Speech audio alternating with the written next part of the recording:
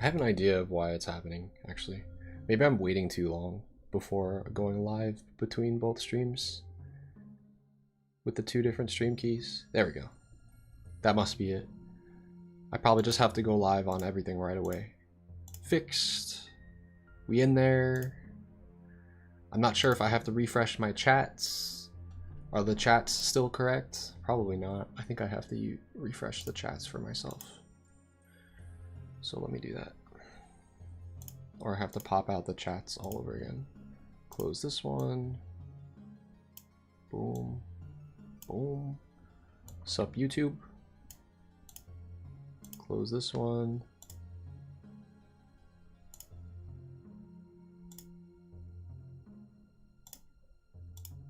Pop this one out.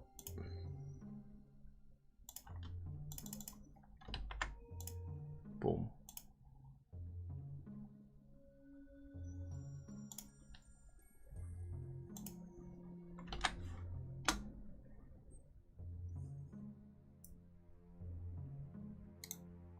Fixed.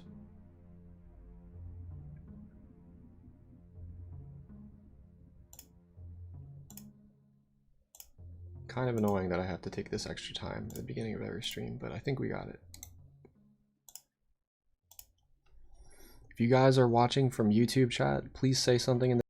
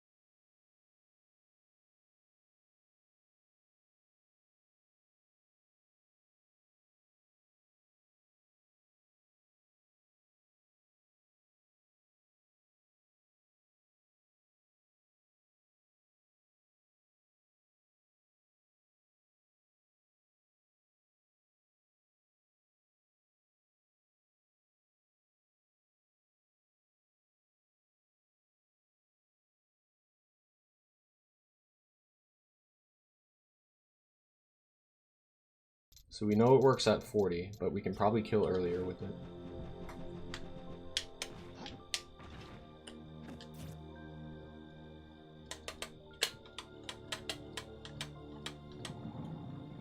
He's gonna mash air dodge and or jump with shitty DI or with Cardinal Sin DI. It's gonna take me a while to remember how to input this. There we go. Guess we should test it from like as close to the ledge as possible.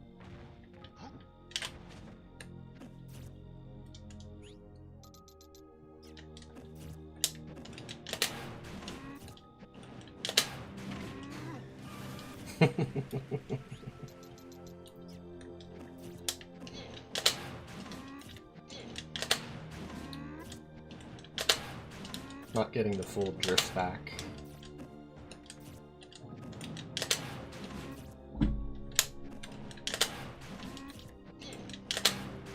There it is. Holy fucking shit. Again, this is with bad DI. This is like if they're still holding back. I don't even know. I don't think anyone's gonna react and then DI the correct way to this. I also don't know... Okay, we're gonna have them set to just jump. Because I can't tell if they're air dodging or not.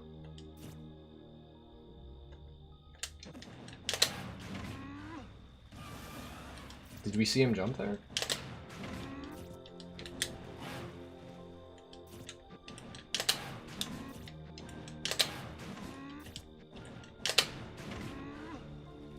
Okay, he's not dying there. I don't know why he was dying sometimes. Remember, this is a 3-frame window input, which is why it's actually difficult to do consistently.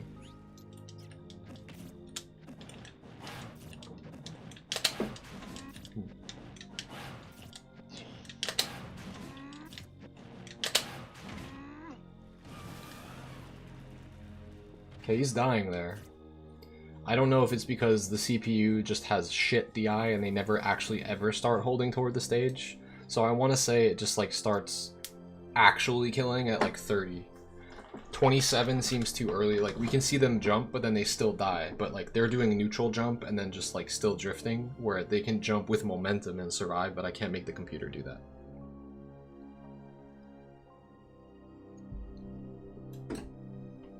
So we're just gonna say 30 is like the guarantee.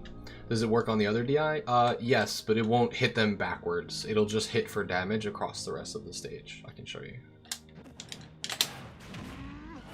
Like, that's what happens if they do any other kind of DI.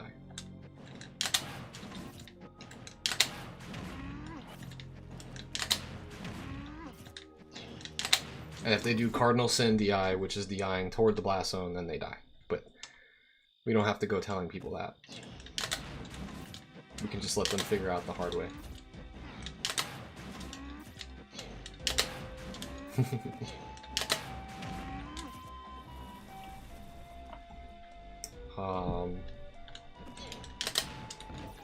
Again, there's got to be an easier way of doing it, because the way I'm doing it just seems like overly difficult. What if I just like go straight up and then jump back? Yo! Chunky coming through with a raid, party of 32. Welcome. Chunky, I don't know if I've shown you this yet.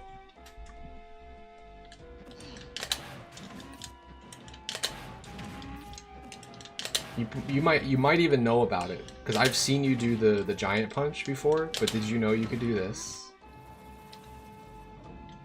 Specifically on Ridley. Check it out.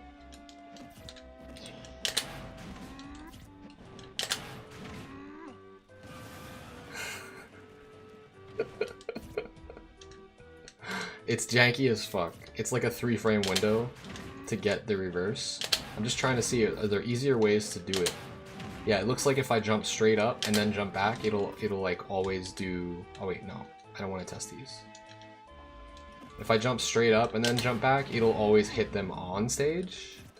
Which can be optimal if you're... Well, this is bad DI now.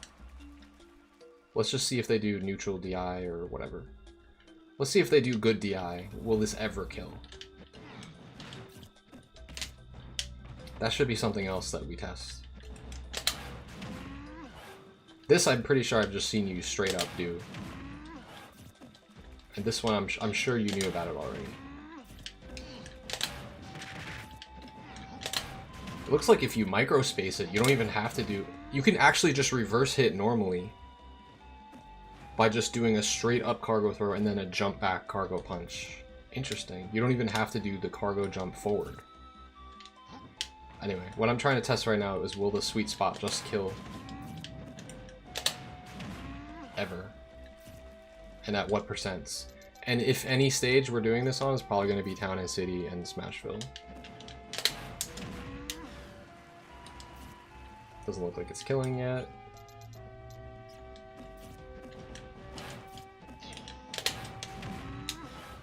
Nah, it doesn't look like it's really going to kill.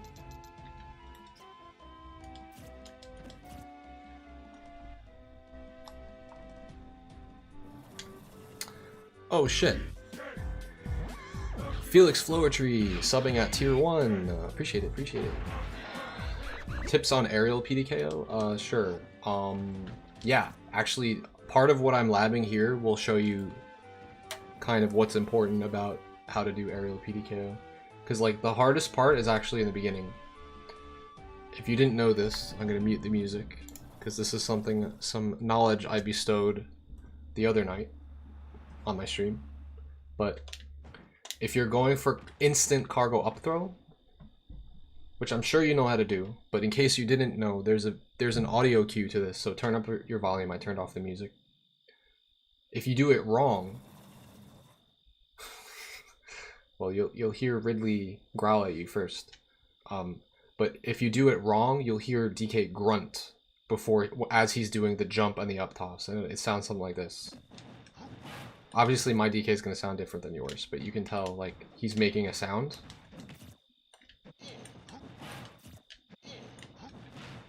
He's going hook, hook, right? But if you do it properly and you toss instantly as soon as you rise, DK doesn't make a sound.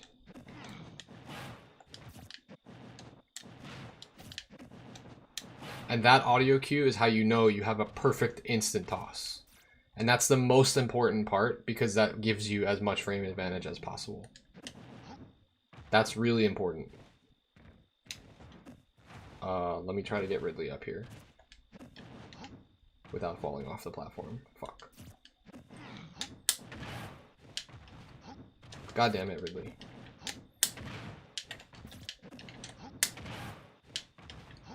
Alright, there we go. This should actually be a good percent for it, right? How do you hit the up air? You have to delay the up air. You have to... Oh, wait, the percent's not right. No. I don't know when this kills Ridley. I'm just guessing. Fucker. Alright, that should be fine. I don't know what I'm doing. Hold on, I got this.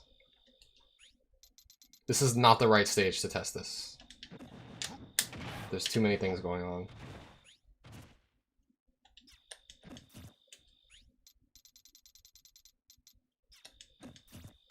This is actually fine now. Why is it not? Oh, God. Sorry, I'll get this eventually. Now if I reset and I go like this, okay, perfect. So it should just look something like this. I'm gonna have them like mix up DI too.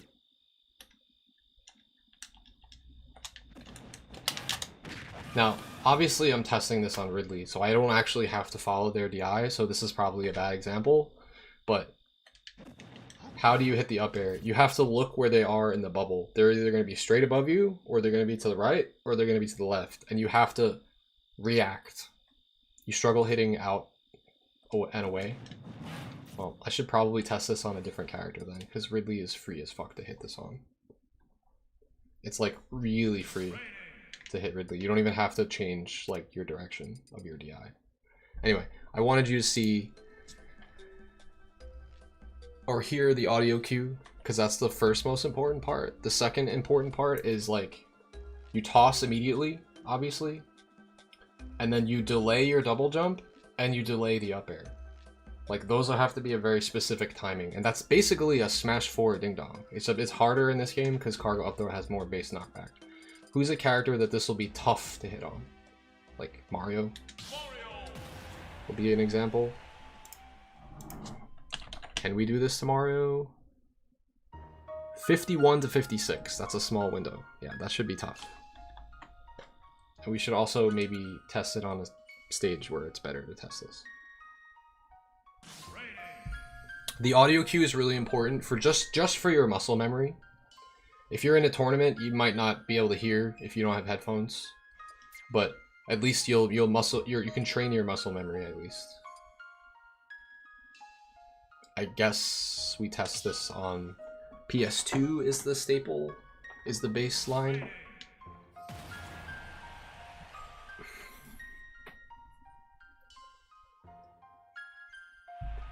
Am I going to SmashCon this year? Yes. Indeed.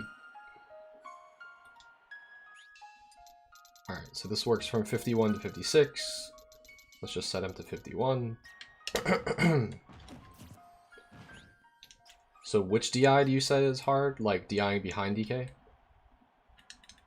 That's because they can DI farthest behind. You just have to be aware, if they DI in front of you, they can't go as far. If they DI behind you, they can go much farther. Or like a decent amount farther. And that's just because of the angle of DK's cargo throw. It's an 89-degree throw. It doesn't send straight upwards. It sends like... I can't really demonstrate it on my webcam. It sends like this. So if they DI it, they can go like this. Whereas if they DI it the other way, they can only go like that. But if they DI behind him, they can like make it more of a diagonal, if that makes sense.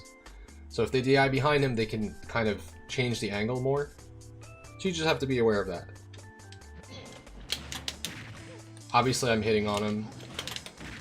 Hitting it on him, but he's not dying. Are these percents even correct? This must have been testing with like a different... This is not with instant toss.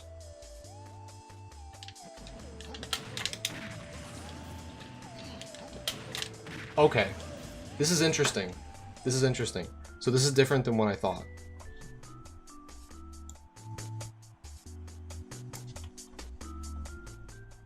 Fuck, let me try to fix this volume here. There we go. This is interesting. I didn't lab the aerial platform PDKOs, so like the execution, the staple execution seems to be a bit different. I think IDK labbed these. So what I would think the start of the window would be an instant toss, but that will never kill. You have to actually like do like an optimize. It's almost like an optimized PDKO where you like... Fuck. I'm gonna have him mash something else. Mash air notch.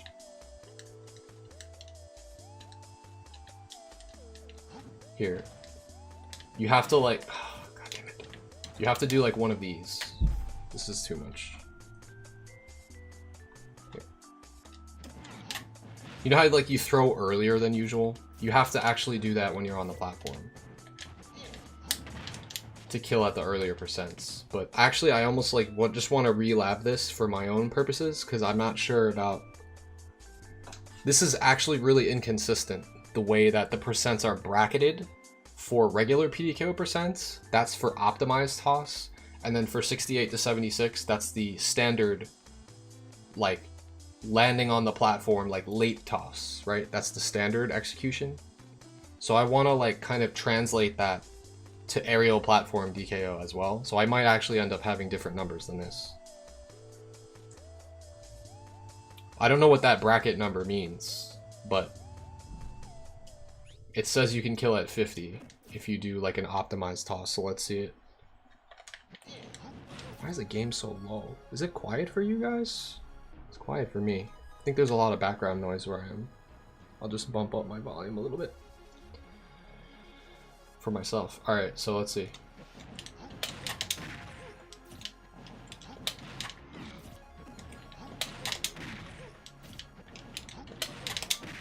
Like, this is actually, like, really hard to do.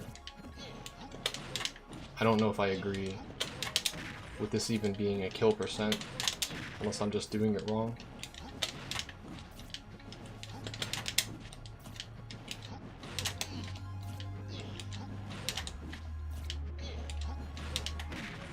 You have to like delay the up air a lot and like time it, see? I don't see this killing. But I'm not, again, I didn't lab this, so I'm not good at the I'm not perfect on the execution on this yet.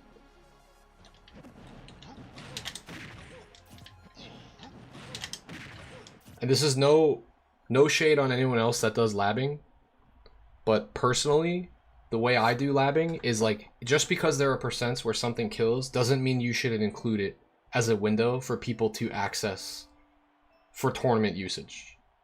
Because just because it's possible doesn't mean you're going to get the frame perfect execution you need to hit to kill. Like, for me, when I lab something, I have to be hitting it like minimum 8 out of 10 times for it to be considered consistent. And if I can't even hit this once, again, like I said, if I lab this on every character, I probably will start hitting this. But I don't think I'm doing anything wrong here. I'm like delaying it as much as possible, and it's still not killing. It killed once.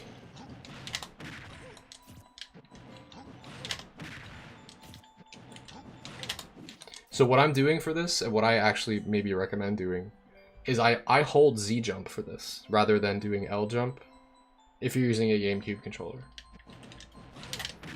Because then, like, my thumb immediately can go to the C-stick where it needs to go, and my other thumb is just, like, controlling the DI, and then I just up air with the C-stick. And I'm holding Z to buffer the jump. But yeah, this doesn't look to be... I wouldn't say that this is consistent.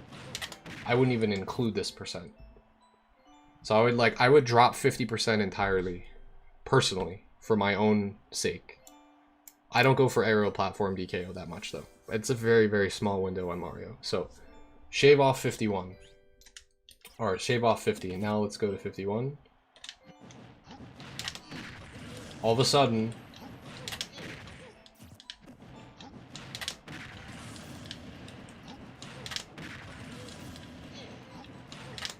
it's more consistent. But actually, let me go back down to 50 and just make sure, because I think I was doing a slightly different execution there.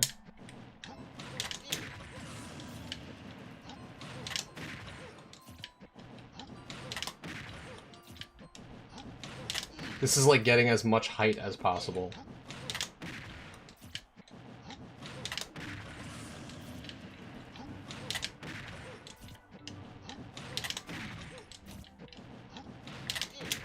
It's really hard to kill. I can hit the up air, but it's very hard for it to kill consistently. It's like, it's not frame perfect, but it's like really tight.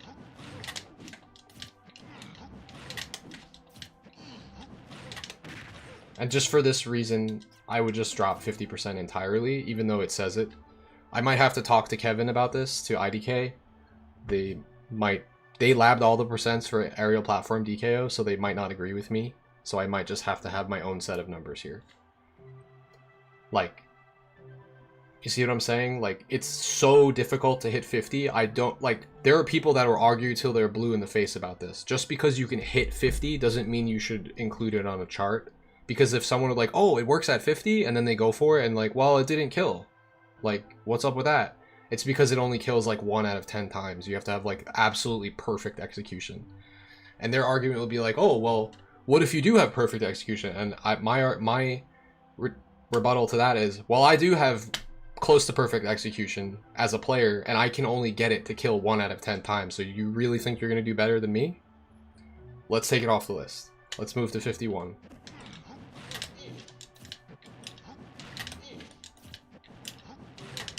Okay. This should kill more consistently now. But I'm still not getting it to kill all the time. So again, maybe I'm not good with it yet. And my understanding in the beginning is that we were going to do instant cargo toss and see when that kills. And according to this chart, it says that's at 51. And that actually looks like it never... Honestly, I don't know the... I'm going to have to look at his methodology here for labbing. That's probably what I need to do. And I think we might actually have a command for it that lists the Google chart here. The Google Doc. Let's see. Methodology. Performed from grabbing on a platform, then doing the smash 4 DKO, jump, cargo, up throw, double jump, up air. and then they're listed by like difficulty level.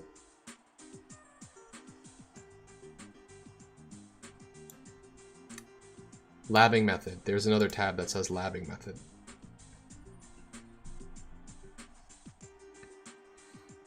Grab, then hold jump while advancing the frames. Oh, okay, so this was done with like a slow, like a frame by frame method, which again is good to know when it can work. Yeah. Ding dong. Yeah, right. It's good to know when it can work, but it's not practical for tournaments because you're not going to be able to frame by frame advance in a tournament. So I actually just disagree with this methodology entirely. I'm just, now that I've seen that, it confirms that I don't think these percents are viable for a human being to hit.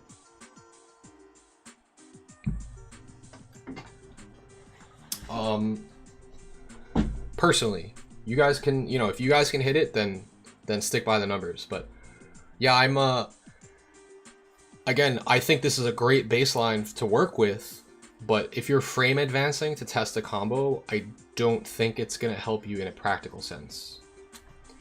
So now what's happening here is we're not doing instant toss yet. So I think we actually should, maybe we're never going to do instant toss here. Because aerial platform DKO is different than doing apDKO, where you have to do the latest toss. Maybe we always want to do an optimized toss for this, because we just want to get him up as high in the air as possible, and I'm thinking maybe that's what's going on here.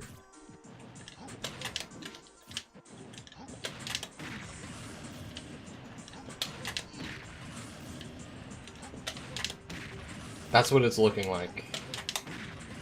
Okay, so we never want to, it makes sense, You never want to do like the instant toss, or you might want to toward the end of the window. I'm thinking there might be a gradient, and that's how that works. Oh, no worries, PB plays.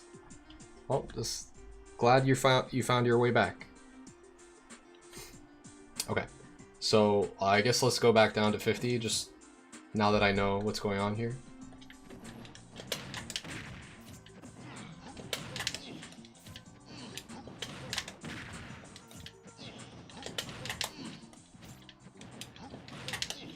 Yeah, this is just pretty hard.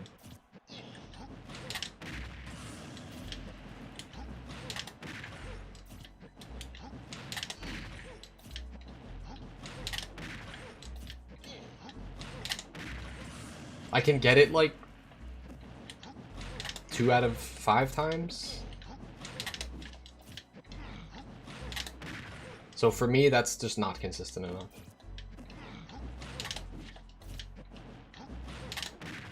So 51 I can get pretty consistently, so I would actually use that as the starting number for myself. I don't know if we're using the brackets or not at this point. Let's try 56, and I'm guessing that's gonna have to be an instant toss. Yeah, because he's exploding. Let's see if we can hit 57. Oh wait, we have to set him to mash double jump here. Yeah, people tend to like the labbing aspect. Of course, I have all these tools to work with, so it helps. But oh yeah, so we're gonna have to make him DI up for this.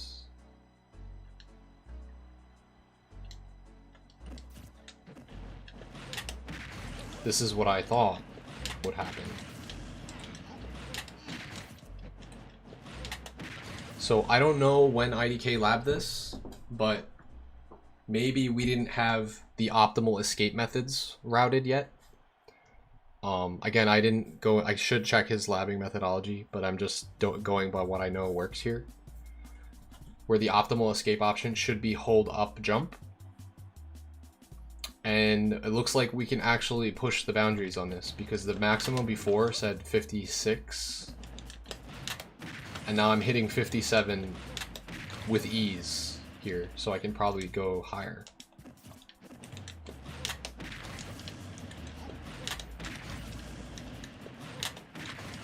Yeah. I think he did, but he didn't do he like did a baseline. He did like a minimum percent, and then there is a maximum percent listed, but I'm not sure if he even labbed the maximum percents, or maybe someone else labbed this. Because I have a Google Doc of him labbing it, but maybe someone else did it to completion. Again, I'm not throwing shade at anyone. I just have a much different methodology, and I've been doing this for a lot longer than everyone. So I actually want to completely revamp this. This is not what we were initially testing, but this is actually really important to know these percents. And if I can push the boundaries on this like a lot, then I think that might take priority. Am I going to Gommel? I wish. Isn't Gommel coming up like really soon? It's not. I don't think it's in the cards for me, unfortunately. I have to grind. I have to keep up the stream momentum grind. If we can watch Gommel somehow and rebroadcast it and also support them while rebroadcasting it, I would like to do that. I can't really do anything else, I don't think. Alright, so basically what I'm saying here, Seth, is like, you see how we have aerial PDKO in brackets, and then we have the non-bracket numbers?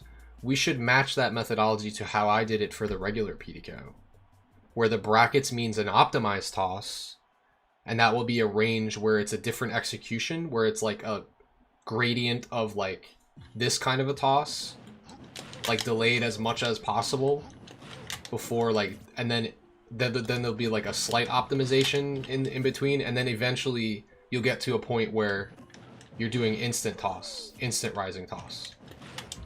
But I guess I have to find out. I have to go percent by percent and see if that even makes sense to do, because we consider to standard toss because that's the biggest part of the window.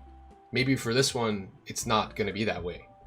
Maybe it's going to be split up like evenly, or like, I don't know. We're going to find out though. First, I just want to see where the max is. Mario can't escape this at 58, so we've already pushed it plus 2% past the current max.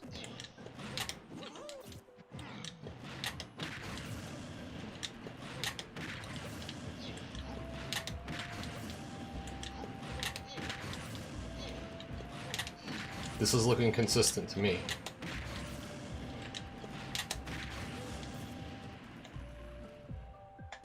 Unless this is not the optimal escape method. I'm gonna check the labbing methodology again. What is the best escape method?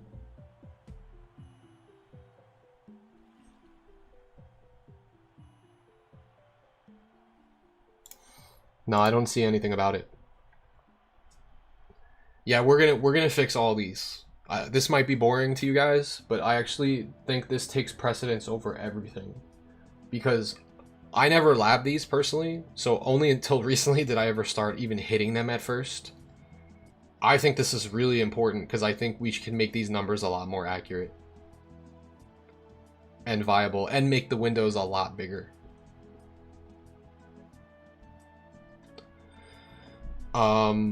I guess I'm just gonna copy this Google Doc and then just start making my own for now. Make a copy.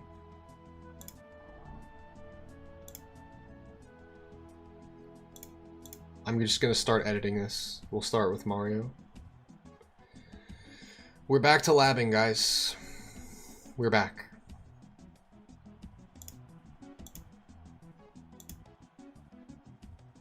Yeah, I wonder what percents you guys are actually using. So, actually, the minimum percent that Kevin had, that IDK had, was 52. So that's actually a little bit different than what the numbers that you have. So I guess somebody else labbed that. Again, we're just gonna, no offense, we're gonna scratch those numbers. We're gonna scratch those. Also, there's min and max, but there's like optimal min and max too. So I think I'm gonna make a whole nother column here. I'll figure this out. What is ZZ punch? It's a zigzag punch. It's something I came up with. It might even not even be necessary. You might even just have to like cargo up throw and then jump back punch. The zigzag part is like kind of swag that you can do that sets up a reverse giant punch that could potentially kill. It works on Ridley. I don't know who else it works on. But we're going to change everything. We're going to change everything. We're going to be labbing aerial platform ding dong now, because I think that that's just way more viable, way more practical. You're getting grabs on the platforms really often. It might be boring for you guys to watch, but I can converse with you the whole time while I'm doing this. I don't have to be like laser focused like when I'm playing Smash, but it's been too long since I've done a lab grind, and we can really push the boundaries here with the numbers. So let's do it.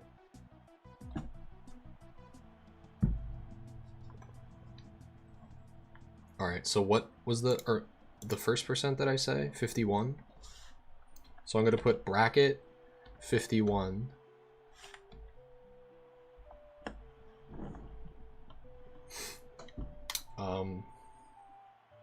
Yeah.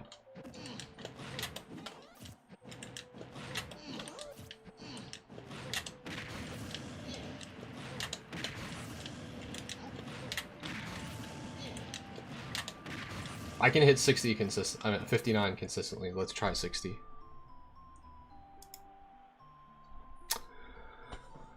Terminology question: is labbing figuring out the percent ranges a combo works? Yes. You're figuring out, well, in this case, not just when it hits, when it kills. This is specifically for kills. Do we have a chart for aerial PDKO? Yes, we do. But again, a chart? No, we have a Google Doc that I'm going to be editing.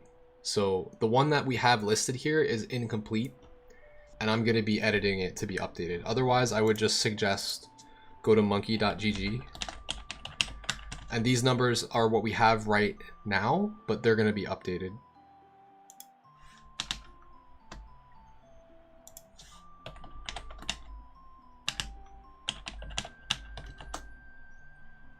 You guys all know about monkey.gg already, but... And Seth posted it in Twitch chat already. This is a true combo. At low percents, they should mash air dodge. At max percents, they should mash double jump to escape, which is what I'm testing right now, is the maximum. So let's try 60. Bruh.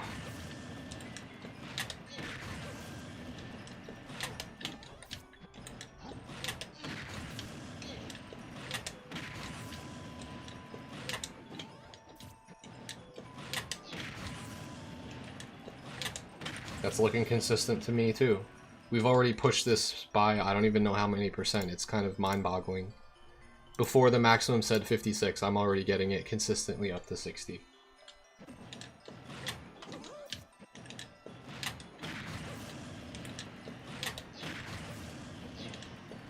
Damn, I'm sorry guys. I should have labbed this so much sooner. This is huge. This is so much.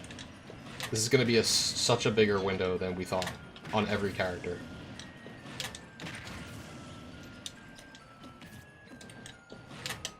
Are you fucking kidding me? Bruh.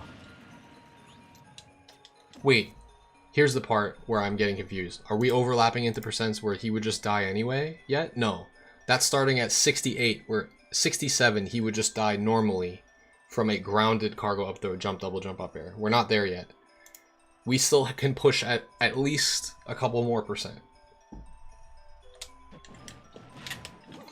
And Andy, I'm purposely making Mario DI up and mash double jump because that is the optimal way to escape this. Because it's a maximum. I mean, I'll test other things too just to prove it. Like if I have him set to air dodge here instead of the jump.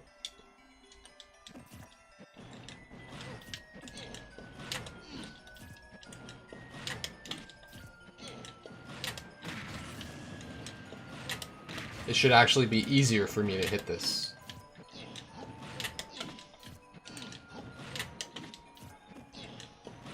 Or maybe not.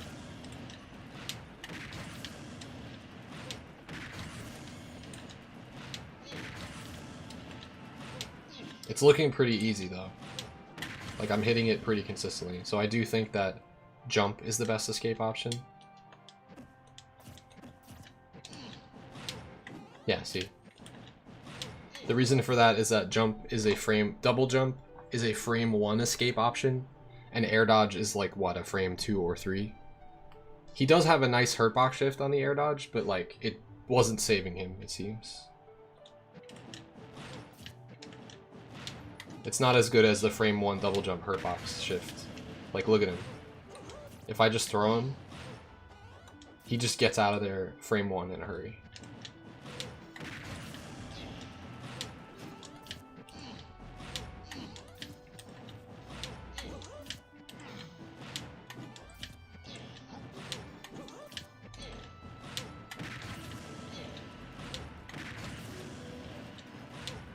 This seems pretty hard to hit consistently. I'm just gonna try to see if we can hit 64 at all.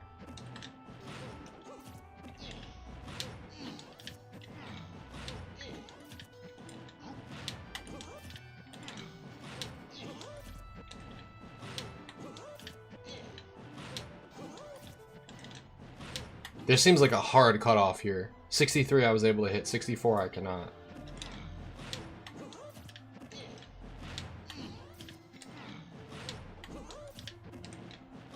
Yeah, he's just way too high up there, you see that? So it looks like 63 might be the max.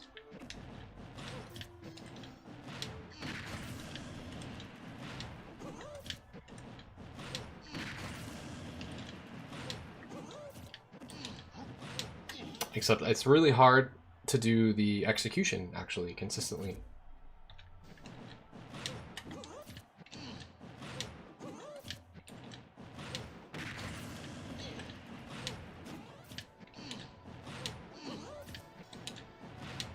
So in this case, because 64 is a hard cutoff, 63 is possible to hit, but like I'm not hitting it 8 out of 10 times.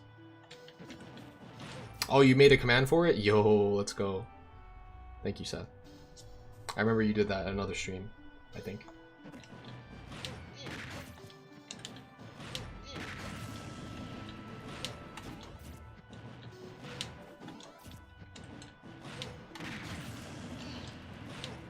So, this is the part where it's like, alright, I'm just going to try to hit it 0 at, I'm going to hit it as many times as I can out of 10. And I'll eventually get faster with this labbing once I get the execution down for everything.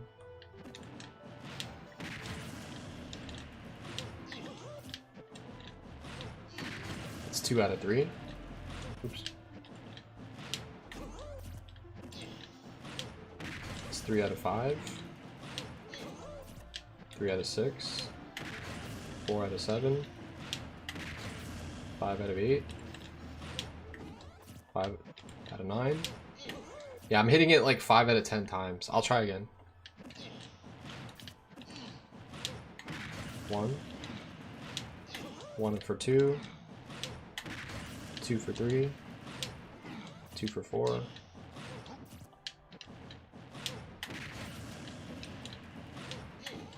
This is the absolute maximum percent, so the execution has to be perfect. I'll start again. 1. 1 for 2. 2 for 3. I mean, 1 for 3. 1 for 4.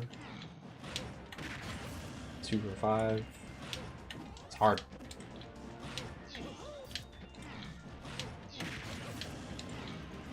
Because of how hard this is, I think 62 is going to be the max.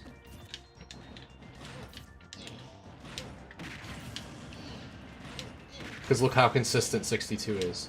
Do you see like how my labbing works though? Just because 63 is hittable doesn't mean we should include it as a percent if it has to be like frame perfect. You know what I mean? That being said, I still want to try to hit, I don't want to just say this is it. I want to hit this 8 out of 10 times to be consistent with my labbing methodology.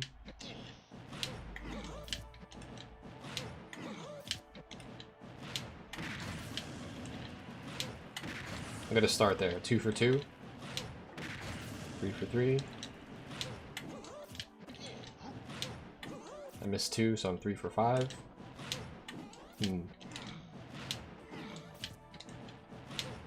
This is actually harder than I thought, dude.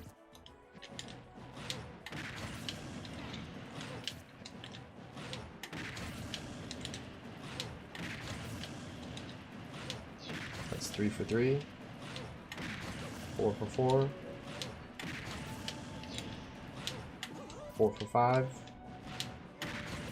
5 for 7. 5 for 6. 5 for 7. 6 for 8. That's 7 out of 10. I mean, that's pretty consistent. I would say that that's worth using as a max. If we go down to 61, that means I should be hitting this like every single time.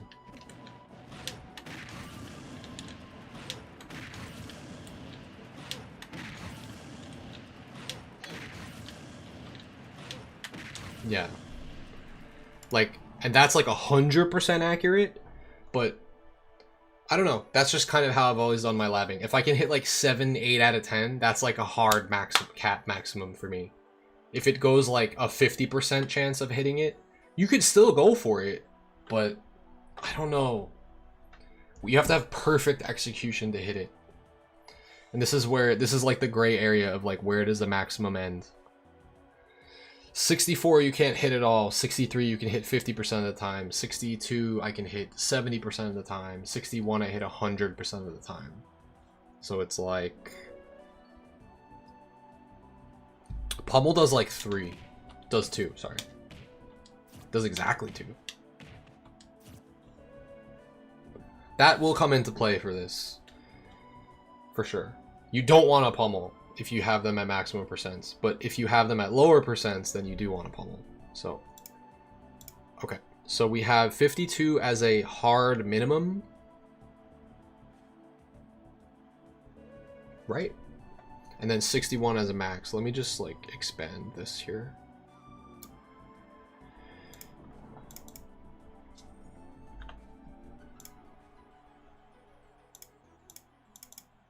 $51, $52.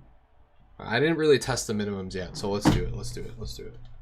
So 62 we're saying is the max. That's where I'm comfy with saying that's a consistent maximum that you can hit.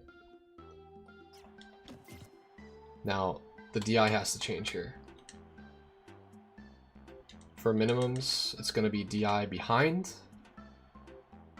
with air dodge as the escape option.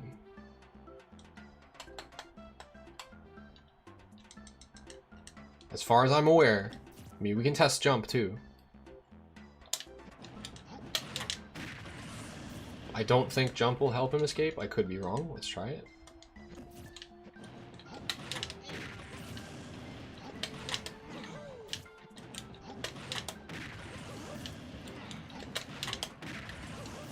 Jump is not helping him. Air dodge.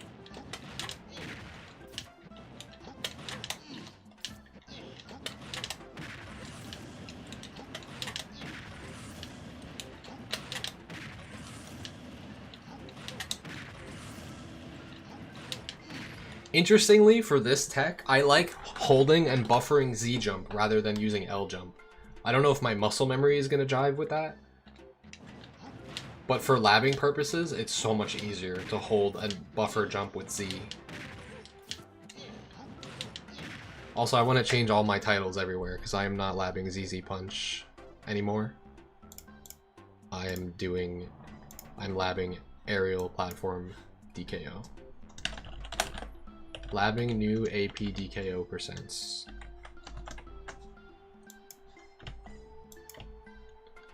Let us optimize this shit once and for all. Might be super boring for you guys. Some of you guys say it's interesting to watch. I appreciate that, but this is gonna be some really boring shit for some of you. But that being said, I can sit here and chat with you guys the whole time. And you can also fuck with it on your own if you want in the lab in training mode. I have literally not labbed this or practiced it at all, so I kind of suck at these. So after this, I'm going to be a fucking expert on them. Not only that, I'm going to make all DKs better at them, because the percent windows are going to be optimized. The only thing I'm not doing, and haven't done, is tested with Rage. With Rage, it's still going to be like a rule of thumb kind of a thing. So this is going to be like, when DK has no Rage, we're going to get the optimal windows. And then for Rage, you're going to kind of have to like be like, well, use a rule of thumb for that. Because that's going to take way too fucking long for 86 characters. So, okay. So, right. I need to make a new column here. How do I duplicate this whole column?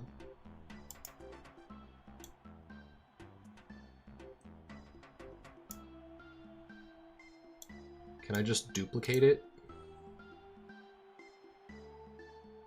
Copy.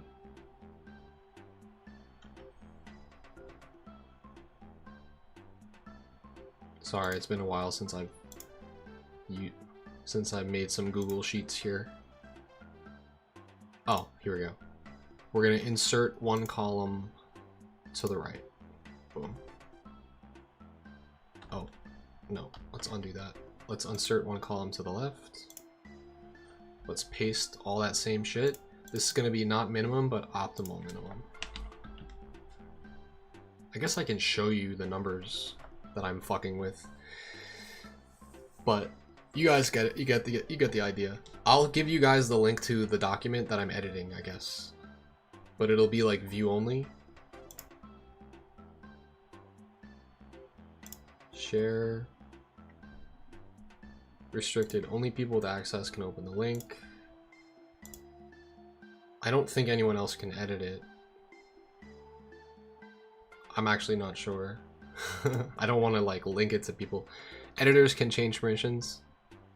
Viewers, I'm gonna uncheck that. Editors can't change permission or share. No, that's fine. Viewers and commenters can see the option to download, print, and copy. That's fine. People with access, me. Restricted. Copy link. I don't think anyone can edit it. I'm just gonna like paste the link for you guys. I'm gonna update with my current link. So how do you update Nightbot commands? Try that again. It's not adcom, it's, what the fuck do you do? I don't know why I'm drawing a blank right here. I'm just gonna go to Nightbot and change it. Edit com, duh. Why am I drawing a blank on the easiest fucking thing? Okay. Edit com, apDKO. What did it say before? It just had the document. Aerial platform DKO. We'll just type it out. Aerial platform DKO. Windows or percents. It'll just be the same thing, but it's gonna be my Google Doc link that I'm gonna be actively editing, and I'm probably gonna like change a lot of stuff about this. I'll just name it also DKwill's aerial platform DKO percents on PS2. There. So if you guys want to look at the spreadsheet that I'm looking at, that I'm updating here, I know you can't open links in YouTube Shorts Live, but I'm also streaming to Twitch and YouTube, so you can go to either one of those chats and click on the links there. Is this my full-time job? Basically, yes. I am a full-time content creator and coach. And labber extraordinaire. It says needs access? Fucking rip. What do I do? Share. Only people with access can open the link. Oh, anyone with the link can view. There we go. Okay, thank you. Now let's fix it again. All right, so forget about that link. I'm gonna delete that one, which apparently I can't do. There we go. Forget about that link. Oh, the same link should work? Oh, okay, cool. Never mind. So I will replace that link. Just for...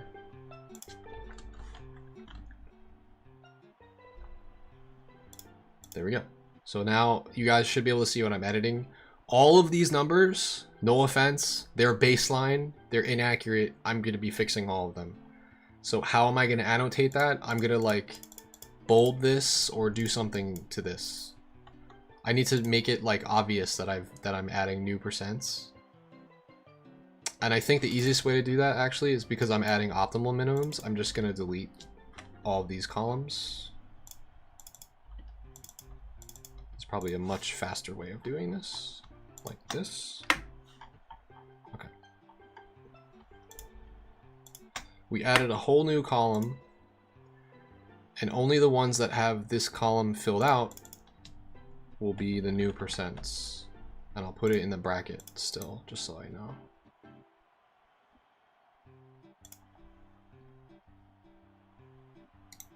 Okay, can I center this? Yes, because I have OCD. I don't actually, but it bothers me if they're not centered.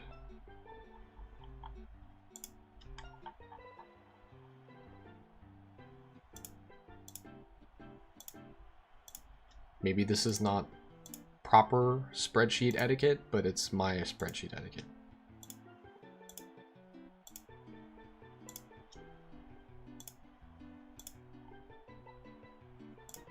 I just need to satisfy my OCD real quick, and then I can move on.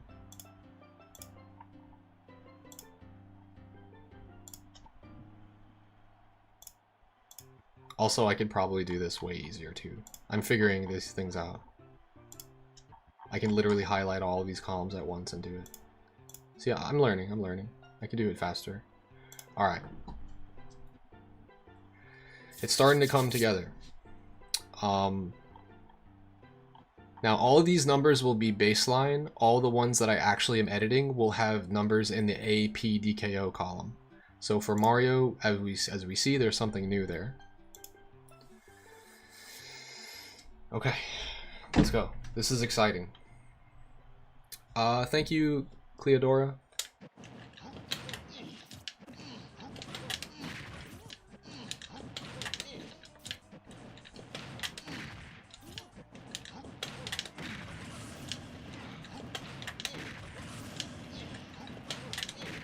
You know, I actually have an answer for you, Gabriel. It was, again, not to get sidetracked, but I get asked that question all the time, and I answered it recently in a very, like,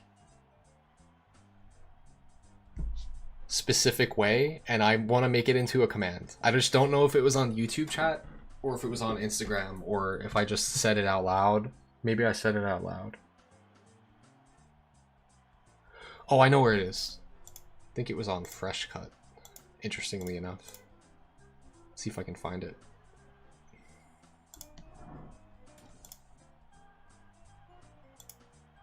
Somebody asked me this somewhat recently. They were like, why do you use green DK? And I have an answer that I... Just because I don't mind saying it, but...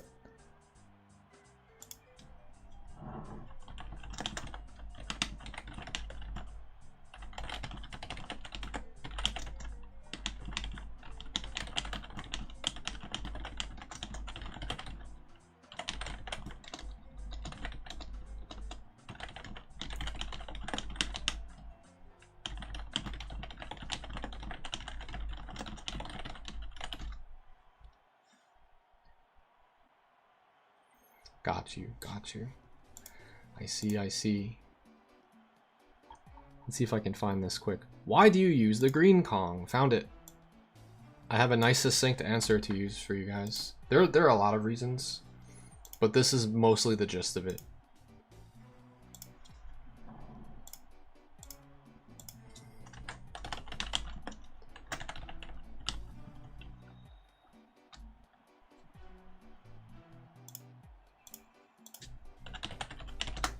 Maybe I do have OCD, guys. I have a command for like almost everything you could think of. Yo, Zeration just gifted 10 members? Yo! What the? Yo, what the hell? Again, my alerts seem a bit delayed, but I hope they go off for you. Maybe you have to, like, make it big punch, please. Alright, does this even work on Mario? I don't think we ever got it to work on Mario. I could try. Again, I'm doing a lab session right now, Zeration. It's kind of funny that you show up and you always want me to do the big punch. Shit. Does this even work on Mario? Let's see. Remember that confirm I was doing the other day? Let's see if I can do it to Mario here. We'll have him mash, I don't know, air dodge, DI direction, all three. No, we'll have him do neutral or right DI. Let's see if this works. Can we get this on Mario at all, at any percents?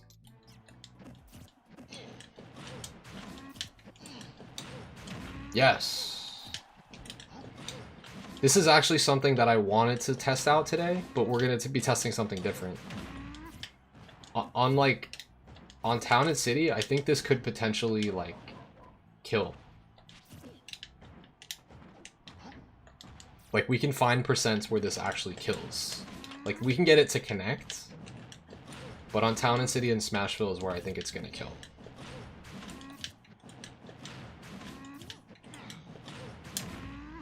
Rage is not as good as you would think for this, because Rage means, sure, punch is stronger, but you're gonna toss them way higher when you do the cargo up throw, so the punch won't even connect. So that the percent's gonna lower so much that it could end up killing earlier, but there's probably only going to be like a 1% window where the punch actually connects, if that makes sense. Guys, if you just got gifted a membership, you have Zeration to thank. We just got 10 new members on YouTube, and my alerts did not go off at all. And I'm very upset about it. So I'm going to manually fix that. I don't know why it didn't go off. I don't know if you each manually have to trigger that, or if Zeration has to share it somehow. I don't know how it works when you get gifted stuff. So I'm just going to manually trigger it for all of you.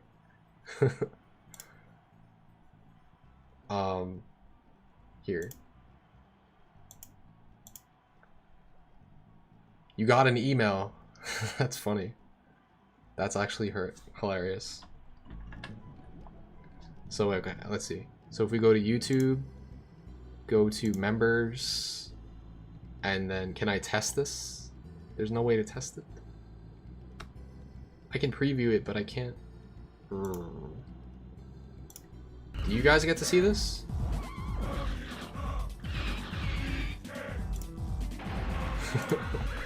I know why it's doing that, by the way. Hold on. I'm all out of sorts here. I'm gonna mute it here, so when I preview this, this is what should happen. Oh. Fuck. Now it's doing it without sound. I don't know why my alerts are not working for gifted memberships. Maybe it's because I never set it. I have it set for members, but not gift members. Add variation. Fuck. I'm gonna have to figure this out. YouTube alerts are a little confusing. Apologies for being a scrub streamer. But you can hear it but can't see it now, and I don't know why. Anyway, yeah, we're gonna eventually test this on Smashville and Town and City because I can get it to connect, but it's not gonna kill at these percents.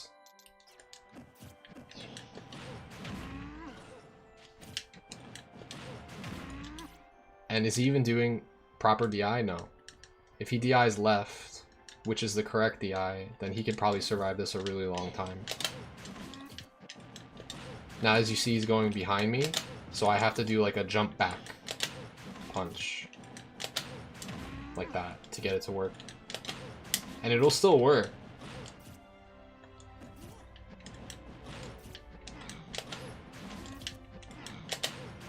By the way, everyone that just got gifted memberships, check out what level. You should be able to see what tier you are. I mean, if you're tier 1, you have emotes. I guess Zeration will know. I don't know how to check what tier you guys are. I can check right now, actually, on my YouTube studio. See what it says. Memberships. It looks like everyone just got tier 2s, if I'm not mistaken. Yeah. You have 0 idea as well. Okay, well, it looks like you gifted everyone tier 2 memberships, which means that when I do sub battles, you guys can play me. That's what that means. And also you have emotes. If you check in the chat there, if you go to, you should have custom emotes now. And now I got so many more members right now that I can actually add more emotes on top of the emotes that we have. So maybe I'll just do this right now. I know we're kind of like taking a mini break right now from the labbing, but I can literally add another emoji right this second. So maybe I should just do it so you guys can see all the emotes. Basically what I'm doing is I have all these emojis on Twitch already, but we're unlocking them on YouTube as we go, as we get more members. So I can literally upload another one right now. So let me just choose one for you guys. Shoutouts to Zeration again for hooking it up.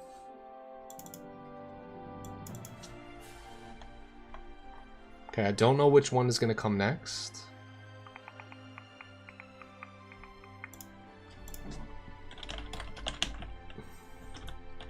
What I can do is look up my emote analytics on Twitch and see which ones are used the most, and that's kind of what I'm using. Engagement analytics. What is the next most popular emote that everybody uses? The shitty part is that I can't do animated emotes yet on YouTube. Best ones unordered. Oh, do we have the angry face yet? We don't have the angry face yet. All the other ones we have on YouTube, but we don't have angry face yet. So let's put that one.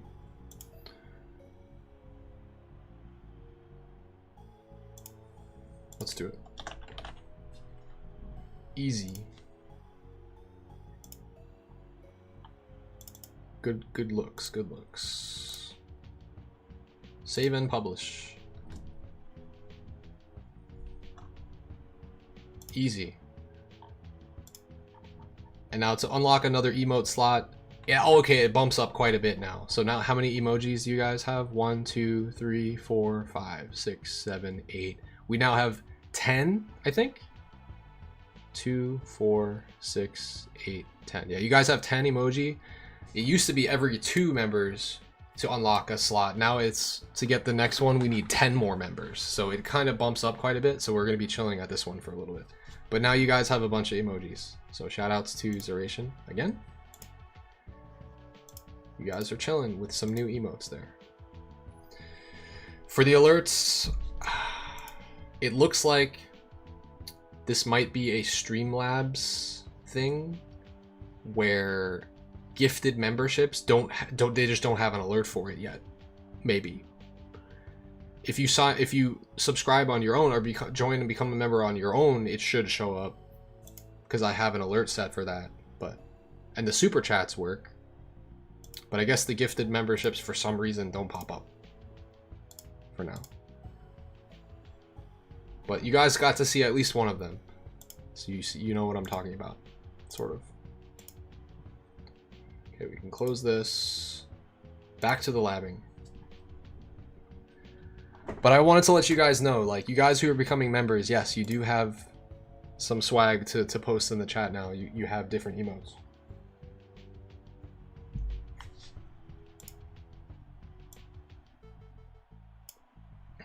What up, Chilexican? All right, let's make some progress here now. Yes.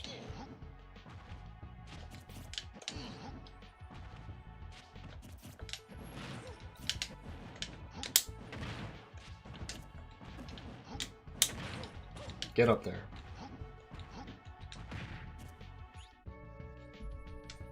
All right, let's start from the beginning here. Do I have a apDKO tutorial? Not a fully fleshed out one yet, no. And that would be very easy for me to do. It would be very easy for me to do. In fact, I can give you a demonstration right now, but... I mean, I could. I don't think it would be very hard for me to do it, like, literally right now, and then I can just make it into a video after. I just keep getting sidetracked on the labbing that I'm trying to do right this moment. But, I mean, I could. I might as well. I've been putting it off long enough.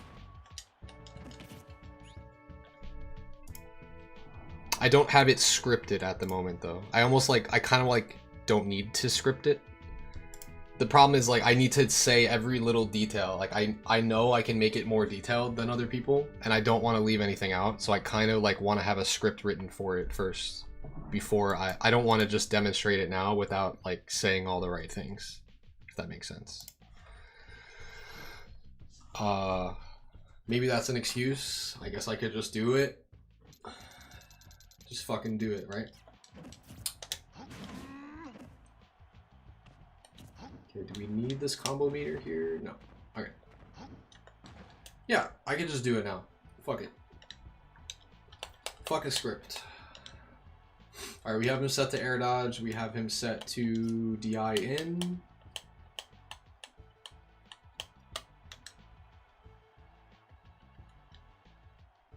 The other thing with this, though, is that there's optimized toss and there's standard toss. So I guess I'll go into everything a little bit here. Yeah.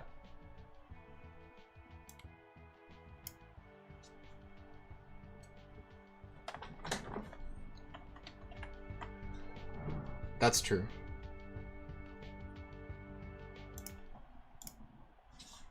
Well, I guess for this we put on the DK music then.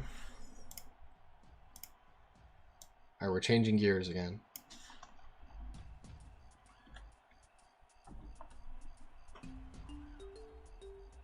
Hopefully the music's not too loud. Should be okay. Do I think we're getting a Smash 6? I think we're getting a Smash Ultimate Deluxe. Alright, so PDKO, what is it? It's platform DKO. The thing is, I didn't come up with the name. We used to call it Ding Dong in Smash 4. DKO is a... What is it? A portmanteau? I don't even know how to say it. It's some French word. Of TKO. It sounds like TKO, but it's DKO. It's like, you know. It makes sense because DK was in Punch-Out. It makes more sense than Ding Dong. Put it that way. But people like Ding Dong better, so... Anyway, so PDKO is a platform kill confirm for DK, where you do this. So now what exactly is going on here? Well, first you gotta actually kill him. So this is the part where editing becomes a problem. So if I do this and it doesn't kill, that's an issue. Yeah. So PDKO is a kill confirm where DK grabs, goes for cargo, jumps to a platform, and then goes for jump, double jump up air. Now let's break it down. So first, you're gonna grab them. It could be anywhere on stage. You might need to walk a little bit before you jump, but basically you're gonna grab. For me personally, I use, these are my controls, which I'll pop up on screen for everyone. I highly recommend the controls that I use for PDKO because they're optimal, just straight up. I've labbed this extensively, so please use my controls if you use a GameCube controller. I use X for grab, then I press forward to go into cargo. Then I actually start holding up preemptively, and there's a reason for this. It's because I use up and A to do the cargo up throw right before I land on the platform. So I'll kind of show you what this looks like.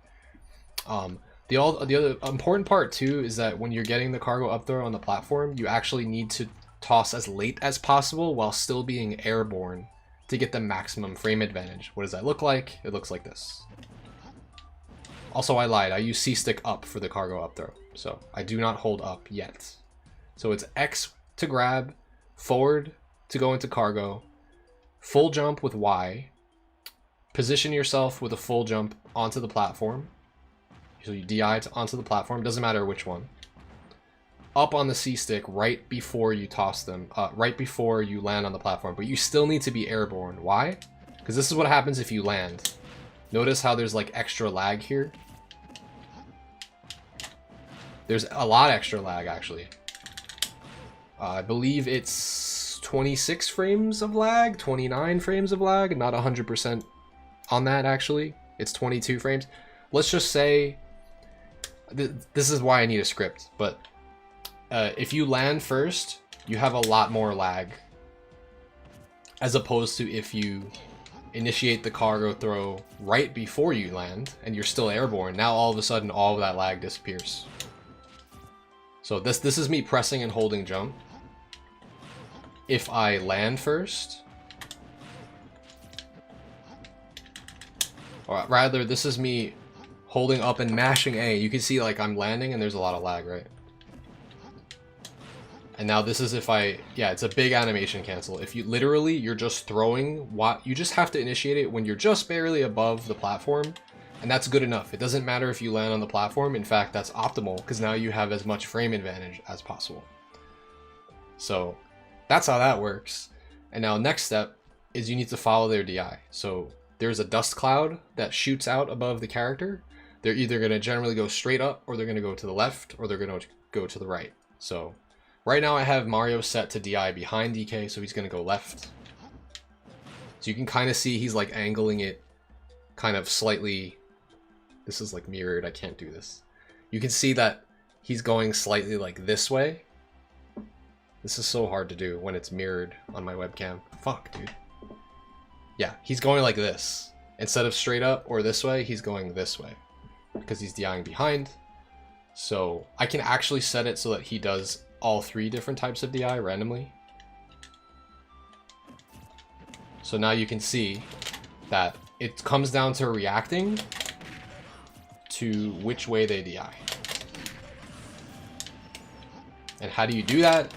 You should follow the dust cloud. And also, how am I doing this so fast? That comes the next most important part. Right after doing all these steps I said, X, forward, jump, C stick up right before you land, right? The next important thing you do is you hold down the Y button to buffer your jump. This way you don't have to think about timing this jump at all. It will just happen instantaneously. And then after that, what you're really focusing on is which direction the dust cloud is. It's revealing the DI of your opponent. So use your double jump to micro space yourself to follow that dust cloud. Of course, now you're using two different jump buttons here, or at least I would. This is what I recommend. Y button for the initial jump. So Y button here. And then you have to so I'm pressing and holding this Y button to get the full jump animation, right? But then I have to, as soon as I see DK jump, you have to let go of the Y button. Why? Because we're going to use L jump for the double jump.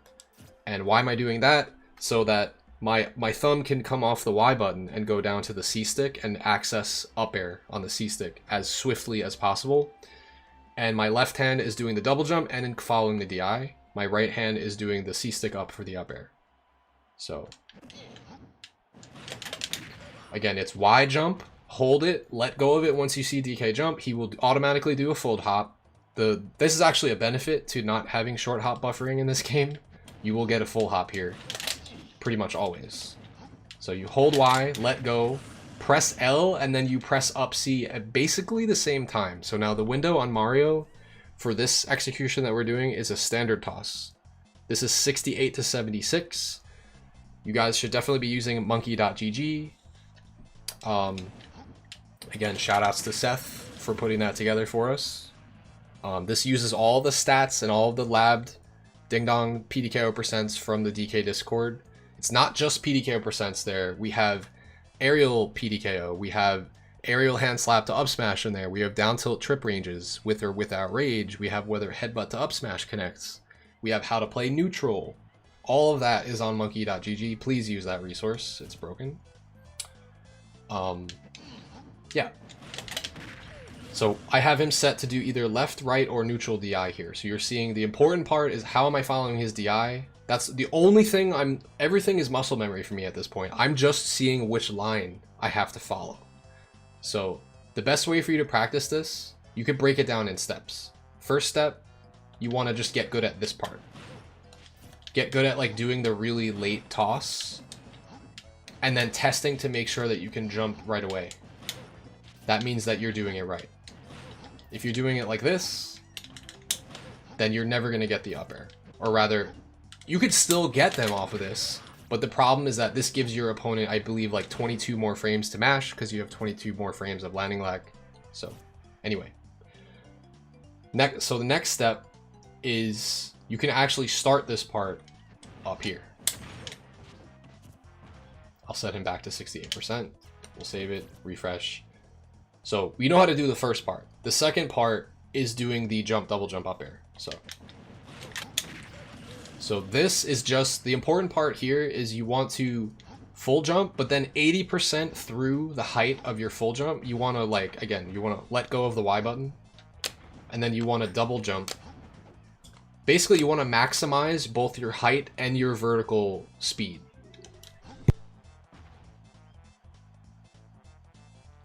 One second, guys.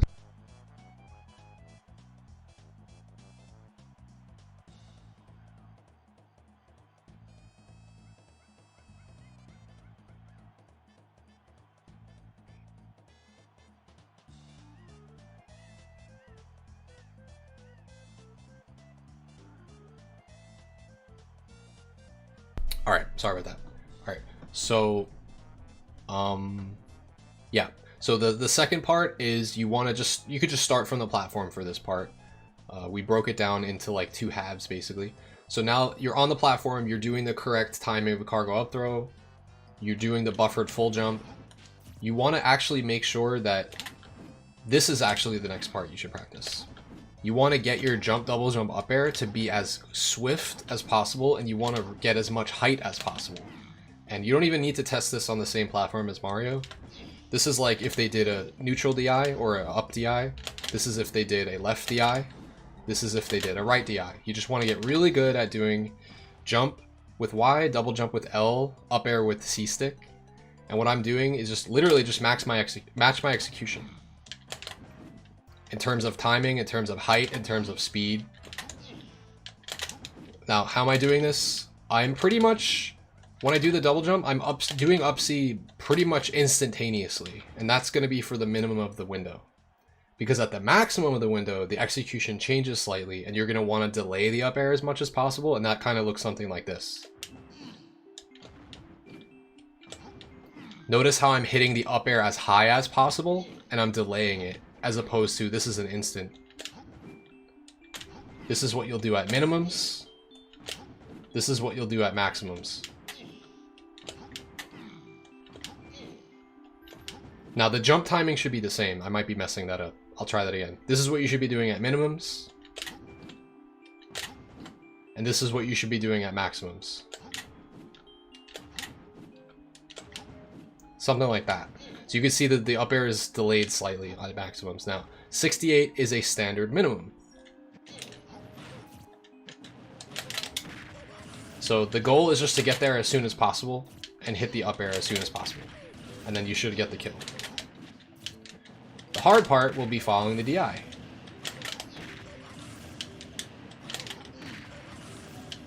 Now you guys might know this already, but this is a lot harder to do online than it is offline. Is it supposed to be off on Twitch? Oh my goodness, I never turned it back on. Oh goodness. Thanks for letting me know, Seth. I guess that means I should start all over again. Because, you know what? I wasn't even recording yet on Twitch. So actually, it's perfectly fine. I should actually start over. Ugh. Or I could just use my YouTube VOD for this. No, this has to be high quality. It has to be high quality. No, the thing is I had troubleshooting difficulties, so I had to turn off my webcam.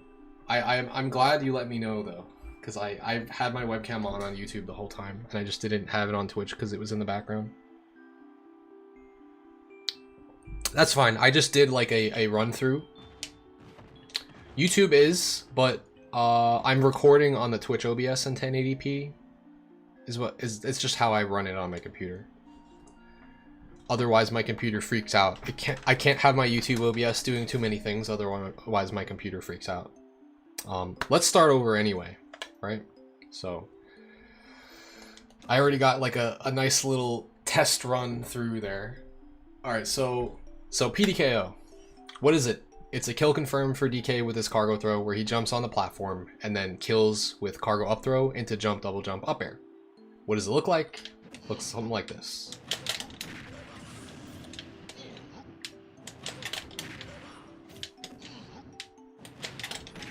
Guess we can just keep the takes where I'm actually killing him.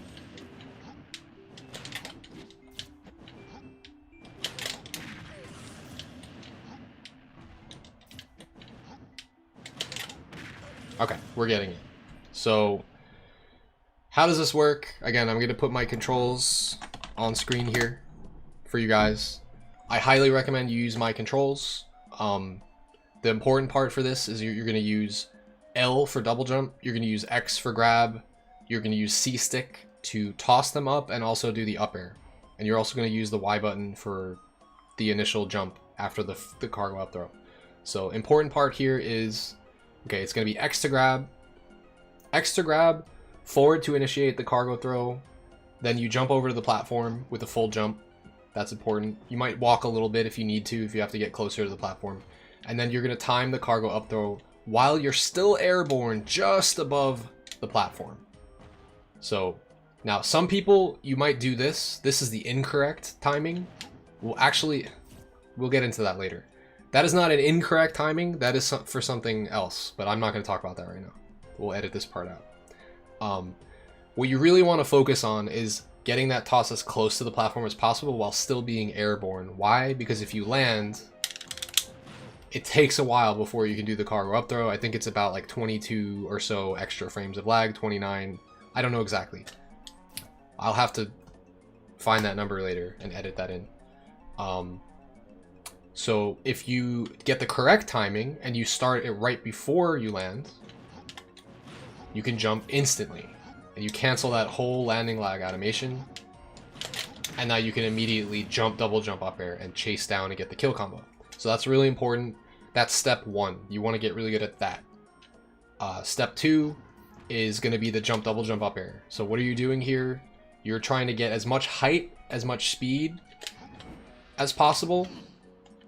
And how do you do that? Again, your first jump is going to be off of a hold buffer of the Y button after doing up C for the cargo up throw. So you're going to jump with Y and then double jump with L. You cannot press both of these buttons at the same time, because if you try to do that, nothing will happen, as you see. So you're going to hold Y. Once you see the jump come out, let go of Y and then press L, and then you'll be able to do both. The timing looks a little something like this. Again, 80% through your full jump, you're going to press L to get, again, the maximum jump height and jump speed. If you notice, like, DK kind of slows down when he reaches the peak of his full jump here. You don't want to ever let him slow down. That's basically the theory here. So jump, double jump up air. The L and the up C for the double jump up air happen simultaneously. This is for minimums. And so you want to kind of get good, because you're going to be following DI on these. So you want to get good at like drifting this way, drifting that way. You won't have to drift super far to follow DI. But I can just kind of show you what this will look like.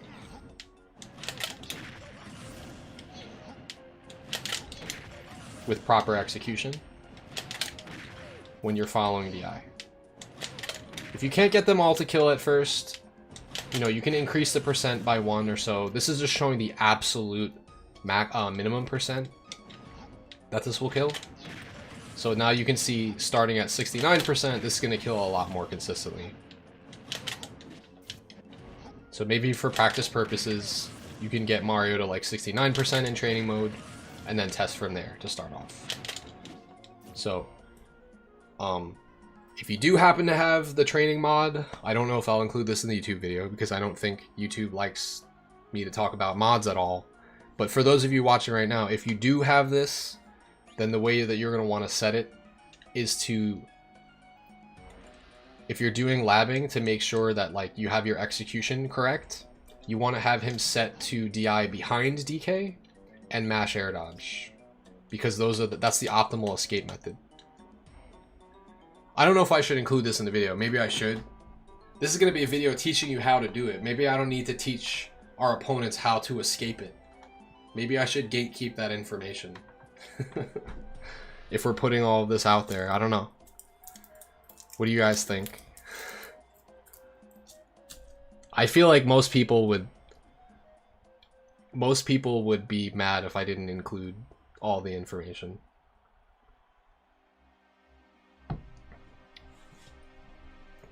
Yeah, I'm not gonna include the mod part. Unfortunately, I don't plan on going to Gommel. It's literally just not in the cards for me this year. Like, financially, the important thing for me to do right now is to grind the stream, grind content, literally do this. This is like basically like gonna become a YouTube video for me. So,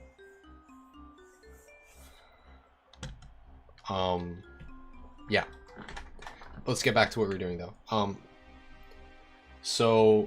So what did we do? We did step 1, which is grab, jump onto the platform. We did step 2, which is practicing this execution. Right? And now we put it all together. We follow the eye. Get up there as fast as possible with jump, double, jump, up air while following the dust cloud. Because again, that dust cloud is going to reveal which way Mario is DIing. Because otherwise you honestly won't really be able to react to where he is. So this dust cloud animation is pretty helpful for us. I have him set to different DI, now he is. Okay.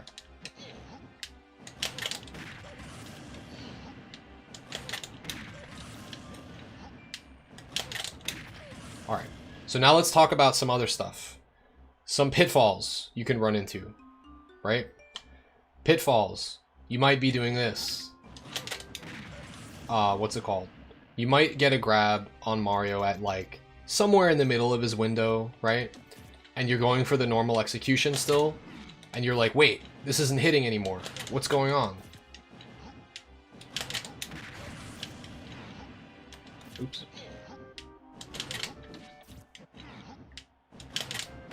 I mean, I am still hitting it. I shouldn't be. Why am I still hitting it?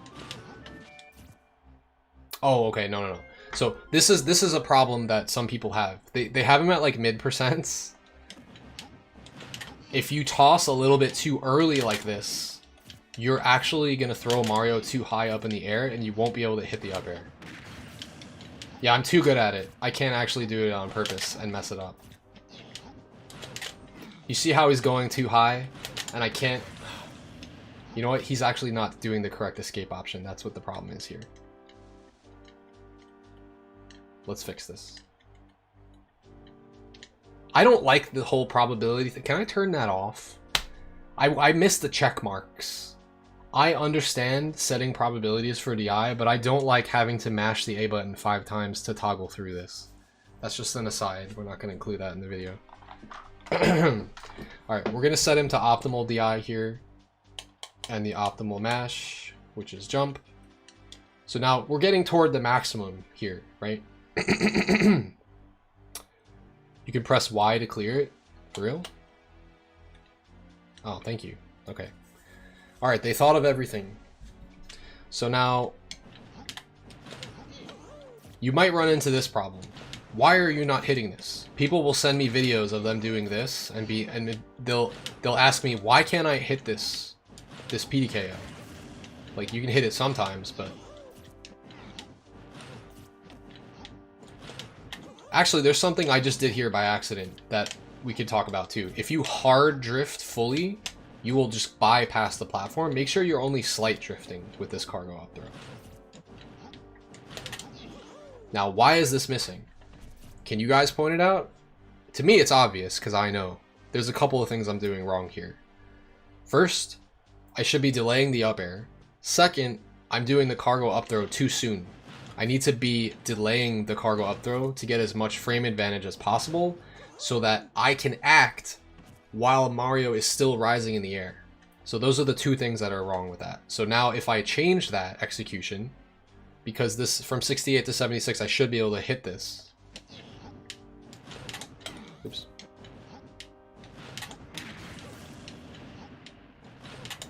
Now it becomes all about timing the up air at the maximums. You're not buffering it. Because if I were to buffer it at the same time as a double jump, look what happens. It's always gonna miss. So why is that happening? There, it like nicked him. Because there's a gradient of execution that happens. At 68, which is the minimum, you have to do an immediate up air with your double jump for it to connect, which we went over already. Now towards the maximums, especially like 76, that's like the very end of the percents. Optimal DI, by the way, at a maximum is going to be, for everybody, is going to be hold up and jump. Optimal DI at minimums to survive is going to be DI behind DK and air dodge. Or whatever best option your character has. Some characters have better things than double jump to escape. This is the part where I don't know if I'm going to include this in the video. Yoshi double jump armor. Game & Watch up B. Literally the most brain dead one of them all. He can hold up for the optimal DI and then mash up B. Do all the players do this? Do they all know about it? No. So I don't know if we'll include this in the video because we might want to gatekeep that knowledge. But if not, what else? Hold up, mash down B with Luigi, get frame 1 invincibility with the Cyclone. These are just some examples. There's other ones. There's hold up and mash down B with Pokemon Trainer to switch, where it's like an invincible stall, where they will just dodge stuff. That just makes it like fake, almost, like on Squirtle. But you know what? You're not really going to need to ding dong Squirtle. You're not going to need to PDKO Squirtle. He's just going to die to something randomly anyway. You're really just going to PDKO either Ivysaur or really Charizard is what it comes down to. But so anyway, at the maximums, what am I doing differently? I'm making sure I have as much frame advantage as possible by doing the perfect cargo up throw just above the platform and getting the most frame advantage I can. And then Mario's going to be doing this. He's going to be doing double jump while holding up. So how do I catch him? I have to do jump, double jump, and then delay my up air and time it. My L button, this current L button I have, this is an aside, my current L button needs to be replaced. It's fucking up my PDKO execution. You guys might have noticed that my jumps are not coming out sometimes. It's because this is an aftermarket trigger button. So I've been battling it ever since I started using this controller. It's the only thing wrong with it. Cool story. I actually am going to have brand new OEM triggers being shipped to me with modifications that are going to just fix my life from now on. So I'm looking forward to that. But for the purposes of this video, I have to just work with it. So here. This is what a proper execution at a maximum will look like. Also, don't worry about the combo meter. You guys might say like, oh, but the combo meter is not going up. Do never trust the combo meter. It's not ever accounting for optimal escape options, such as air dodge or double jump. In fact, because double jump can happen, is the reason why the combo meter is not incrementing to 2. Why is the stream so small? I'm streaming to Twitch in full resolution and streaming to YouTube in full resolution. The stream is so small because you're watching on PC in the vertical format or you're watching on your phone.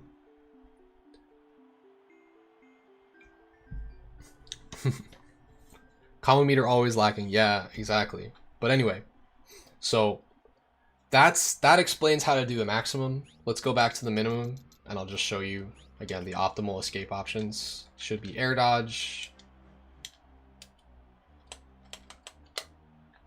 And it's going to be DI.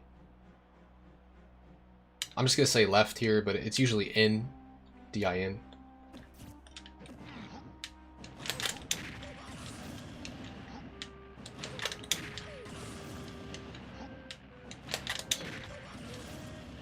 Again, I'm trying to think of how people are going to end up practicing this on their own. I guess that's why this tutorial is so important, because not everyone has the training mod. So like if you go into training mode, like the CPU is always going to DI the same way. Like you can't change which way they DI, you know? But in that case, I'm just going to do these because like in a practical scenario, your opponent is going to mix up their DI, right? So I'll just show you what that looks like and what following the DI looks like. And if you're a little bit late on it, you can see at the optimal minimum here, this is not an optimal. At the standard minimum here, it's actually kind of hard to get the kill unless if you're as fast as possible. And now let's talk about something a little different. Notice we said 68 was the standard minimum, right? But you can get a kill at 67. How? If I do standard toss, this will never kill. That's a really bad example. Why did that kill? Shouldn't have. Oh, I see why it's killing. Sorry. That's a bad example because he did actually the shitty DI, which makes them die 1% sooner. If they DI in front of you, sure, it's a mix-up, but they actually die 1% sooner. If they DI behind you, that's the best for survival. So watch. This will never kill. If Mario has good DI, which is DIing behind DK, and you do a perfect standard toss execution, he'll never die. So how are we going to get a kill at that percent? This is where we're going to start introducing what's called an optimized toss. I have a whole command for this, which I spelled it wrong. Optimized DKO. What is it? You toss them a bit earlier than usual to get them a little closer to the top blast zone. The drawback of doing this is that the opponent is further away from DK, making the follow-up more difficult. The benefit here is that you can kill them 1 to 4% earlier than normal minimum values. This has no benefit at maximum percents. You're only going to do this at minimum percents. Is this going to be long-form content on YouTube? Yes. I'm going to edit this together. This is it. I've been putting it off too long. Somebody asked me. I'm just fucking doing it now, and we're all just gonna edit it all into one video for you guys. And I'll try to make it nice and succinct. You can change your DI in regular training mode. You can set CPU to run away. Oh, okay, so then they're just, the thing is that they're just gonna DI away from you no matter like what you do. The problem with that is I don't think it will be random, but yeah. It'll mix up their DI when toss. Okay, so you can do that. So if that's true, then we'll say if you want to make it so that Mario DIs in different ways, set the CPU behavior to run. So he'll move around to avoid the player, and now it'll just be hard to like grab him.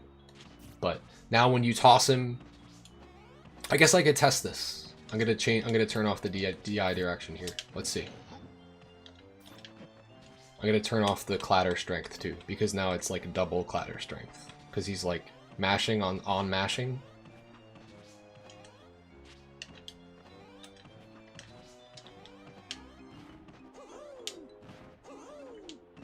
Now I'm never gonna be able to catch him. He's fucking crouch taunting me. Okay, he did no DI there.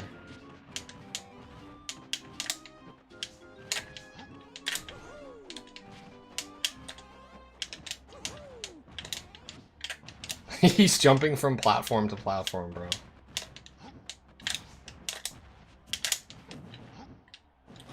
He's going straight up. I don't think he's actually DIing. Yeah, he's actually... Yeah, we're not going to include this. He's not mixing up his DI at all. He's going straight upwards, so... Again, I don't think you're going to be able to really test this except in a practical scenario. In training mode, they're only going to be DIing like one specific way. Which is just going to be moving away from you. Let's see. No, he doesn't do shit. Anyway, let's get back to what I was talking about here. So, the optimized toss. So basically... Again, I'm going to set him to optimal DI and options here, which is air dodge. So how do I get this kill at 67%? I'm going to do that thing I told you not to do, which is to toss a little bit earlier. Now for this, a little bit is not enough. You actually have to shave this 1% off Mario in particular. This is different, it's character dependent for every character. To shave it off of Mario in particular, that's bothering me. Hold on, let me fix this. Why does this always change on its own? This thing is so glitchy, bro. I could have just left it alone, but you know what? It just pisses me off to no end. This always changes to the setting that I do not have it set on. It's just so glitchy. Maybe I should turn off device sync? Maybe that's why? Maybe it's syncing with like some previous bullshit? There, I want Northern Lights, you son of a bitch. Why does it always change? I have the Bluetooth turned off on my phone. Oops, I actually just turned it off. Here. I have the Bluetooth turned off on my phone so that it can't change off of that, and it still just changes randomly. That shit just bothers me. Anyway. Unrelated. Now it's the color that I like. I think. Yeah, it is. Alright, so optimize toss. For Mario to shave 1%, you have to do a much different execution. Instead of doing like this, because that will never kill, you have to toss a lot earlier. Look how much earlier that is.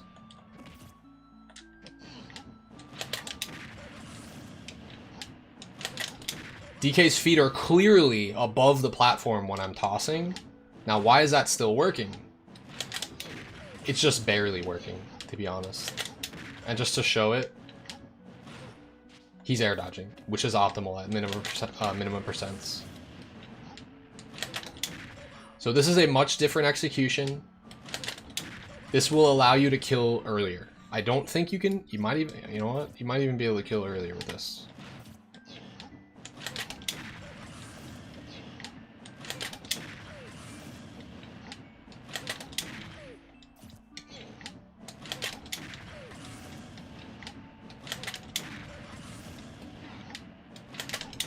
I might change my mind on this one. We just went lab mode for a second. I think you have to be perfect for this to kill though. You can technically kill at 66, but it's not easy to do consistently. Oh, we'll worry about that later. You just sub, so not sure if I do open arenas. When I do sub battles and member battles, you will know. Oh, if you're talking about subscribing to me on YouTube, that is not enough to play me. You have to join my channel as a member, tier 2 member, or you have to subscribe to me on Twitch as a tier 1 sub. Both of which, each of those are $5, whichever platform you'd prefer. And then when I do the member battles on those nights, I have lists open and boom, all paid members and all paid Twitch subscribers can join. Do I use C-stick for aerials and Y for jump? Yes. Yes. Especially for this. Yeah. Did I not go over everything? What if someone gifted you the sub? That's fine. That's fine. You can still join the list.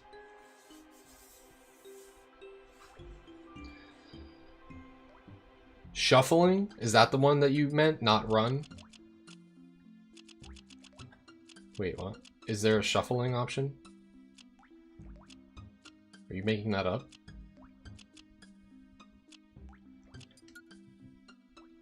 Oh, shuffling. Fuck. So that's different. Again, I don't know about all this stuff. Maybe I should test it. I should probably just try it to see. We'll escape from consecutive attacks or try to move after being launched. We'll set it to a lot and then just see if this will help people in training mode. Because I do kind of want to make this like for everyone. So let's see what happens.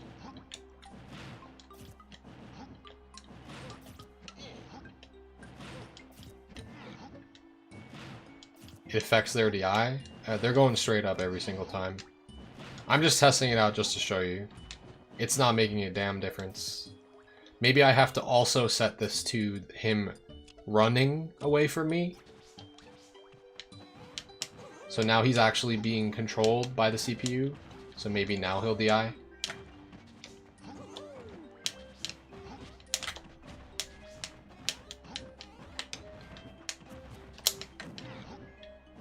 Okay, now he actually is switching up the DI. This is important. He went straight up that time. Because I do want to be able to tell YouTube, like, hey, this is the settings that you have to set so that in training mode you can test different DI. He went straight up that time. Looked like he went straight up again. Maybe he's just really good at doing the no mix-up mix-up. He went straight up again. I don't think this does anything, guys. Not for this specific combo. Nah. I tried both of them. It's not doing anything. So I appreciate you guys, but it's not working. Training mode sucks. Get the training mode. Get the training mod.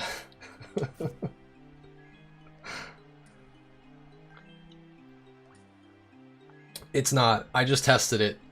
It probably will for other things, but for this combo in particular, it doesn't do anything. I just proved it. He didn't DI the cargo up throw at all. He went straight up like 6 times in a row. Okay, so, okay, we did standard toss. We did optimized toss. You know, we did everything we could on Mario. What else didn't I cover yet? Maybe fast fallers, floaties. I don't know how much more specific we have to get with this.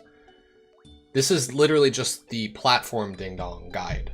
I can make another guide for aerial platform ding dong once I lab out all the percents and perfect that shit, which I haven't done yet, but I would like to do.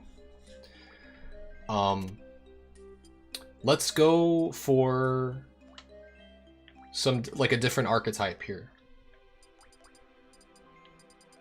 Like, who is like a fast faller that's really easy to practice on? The answer is always Captain Falcon. So if you're testing on Falcon, again, you guys are going to be using... I didn't mention monkey.gg ever since I started recording, so I'm going to do that now.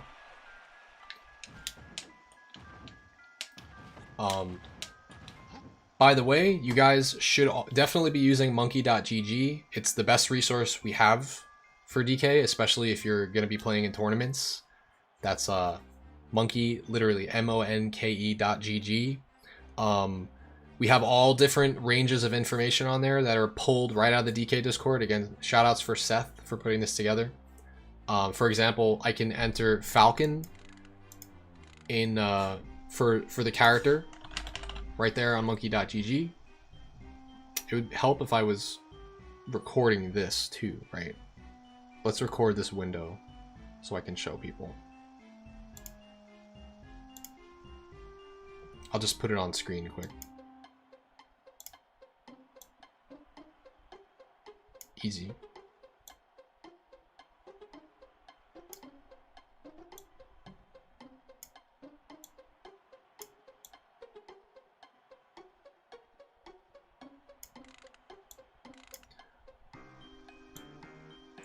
So once you navigate to monkey.gg, you can enter whatever character you're looking for. In this case, we're going to put Falcon. We can also put whatever stage we want too, but in this case, we're on PS2, so we can just leave it default. We have a range of information here. It says the character, it says the stage you're on, it has the range. This range here is the PDKO percent, the ding dong percent. In brackets here are what percents you have to start. You have to do optimized toss in order for it to kill. And this range here is a standard toss window. So that's the one where you're going to be doing like one of these, where you kind of toss. I guess you couldn't see there. You're going to be doing one of these where you do like a perfect toss right before you land on the platform. And the optimized toss is one of these where you kind of do an early toss to get the kill. We also have GDKO, that's grounded DKO. That's again, maybe I should be just showing these instead of just throwing Falcon. I should be demonstrating them properly. This is what I'll do.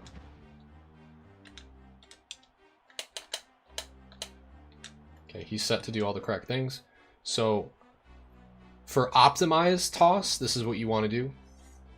Maybe I should make this a little smaller.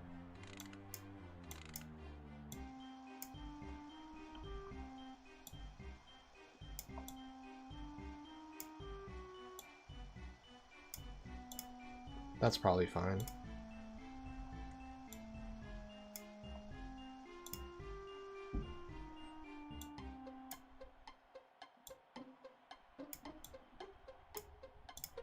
Okay, so you can kind of see all the information now.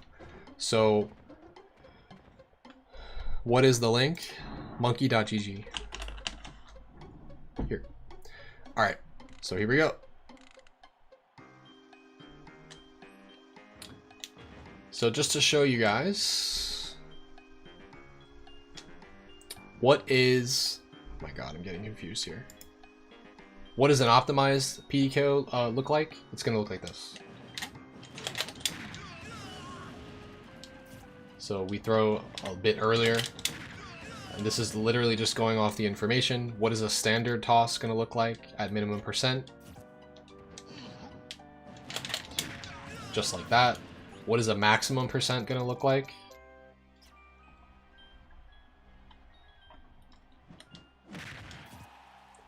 Maximum, again, we're gonna have to make sure he's doing the correct options here. This is when they DI up and jump to escape.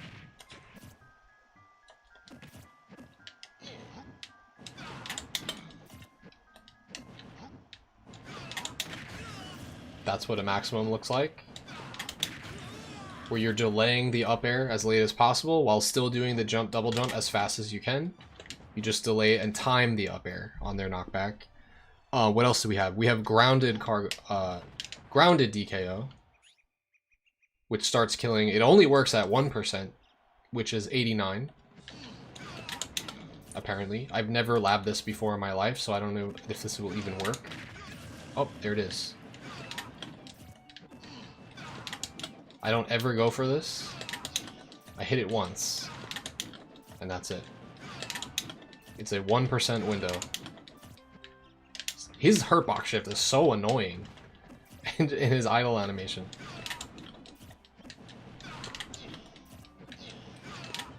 Yeah, I don't recommend going for this. It's possible to hit, but it's like one of those things where it's just... Okay, we're not going to include that part in the video. It's one of those things where I didn't lab it, so it's possible. If I delay up air anymore, he just escapes. This is just like a hyper frame perfect execution. I hit it once. It's hard. Anyway, we're not going to use that. We don't have to go over these anyway, actually. So we're going to scratch all of this. We just want to show that like, this is all the information that you get. But for the purposes of this video, we're just going to be focusing on the apDKO, which I already showed. The optimized, the standard minimum, and then the standard maximum. The optimized minimum, the standard minimum, and the standard maximum. So, actually, I'll just highlight them here to show you. So this is the optimized minimum. This is the standard minimum. This is the standard maximum. Okay. And Falcon is a fast faller, so as you can see, the window is a lot bigger on him. And also, because he's a fast faller, the optimized toss is going to shave a lot more percent off that standard minimum. You get to shave about 4% off. Where if we go to Mario, you can see it only really shaves like 1 to 2% tops. So optimizing is not, definitely not gonna focus on that. Let's just get something straight here. You're not gonna focus on optimizing at all. Almost ever. You should always be focusing on this bigger window here. Why? Because just that. It's like 90% of the time, they're gonna be in this window. So you should focus on this execution where, you know, you're doing a standard toss for the kill. That's really important. Now, if you do happen to grab them at a lower percent, say like if we go to, if you happen, and this is where DK really thrives, and if you're good at math, like simple math, or you like numbers, you're gonna like DK, because this is the part where you get to kind of play with that a little bit. So you grab at 67. There's no way for you to kill here, right? Even if you do an optimized toss. However, if you pummel with DK, you get to do 2%. And now you can do an optimized toss and get a kill. And he's not doing the correct DI, so let me fix that.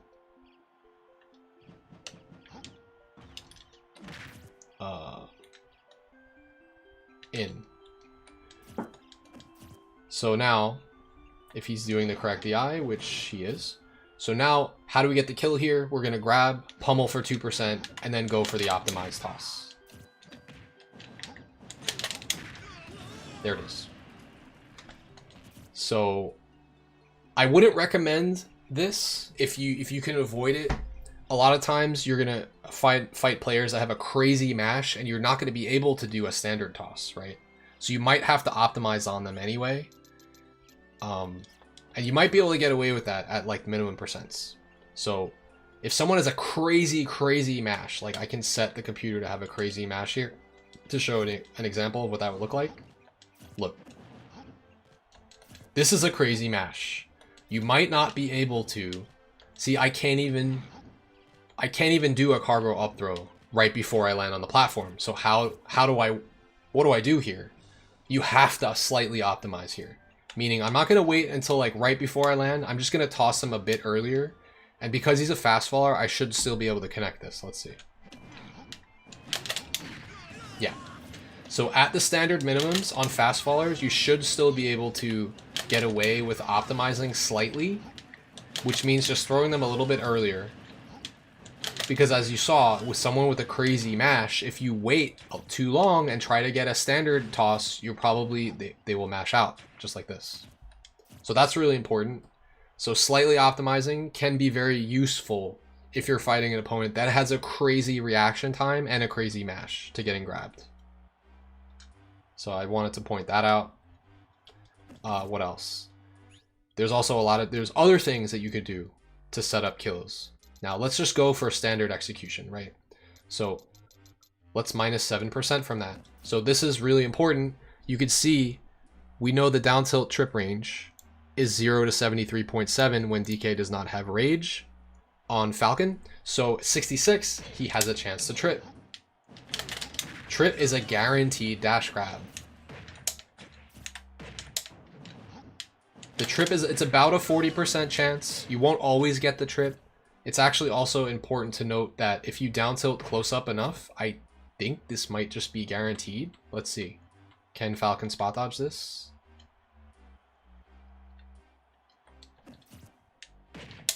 If he doesn't trip, can I confirm this? This is the part where the game is going to literally make me trip him every single fucking time, while I'm trying to show you what happens when he doesn't trip. That's 4 trips in a row. Okay. Okay, so this is actually not working. I feel like if it was a bigger character, it would. Interesting. If he trips and you're right up next to him, you don't even have to dash. It just grabs him. So I wonder what percent this starts confirming on Falcon, even without the trip. If at all. It might not. This is just for my own purposes, because I actually don't know.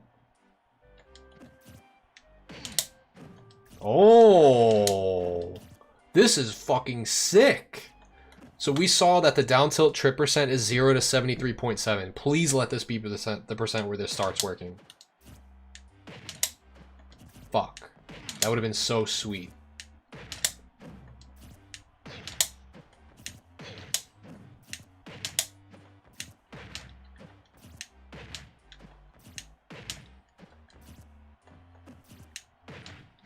Maybe you have to attack. You might have to attack cancel grab here, or dash attack cancel grab. It doesn't look consistent, but it looks like you can get it at 74, but not consistently. I would say 75. It's unfortunate that the overlap is not perfect.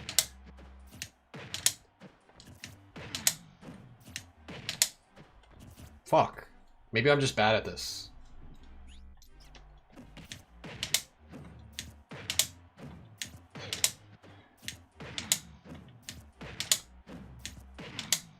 For my labbing purposes, I will say that 76 looks like it's consistent to where you can get down tilt dash grab.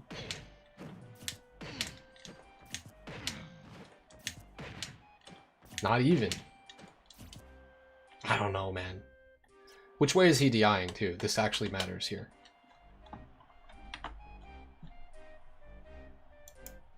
This actually matters. He's DIing in. That's not what we want. That actually makes everything super fake here.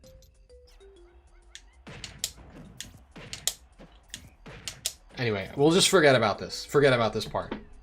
Forget about the fucking raw down tilt grab. It seems to work better on big bodies and not Falcon because he's got skinny. We'll say he's not really skinny. He's got lean privilege. He's got no body fat privilege. All right. So we'll go back to what we were saying before, where you can down tilt trip up to 73.7%. So if we go to 67, you can potentially get a trip here, which will give you the damage you need to get the confirm. Fuck, I have to change all this back every time because I keep changing stuff. This should be set to air dodge. All right, let's try that again. So this is wrong. Here we go. So standard minimum percent on Falcon is 73. So how do we get to 73? Well, we don't want to grab him here. We can down tilt trip him potentially to get him to 73, and now we can do the confirm. And now why is he DIing that way? God damn it, Falcon. There.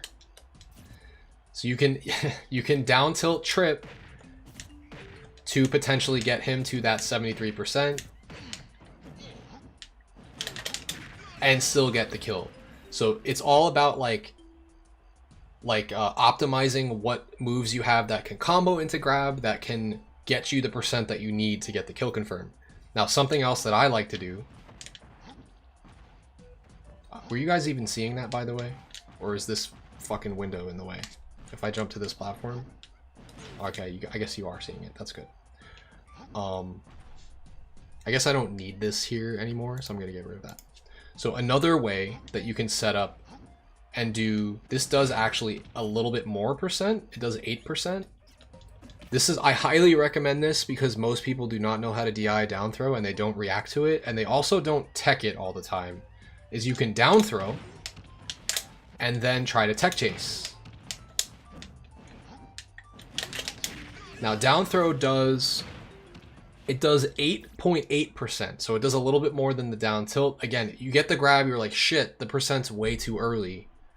What do I do? The answer is always regular down throw, tech chase, go for the grab. I think I have him set to all tech options, so this is good practice, actually. You can make a read, or you can try to react. This actually covers two options, where if you down throw, run up shield, it covers normal getup and it covers getup attack.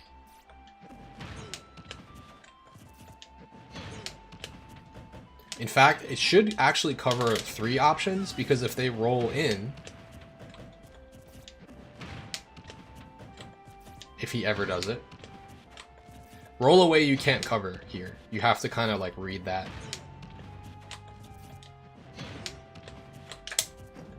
That one you should be able to drop shield and reaction, turn around grab. You know what? I'm just gonna fucking make him do it. Mistech options, roll forward only. So if he were to roll in, you can react to it. Now I knew he was gonna do that, but you can react to it and get the grab pretty much before he can do anything. So you can cover 3 out of 4 options if you down throw. Now, if you down throw them into the corner, you're covering all options. This is why down throw becomes really powerful as a tech chase option into PDKO. Check this out.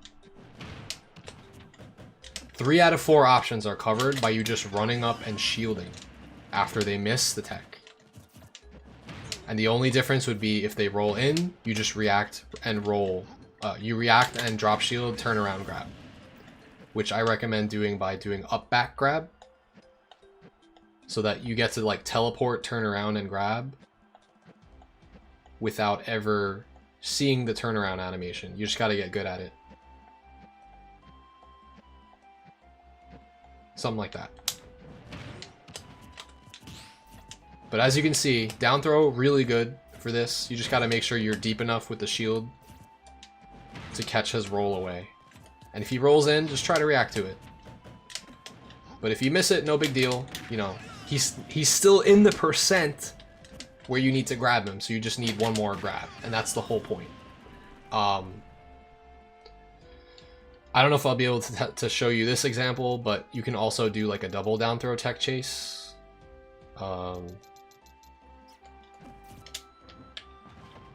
I can maybe just show the clip of where I did it against the DDD in my short, where I did down throw. I read that he was going to roll in. He tech rolled in, and I pivot grabbed him. Then I did down throw, and I did a dash forward and waited to react to see where he would go. I kind of knew he would roll away, and I just chased him, and I got two down throws as a tech chase into a apDKO, which was broken. Oops. Let's see if I can do it. Pretty hard. Let's make it so that the second one puts him into the corner. So if you like do this.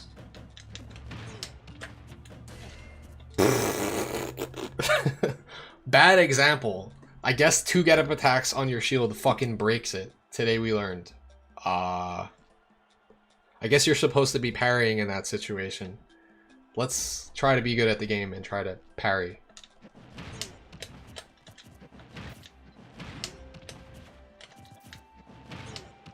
As you can see though, it's not a guaranteed thing. It is a tech chase.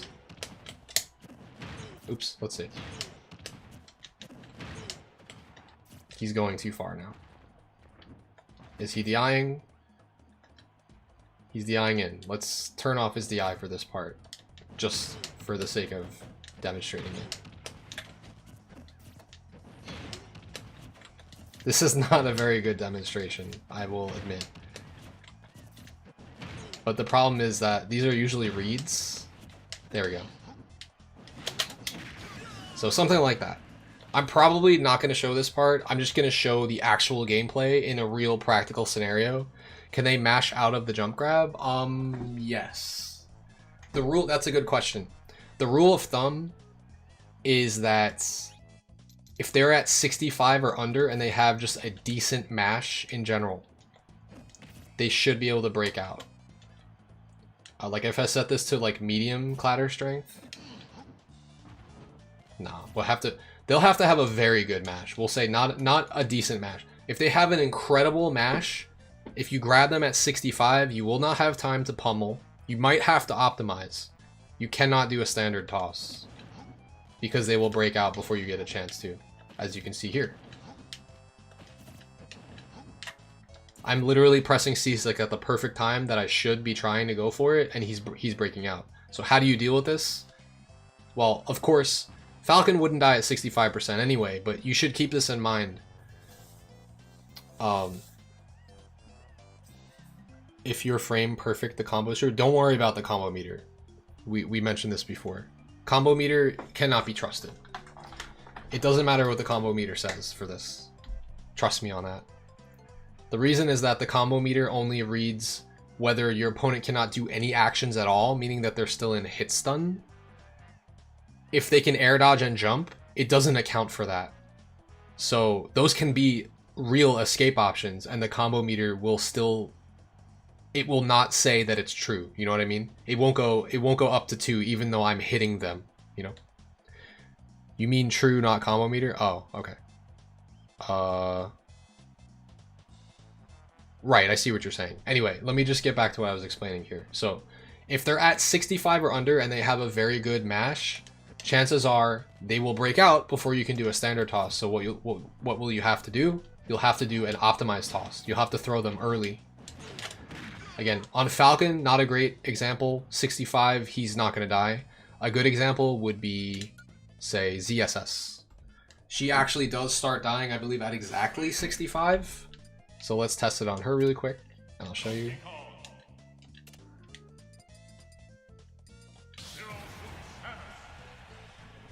So a player with a really good mash will be able to escape this at 65%. So how do you account for that?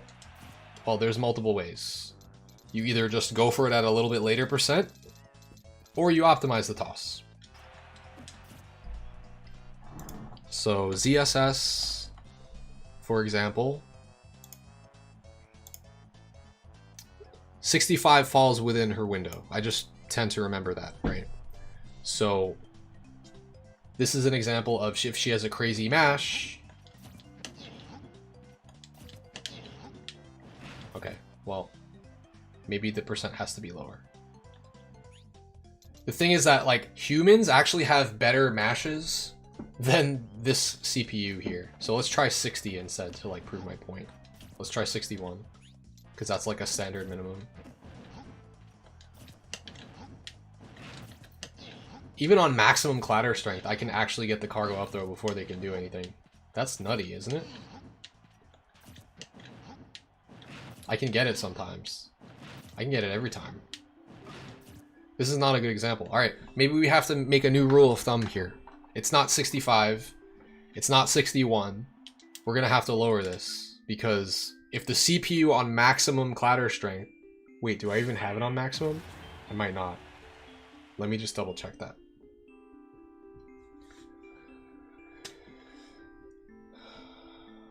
Again, I wouldn't worry about that so much because, again, this doesn't mean anything.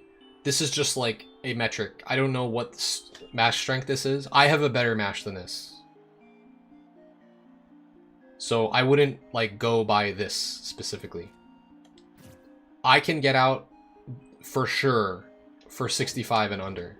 And definitely at 60 and under. So we're just going to test this on a different character. Yeah. It just so happens that the computer actually can't mash as fast as a human can for some reason. Let's see, who falls in the range where this will make sense? Maybe Peach? Nope. I need like a lower percent window.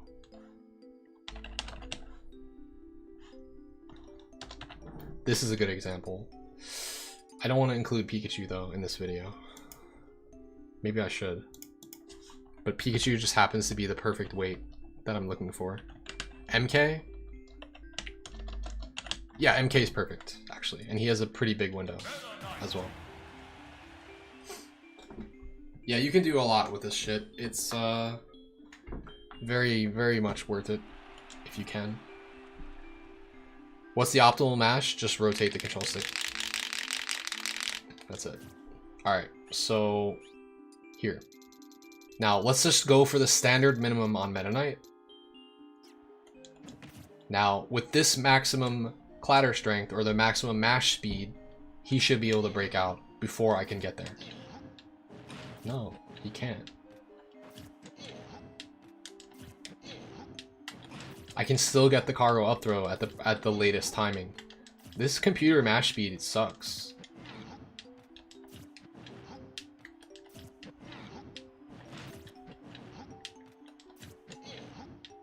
I guess he is getting out, kind of, sort of consistently.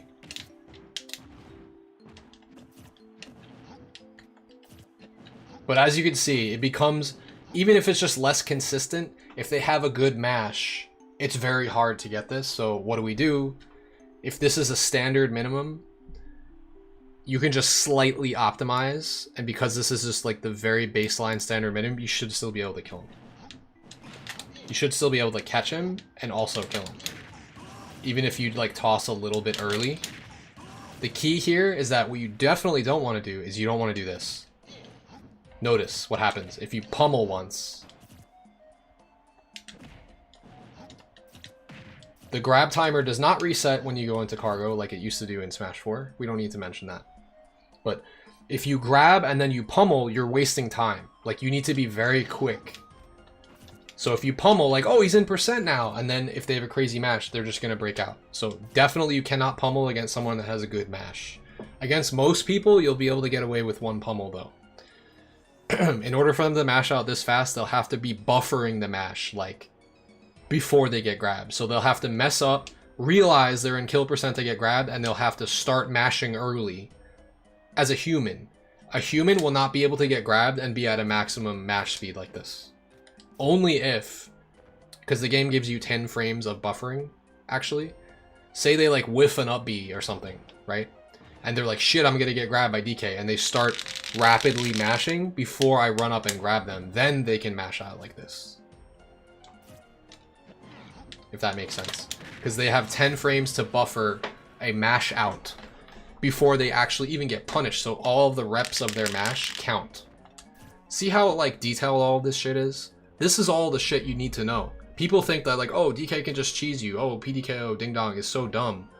DK needs to know all of this shit on top of percents, on top of whether he can pummel or not, on top of, well, the down tilt trip into dash grab is pretty cheesy, I will admit, but it's in his kit. You got to use it, you know.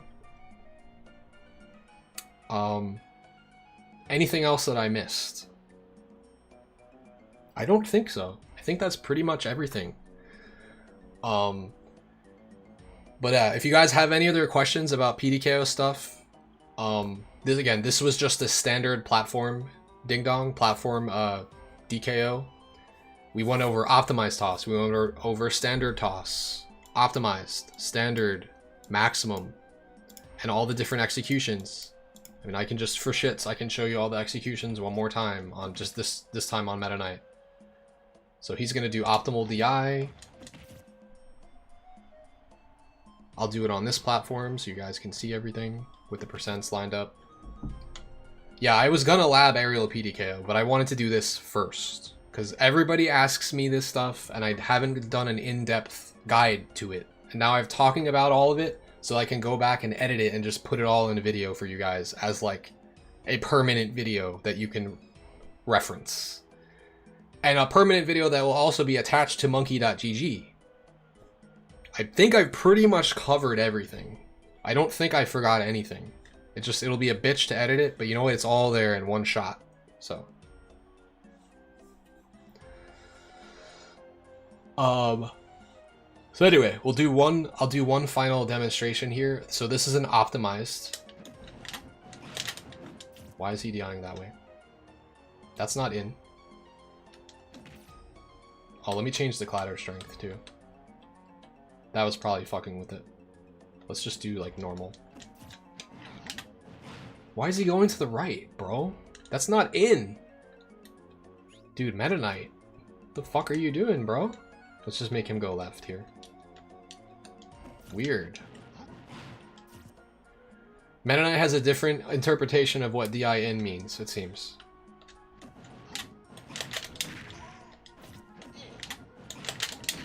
So that's an optimized toss. This is gonna be, that was at 56. That's optimized. That's the optimized minimum. Now you might ask, where is 57? Why is 57 not there? 57 is included in the gradient in the range. All you really need to know for the optimized minimum is that it starts at 56. 57, what are you gonna do? You're still gonna optimize. You don't need to toss as early though. You can be, it's a little bit more lenient. You can fall a little bit with it. Well, I guess you don't want to fall with it. It's still, Meta Knight is floaty, so you have to still stay in the air. You have to be like pretty tight with the execution. And then if you, obviously, you may or may not be able to practice it as fast as I'm doing it here. So your muscle memory on this is, again, gonna be hard to train. I'm not gonna include this part in the YouTube video, but if you guys want to practice and get really fucking good at PDKO, you need to have the training mod. Just gonna say that. Can't put that in the video though, because YouTube and Nintendo will hate me. I can't really push mods, so. You're seeing it though, just seeing here, how many times can I test this execution over and over again? You can't do this normally. You're not gonna learn it this fast. So that's why I think this video resource is going to be really helpful to you guys, so you know exactly like what's going on. Again, Jacob, I would love to tell you, but again, I can't really, for reasons of me not wanting to get banned or having to take my content down. But let's just say Google exists. And what I can tell you is that don't just try to mod your Switch, please. Please research it first. You need to have a Switch that is capable of being modded, because otherwise you will break your console. I will tell you that. But yeah. So this is the so that explains where the 57% is. So the percents in between the brackets and in between this minimum are still considered optimized tosses. And then again, we have standard minimum, where you just toss as late as possible and then jump, double jump, up air as fast as you can. It's not killing. There goes. And now let's get somewhere in the middle of the window, right? Let's do like 64, because I never really went over this. Middle of the window. You can see there's a death spark happening now. So it's like much more lenient that you're gonna get this. And also he's in more hit stun, so you don't have to get up there as fast. It's a little bit more lenient for the combo. It's even hitting on the combo meter consistently. And now at 68%, again, optimal DI for the opponent is going to be to hold up and to double jump. Air dodge is no longer best. Again, air dodge is best at minimums. Jump is best at maximums. So we're going to jump, double jump, and then delay up air slightly. And just time that double jump. Time the up air. Sorry, not the double jump.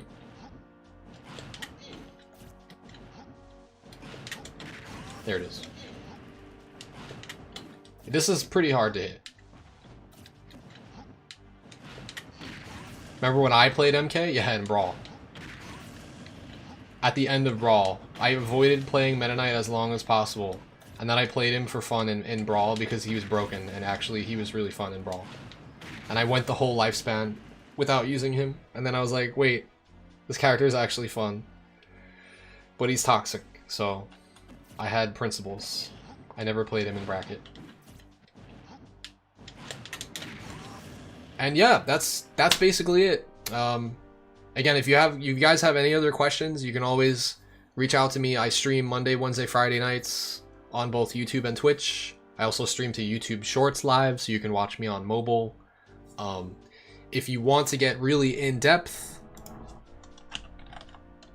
with the training of the PDKO, if there's just things you can't figure out, again, I think I pretty much covered everything, but check out my Metafy, metafy.gg/@DKwill. I can teach you pretty much anything you want execution-wise about Donkey Kong. Obviously, I specialize in DK, but even if you don't play DK, I can help you with other characters as well. But specifically for the DK tech, like, I'm the go-to guy. Like, I got you. This video should give you everything you need, but if you need extra one-on-one training or one-on-one help, hit up my Metafy and I got you. But yeah, that's basically it. That's the platform DKO. So thanks for watching. Would appreciate. I'm not even gonna say like and subscribe. Like, I don't know if I need to say that bullshit. I think you guys know, but maybe I'll just do it and I'll just decide whether or not I'm gonna keep it in the video. But that is my platform DKO. That is my PDKO guide. If you guys enjoyed the video, if you want to see more DK tech content like this, any more DK guides, please like and subscribe. It goes a long way. And you know, leave some comments too, anything to push the algorithm, the engagement. Thank you guys. Catch you next time. Something like that. I don't know. We'll edit that together. Hopefully it'll be nice. It'll be useful. It was unscripted, but I think, you know what? It was pretty organic too. And any questions that you guys asked that were like useful, I can include in the video as well. I'm just glad I finally just did that. Now I have to go back and edit it, which will be fun. Am I going to any majors this year? I'm going to Super Smash Con. How much more in depth was that than any other PDKO guide that you've ever looked at? infinitely more in depth, right? It took me like a fucking hour to talk about it. So we're gonna cut a lot out of that, obviously, and try to make it as succinct as possible. But there you go. All the years of knowledge of fucking Donkey Kong right there. Let's go back and lab some fucking percents now. But shout outs to whoever brought that up. That was really important for me to do, and I needed to do it, and it had to be done. And it's not that I was definitely putting it off, but I was like, oh, should I write a script? No, scripts are not for me. Fuck a script. I just need to talk. Yes, they need to be in percent range, but there's so much more bullshit you have to know than that. There's a lot more bullshit to know. And we went over it all. Including the different ways to set up and to grab. I didn't even show everything, because you can also set up and to grab with down B1. B reverse down B1 into grab, like for example. I don't know how much damage it does, I think it does like 5. It might work better at higher percents versus character with like bigger windows. I went over Meta Knight, who's a floaty, Mario, who's like midweight, and Falcon, who's a fast faller, so I guess I pretty much went over everything. Scripts are not for me. Fuck a script. Script, all it does is add anxiety to the fact that like, oh fuck, I have to write a script, and then I just put it off, and then I just never make the video. It's much more easy for me to just talk organically about Donkey Kong. It all flows better for me that way. And to answer questions from you guys, like, simultaneously. This actually is a combo. I don't think he can do anything about this. I think he's mashing double jump there, and he's still getting hit. Oh, never mind. I'm actually catching his double jump. Does that mean he can do nothing there? I think so. Because he doesn't have any other frame 1 options. So this is something else I didn't actually go over, which I might splice into the video somewhere. Here's another way to set up a grab.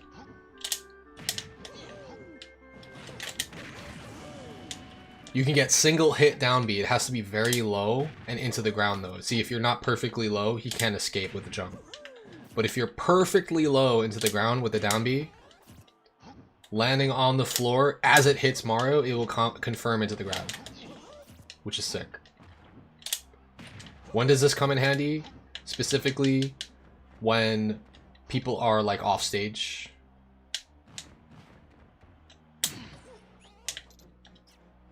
Fuck, he's dead.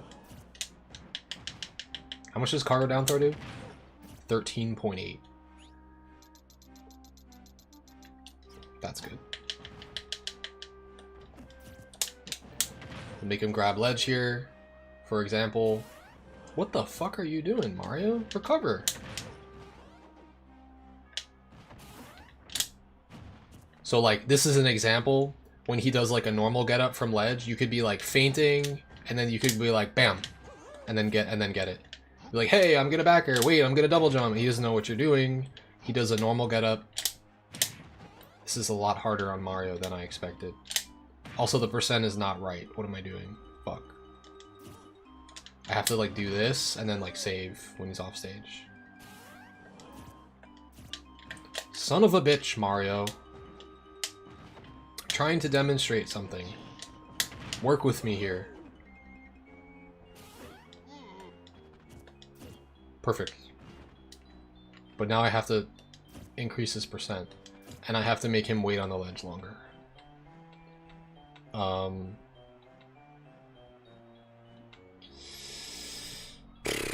Ledge delay. I don't know. I'll make it whatever this is. That is not long enough.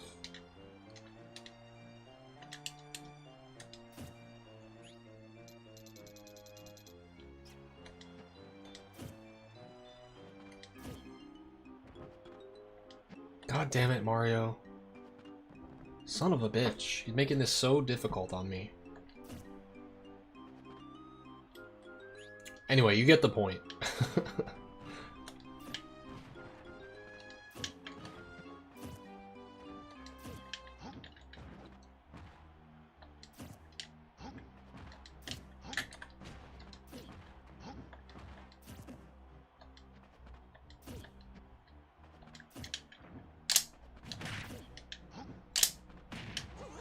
I will get this eventually. The way I do it is usually something like this. It's not exactly like this, though. I mean, you could also do that. I mean, there's a lot of ways for you to find a grab. This is actually inescapable, too, because if you bounce him off the ground with this down B, he can't tech it because he's grounded, right? So this is also a confirm into grab. So we got down tilt trip, we have second hit down B bounce, we have first hit down B grab, we have down throw tech chase. There's probably more that I'm not remembering, but there's a lot of ways for you to find grabs. And then of course, we didn't talk about this. This is really important. You better be pivot grabbing when you're looking for grabs too. Why is his DI never set to what I fucking want? Here. Make sure you're pivot grabbing, especially versus characters like Mario and Wario.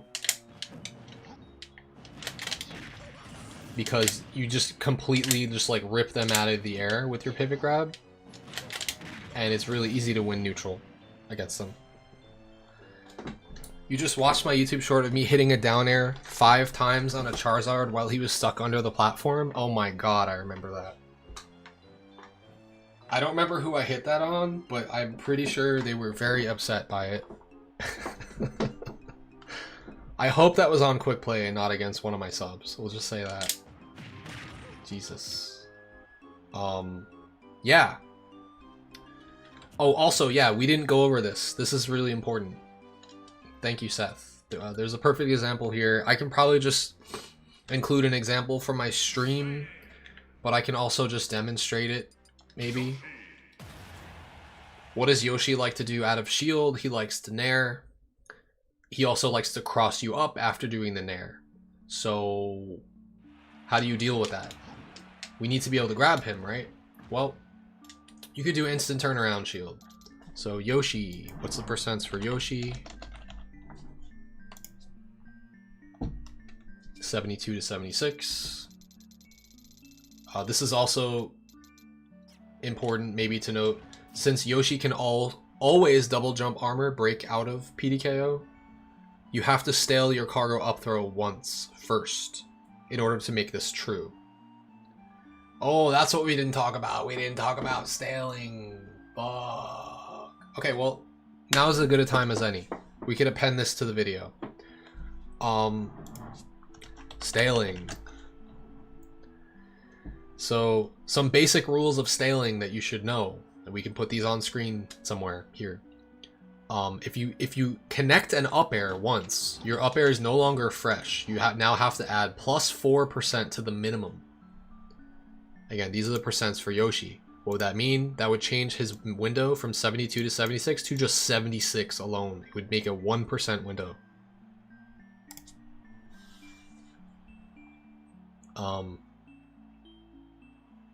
What's it called? I just realized I have a cough drop in my mouth. It's fine. If you use 2 up airs, you'll have to add 6 to the minimum. So generally, that will actually make it impossible to kill some characters. Now, this is where this can be useful though. If you use cargo up throw, it will add plus 3 to the minimum, so it's actually better to stale cargo up throw than it is to stale your up air. If you're looking to kill with cargo up throw, up air. So if you're looking to kill with the PDKO, it's better to use cargo up throw for staling and keep your up air fresh, because it only adds plus 3 to the minimum, which would make it 75 to 76. And that's a little bit more doable. Also, it would make it so that Yoshi cannot double jump armor escape, because since your cargo up throw is staled once, there's less knockback.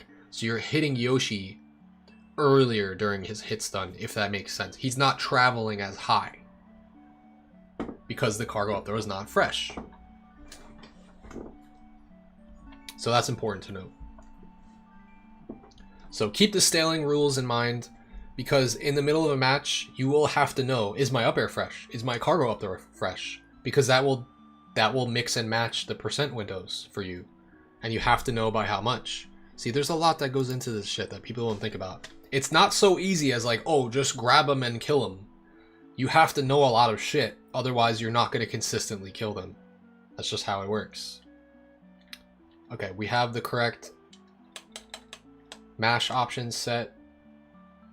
This is what happens if Yoshi has jump set. 9 times out of 10, that will happen. Oh, actually, it looks like what Yoshi should do is he should actually hold up. I didn't think about this. Even at minimums, he should hold up so that he can get this jump option, and it's better, and it should always work. Let's see. Nope, the computer is not buffering the double jump hard enough, it seems. Because I'm just able to get this to straight up combo sometimes. Let me try a different percent to test this out a little bit better. Why am I able to combo this? What's going on here, Yoshi? Maybe he is supposed to survival DI.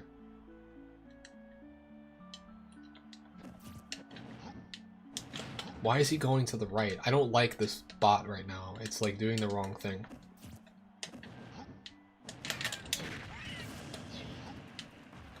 It looks like Yoshi can jump escape if you're slow. If you're not perfect with it. But if you're perfect with it, it combos.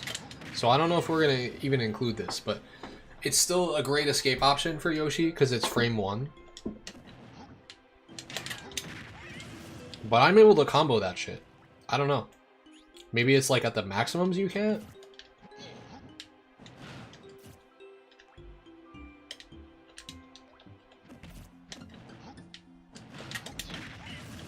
I don't know, dude. Maybe I just got really good at landing apDKO, but Yoshi can't escape with jump anymore. Maybe it's just a fucking Wi-Fi thing. Where because you can't be like really accurate with it, they're able to get out with double jumps like pretty consistently. Or I think it might be this. If I set him to like literally do all the different types of DI and it forces me to react, he might have time to double jump because I have to like hesitate a little bit. That might be what it is, yeah.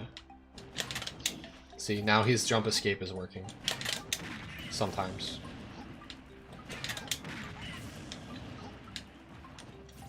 Let me lower this percent.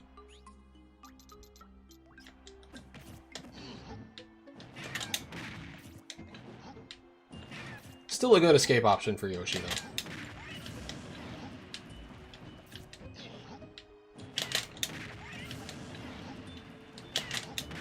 Maybe we don't include this part in the video. I just kind of wanted to demonstrate it.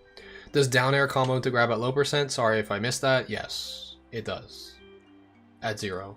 I don't know when the percent stops. Basically, when it starts ground bouncing them, it's not true into grab anymore. And that's not even true. I think you can still grab them for a little while. I don't know when it starts bouncing, though. That will still confirm.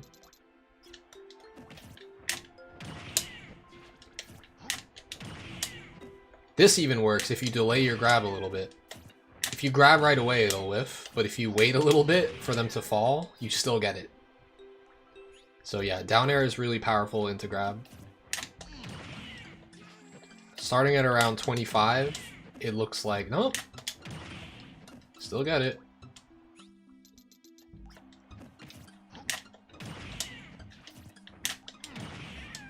Starting around 30% on Yoshi, you can't get there to grab anymore. If you full jump it. If you short hop it, you probably can. Because it does less damage, so he probably doesn't bounce as high. Yeah, you can.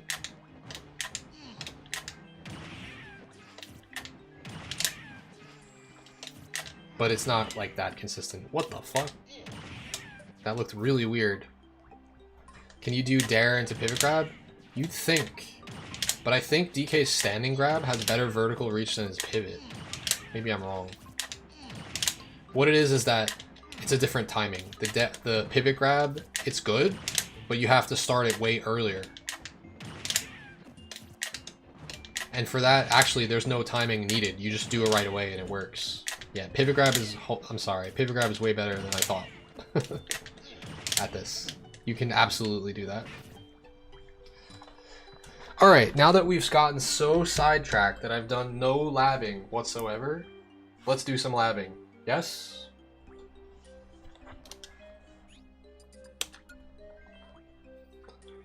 The good news is, though, we finally recorded the PDKO video, or at least version 1 of it. Maybe I'll scrap it and do another one day. I don't think so. I think this one was good enough. I think this one will be very helpful to everyone.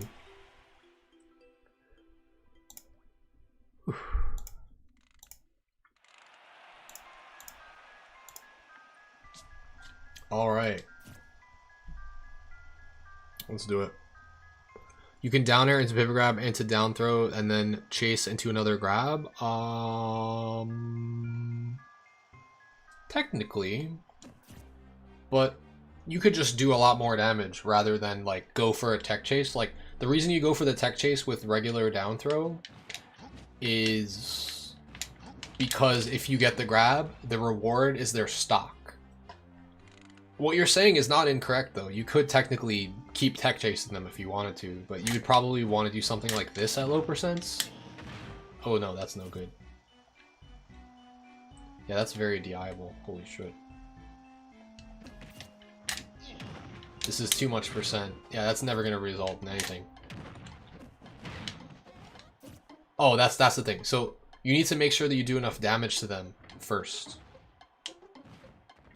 And down air to down throw doesn't actually put them into a, it doesn't put them into tumble yet. So that one, it's no good. They would need more percent before you do something like that.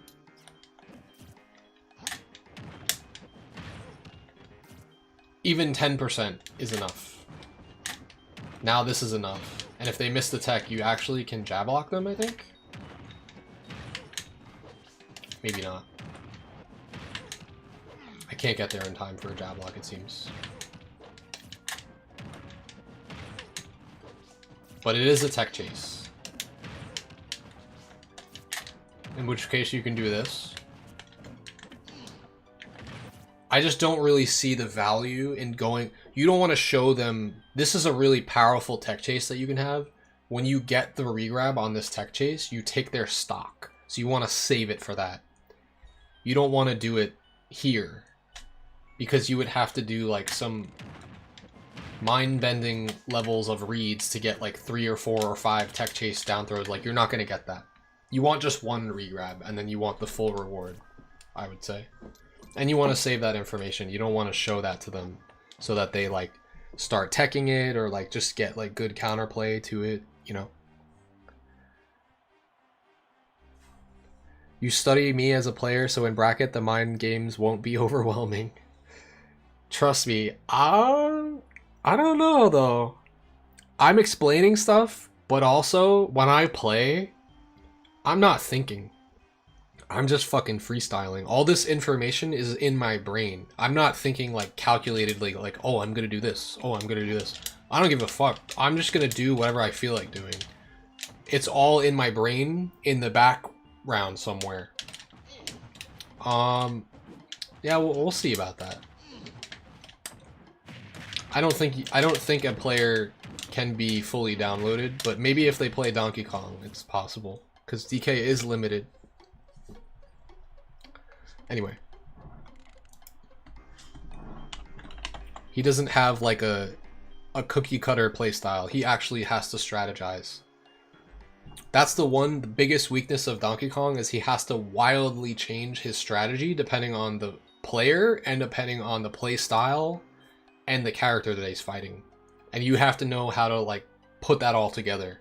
Whereas if you just play Steve or Game & Watch or Rob, maybe you can like slightly change what you're doing, slightly change how you press the buttons, but generally not, you can do the same thing.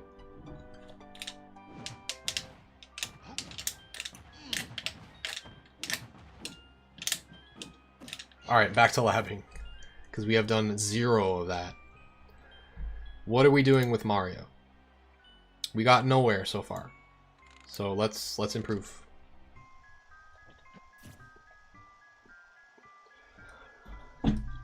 So That might be true. You guys who are watching might know all of my moves and habits, but guess who doesn't? The top players. And guess who hasn't fought me before? The top players. I guarantee you. We don't really have to go into this. I guarantee you I can do extremely well against top players. Because my bag of tricks is so deep that it's not possible for them to be ready for everything. Literally impossible. There's just too many tricks. The point is just not using all the tricks all at once. Just like saving them and then just like spritzing them throughout the set. And not showing them all at once. Alright. So 51 is where we said the minimum was. So let's just test that again. I like testing on this platform. DI direction, left. Mash toggle, air dodge. Oh, what am I doing? Get on that platform.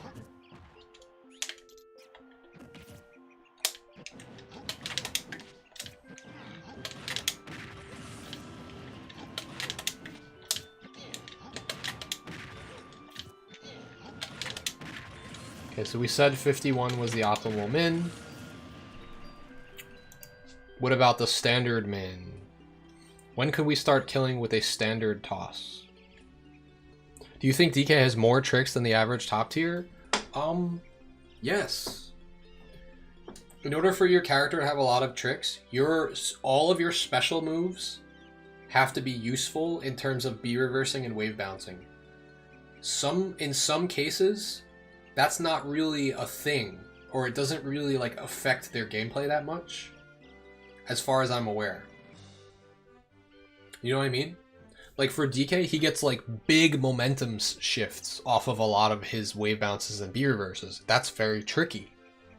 Top tiers don't have stuff like that. They just have button that hits good. Button that is safe on shield. They don't need tricks. If anything, they're going to use tricks with their movements. They're going to use like feints and like tomahawks and like baits and stuff because they're so fast and they have good movement speed and fast fall speed. They're going to use their movement to be tricky, not necessarily their moves, I would say. Whereas DK can be like, yo, what the fuck am I doing? Oh, I'm like bouncing all around, like, you know? Duck Hunt is not a top tier. Hydra Gamer, are you a troll?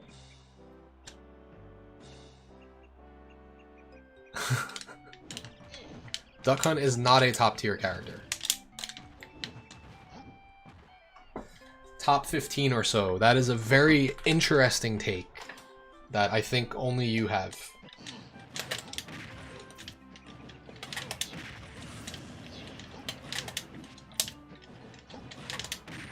Okay, so now what are we doing? I'm gonna try to see if instant toss is ever useful for kills. Looks like 52 is it.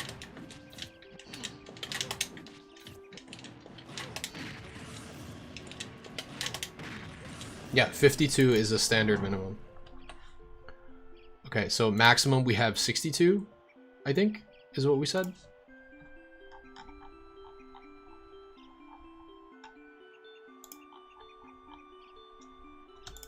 Let's just center all this shit. Again, if you guys want to see the document that I'm updating, it's very, very unfinished right now. But here it is. Tell RJ he isn't top 15 in this game. I mean, he's not. It's just a straight up fact until somebody proves it. Has anyone proven that Duck Hunt is good? I don't think so.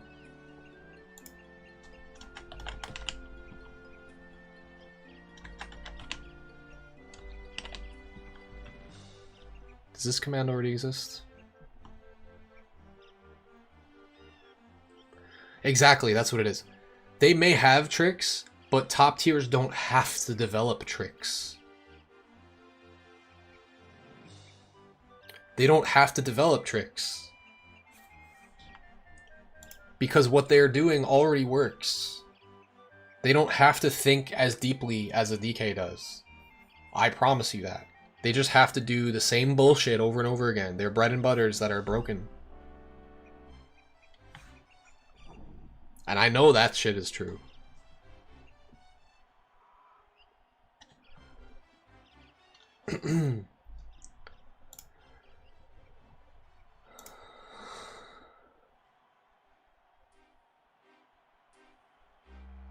Level play? You're a damn troll. You're just trolling at this point.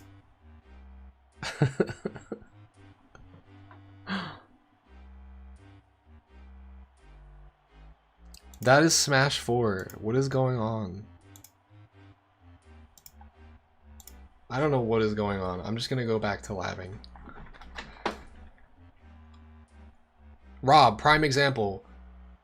They didn't find out until 6 years into the game that if they use up B first and then Nair on shield, that it's positive on shield. It becomes even safer and broken, and then he gets to mash on your shield.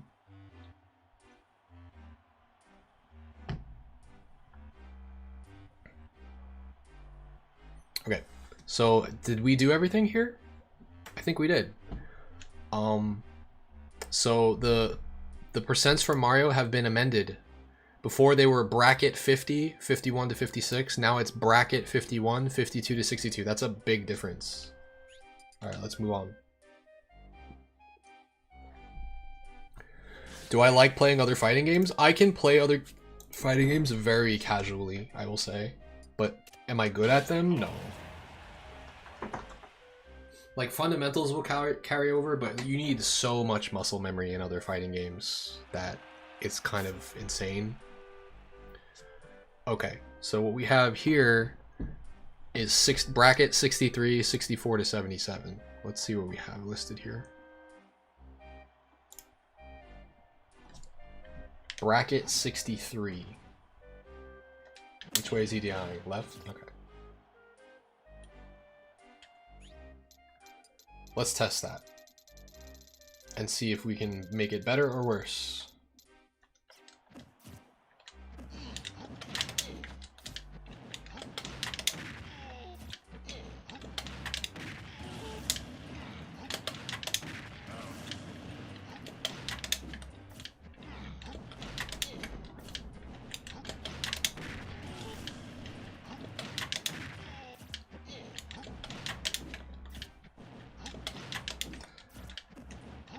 Also, I don't believe that you're RJ.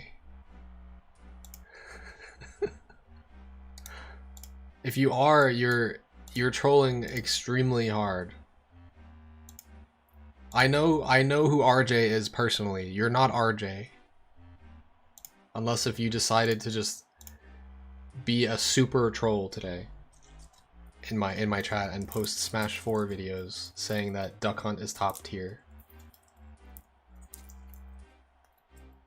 No point of stay hydrated request when I stay hydrated. I mean, have I been? I'm out of tea. I haven't been drinking my water. Speaking of which, I'm gonna make some more tea, and then we're gonna get back to some labbing.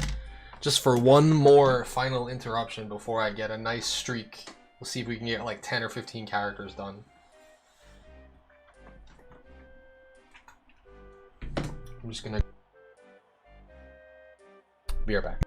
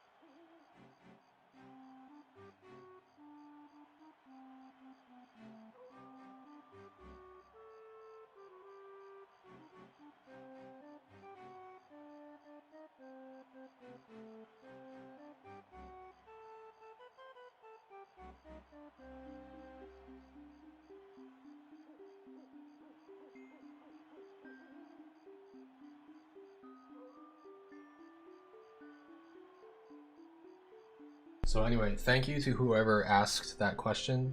Have I ever made a do I have a PDKO guide? Because that was crucial, what I just did there. Also, we broke 18,000 subscribers on YouTube tonight. Let's fucking go.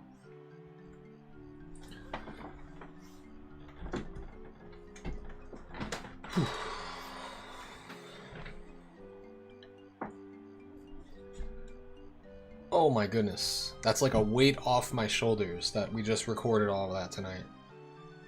When I put that into a video, it's going to be very helpful to a lot of people because there's nothing out there like that on the internet. I'm way too much of a nerd when it comes to this character, so that's going to be very helpful to people.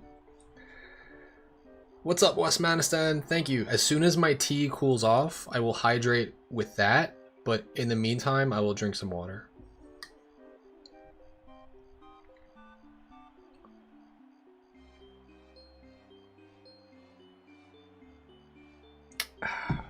Is the timing on that length of the first jump or the second for the KO?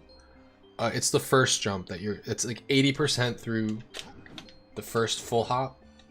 That's, you have to double jump. Like, you want to rise 80% with this full jump. You don't want to hit the peak of the jump and then double jump because that's going to be too slow. You'll get higher this way, but you won't get there quickly. So you kind of want an execution like this. Are you talking about this one? So I'm actually delaying this first toss as much as possible, and then I'm delaying my jump as well. If you jump right away and then up air, you'll whiff. And if you jump right away and time your up air, you won't kill.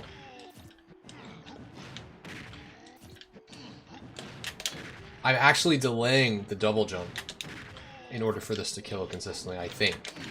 Let me just try to figure this out again. That is really hard to get to consistently kill. I don't know about this. 63?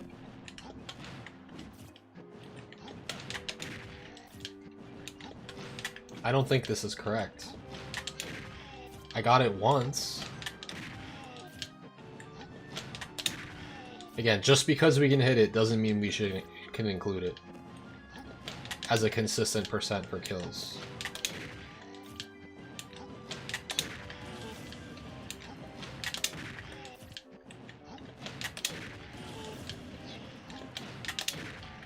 Even 64 I can't get.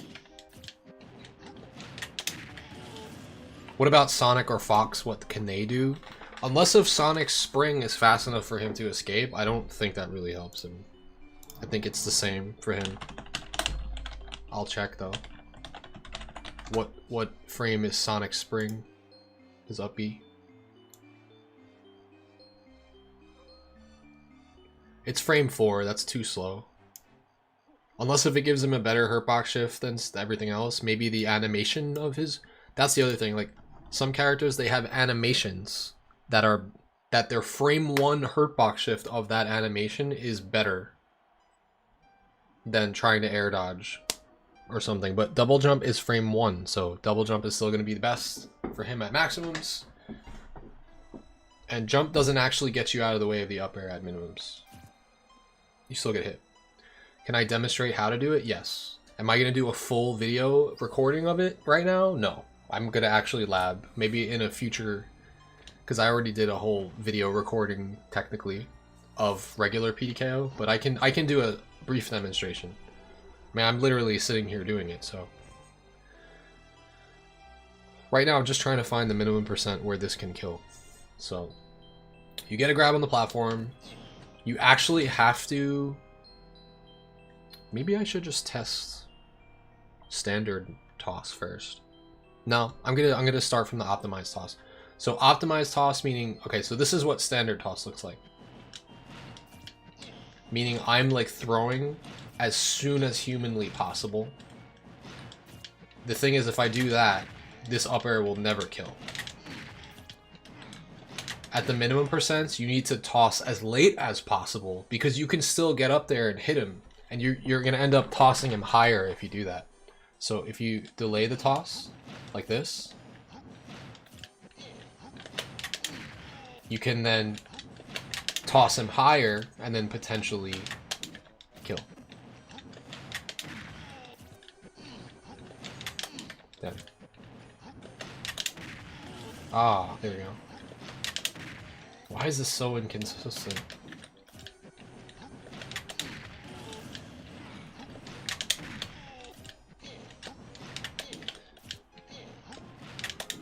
Maybe I can buffer this double jump and then just delay the up air. Oh, I think I figured out the execution.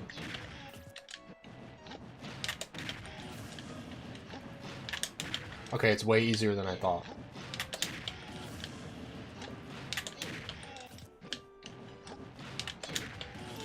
Literally, you buffer the jump. I should do a voiceover for chat, but just in DK grunts. The optimal DI to live this is what DK is doing here. He's DIing behind me. He's holding left and mashing air dodge. That's the best you could do. Best you could hope for. Otherwise, you could mix up, because actually mixing up DI is really tricky on this one. Because as you can see, when I throw him, he's in the bubble. He's in a circle up top, which is like disorienting. So if you decide to DI this way, or don't DI, like, you know, it's actually pretty hard for me to follow you. And the dust cloud, it does not do enough to demonstrate where you are. I actually have to look at where you appear in the bubble to catch you.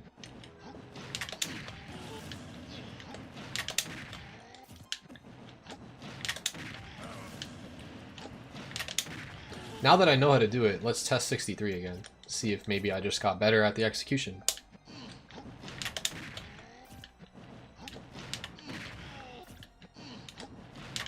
I cannot get this to kill.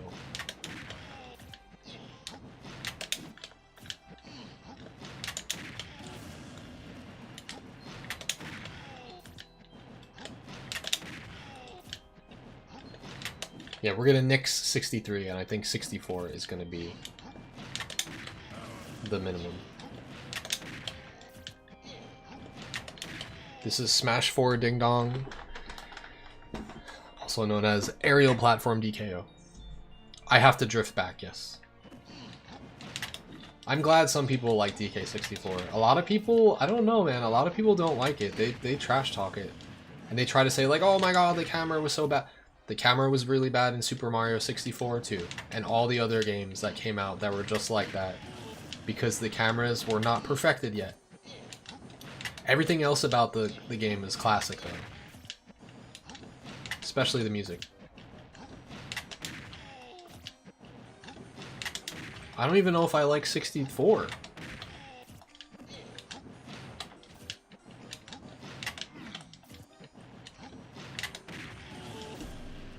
Wait, DK64, I just realized.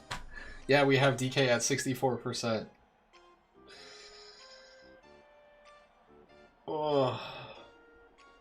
The jank minigames? Yeah, if you were trying to get all the gold bananas, like, that one herding minigame, where you had to, like, herd all of the fucking, the beavers into the hole. The very last one was super, super hard.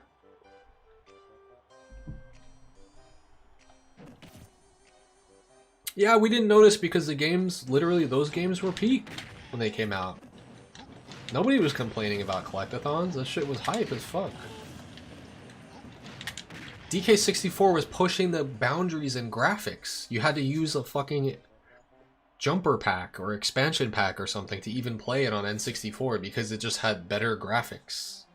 And like, it required more memory or something. It was hype as fuck back then. People forget, like, oh, this game didn't age well. Well, it was incredible when it came out. It looked better than everything when it came out. By comparison. And Nintendo actually used to do that for a while until the Switch, until the Wii. Until which console did that stop happening? Even the GameCube looked fucking incredible compared to like the other consoles. It was like on par, I would say. And then from there it went downhill graphically. Then it became more about the gameplay, which I'm okay with. I'm all about the gameplay over graphics.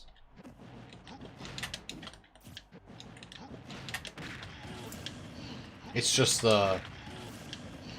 quite a bit different.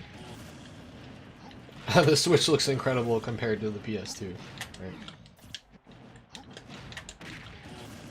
Like, you look at the Switch, like, this is very detailed, it's very cool, but then you look at the characters in the background and they're paper. Because that's just a limitation of the console. And at the same time, I don't even know if those characters would be anything other than paper in other games, because there's no reason for those characters in the background to be, like, detailed, you know what I mean?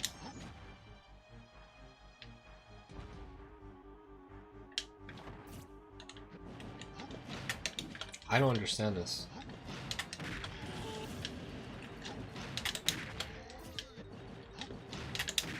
I must just be bad at this or something.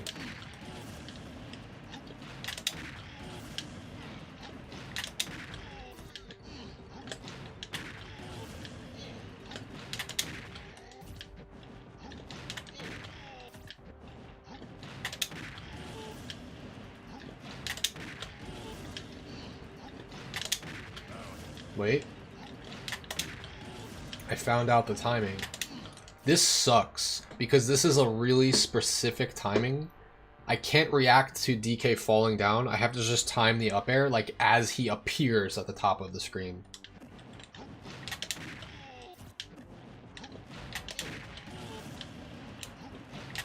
This is a muscle memory execution. It is not a reaction execution. And after I just realized that, everything makes sense. I'm literally up airing before he drops from the bubble. The instant he drops from the top of the screen, my up air is connecting because he's appearing at the top of the screen. That's crazy. And now I'm getting it consistently. See, I never labbed this before, but this is how in-depth we get. And this is gonna be easier to hit on DK than any other character. But now I know how it works, let's just see. Can I actually hit 63? Probably not.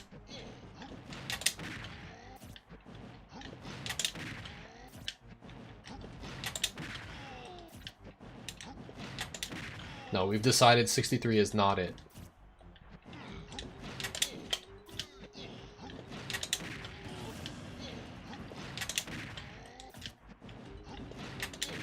I don't even want to say 64, is it? I want to say 65 as a consistent percent. It's nice to know you can kill at 64, but you have to be perfect. I'd much rather know a consistent window where 65 kills.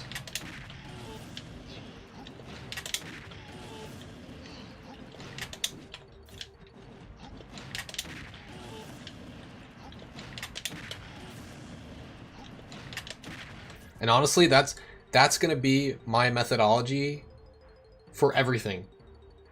That this is a percent that you can kill very, very super duper consistently. That is gonna be the percent that I put in the chart. It also will mean you can kill 1% earlier than this, but you're gonna have like a 30% chance of hitting it. So just so that you're aware. You know?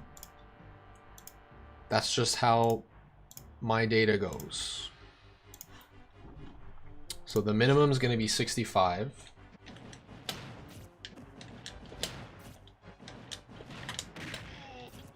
Now we're going to try to get an instant toss and see when that kills.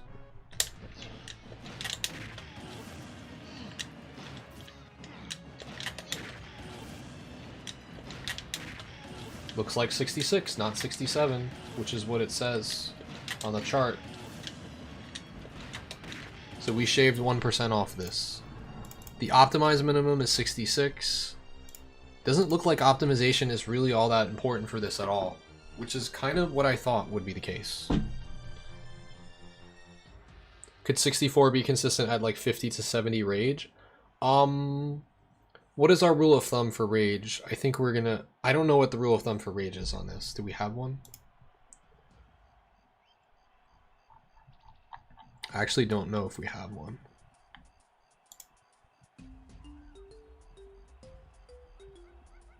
Doesn't look like it. So we just have to come up with a rule of thumb where it's like, oh, well, if you have 50% rage, you subtract this much. Like, you subtract 5 from the minimum. If it's 100 rage, you subtract 10 from the minimum. If it's 150 rage DK, then you subtract 15 from the minimum. But we don't know, that affects minimums only. We don't have those labbed or tested for, like, what is the maximum at that much range. It's just, it's too much testing and too much labbing. It's too much.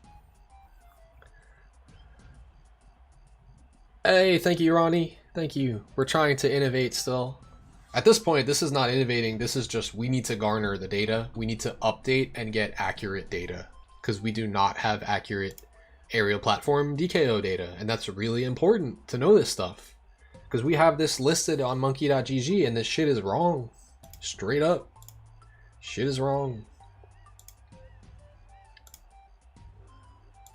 Or if it does work, it's impossibly difficult. So we should not include it. Oh, yeah. Once I figure every single character out, then I might figure out a rule of thumb for rage. But maybe I can just figure it out for one character and then just try to apply that across the board. I just think for right now, we need the baseline percents because we don't have those yet. I see what you're saying, though. Rage will definitely affect this, and definitely matters, and will kill earlier, of course.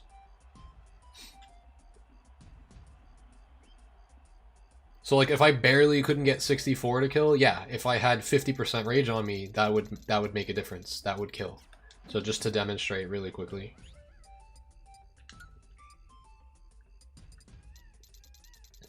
Rage starts building starting at 35%. I believe it is.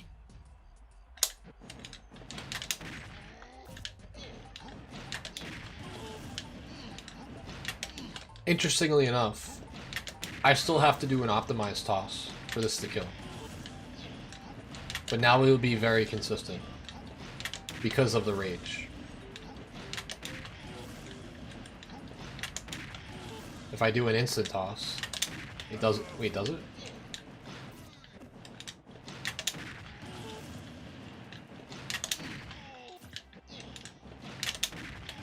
It can, but it has to be really precise on the up air timing. Just to show. The Nest, the rage definitely matters. What about Nest rage? What do you mean? Alright, let's test the maximum now.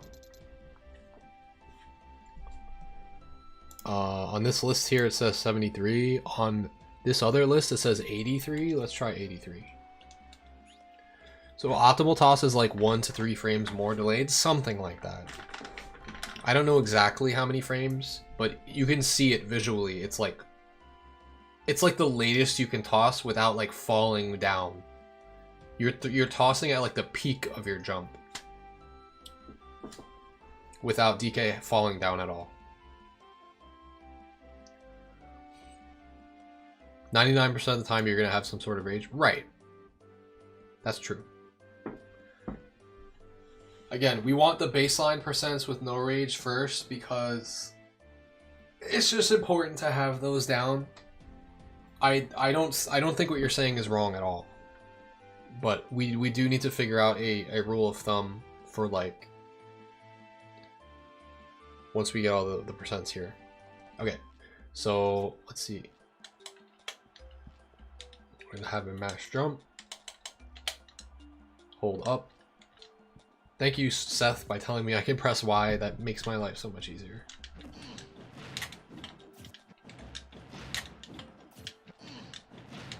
I don't know if this was just like a placeholder, because 83 is definitely not hittable. Oh my god, I hit it. How the fuck did I hit that?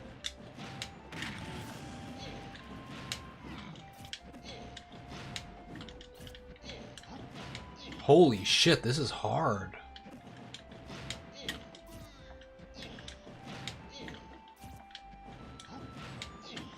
It's very similar to like the rule of thumb for PDKO rage percent. Okay, that's good. Then we don't need to do anything. We can just say -5, -10, -15.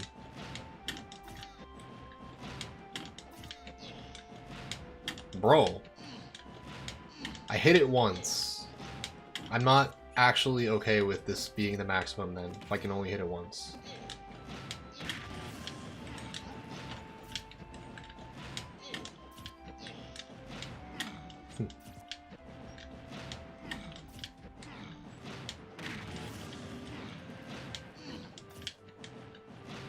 This is tough. There's like almost no visual cue here because DK is fully... He's not even off screen. He's like invisible. He goes from being in the bubble to like coming back down onto the screen and then he's double jumping immediately. So there's like no real time for a visual cue.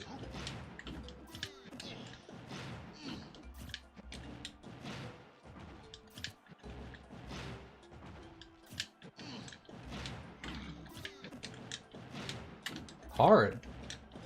I even lowered the percent one. I still can't get him.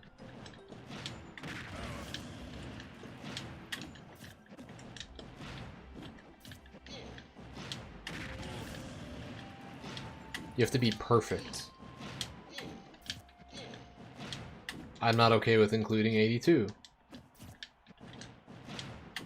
Maybe I'm just bad at this maximum right now. I think that's definitely the case.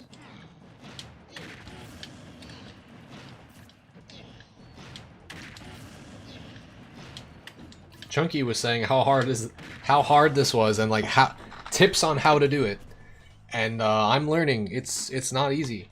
It's definitely harder than the other one.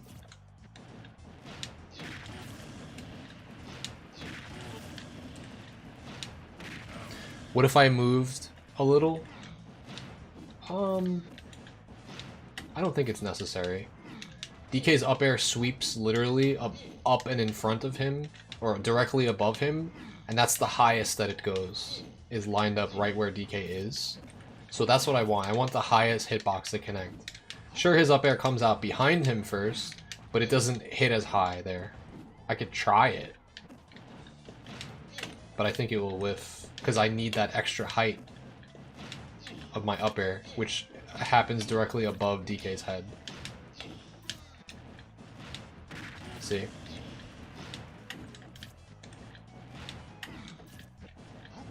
And if I move back a little bit, then the up air is going to sweep in front where it hits lower and also hits later.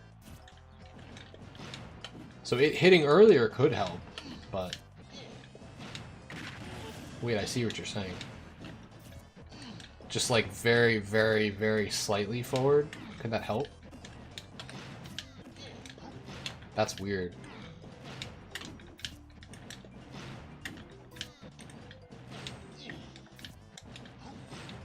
I can't do this, bro. This is so hard. The times I'm hitting it, I'm not drifting at all.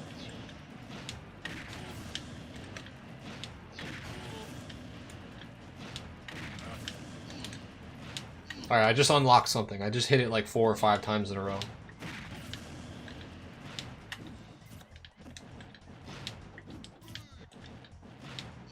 This seems like it could be close to frame perfect.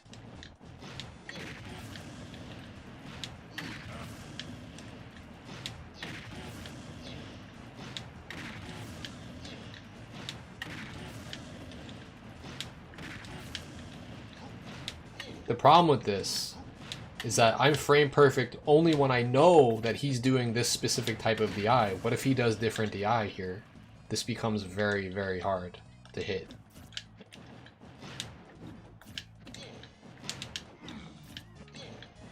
Now he's mixing up his DI.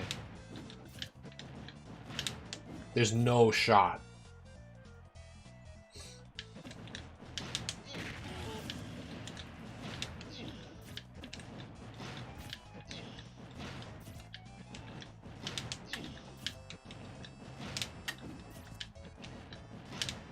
I don't know about this.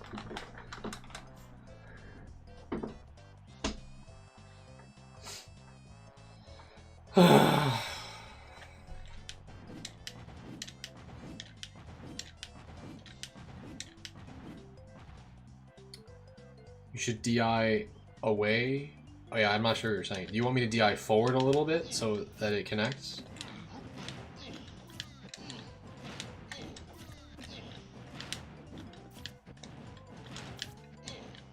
See how hard this is once they mix up their DI? Like, what the fuck am I supposed to do?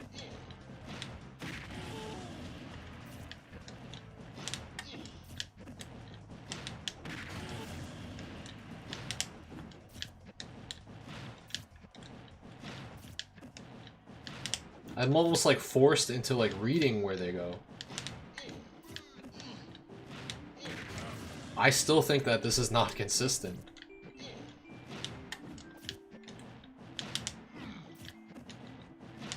And now I just proved that, sure, at maximums I can hit the DI up. My god. Because this is so hard to hit, I wouldn't test it with up jump escape. Because yeah, that's optimal, but like, if they mix up, it is so hard to hit. It's actually way harder than if they do up jump. Better just to aim for what will kill consistently and set up optimally? No, exactly. Which is why I'm now setting to the different DIs, and I'm seeing how hard it is if they mix up DI. I think I need to lower it by a lot.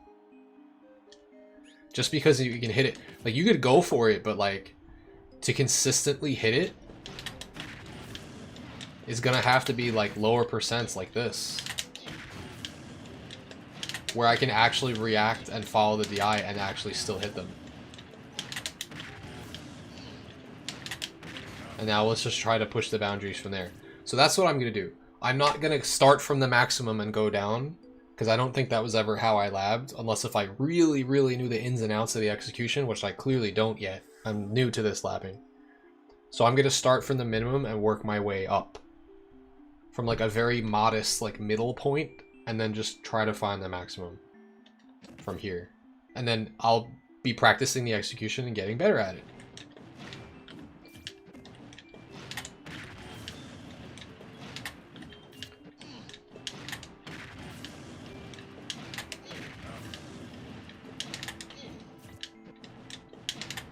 And that's the big, I'm not going to say argument, but that's the big difference between me and the DK Discord, is a lot of people in the DK Discord, they argue till they're blue in the face about, no, we need to know exactly when the windows work at all percents, no matter whether, if it's even if it's a 1% chance of connecting. No, I don't think that's important to know at all. You need to know when it's like 80 to 100% consistent. Then you can include it in the window. You could still go for it. You could still try it. You're a god if you can hit it at a percent or two off of that, or lower or higher than that. But this, we need a consistent like framework to base as a baseline. And that's always how I've done my labbing. And that's why I'm really fucking good at hitting these. Because I make sure that, like, well, if I was in a tournament, what numbers would I want?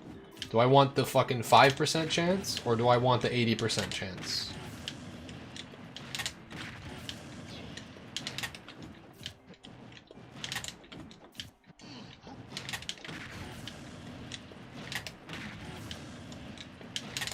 And this is the best way to test it.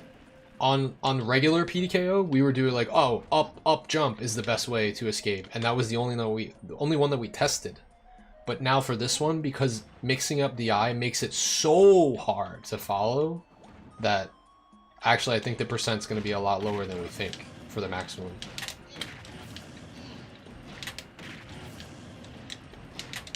This seems very consistent though. Let's try 77.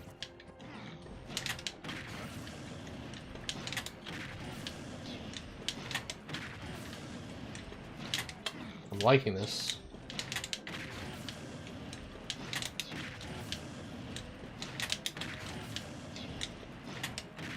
Easy. Moving on.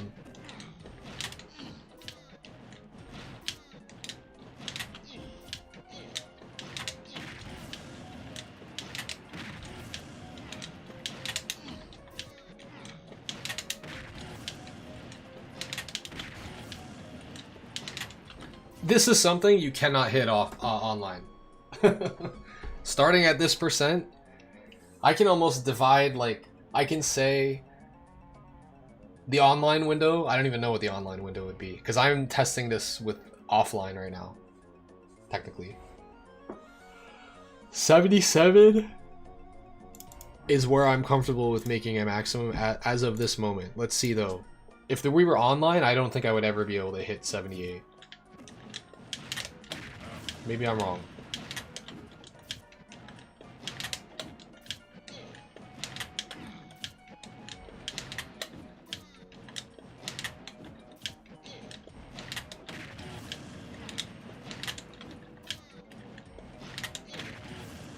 What percent did we have on monkey.gg? We did have 77, so this actually might be correct for a consistent max.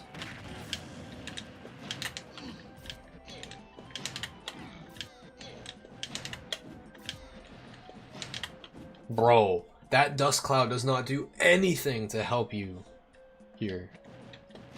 You have to immediately look at the bubble. Where are they in the bubble? And that's your only visual indicator.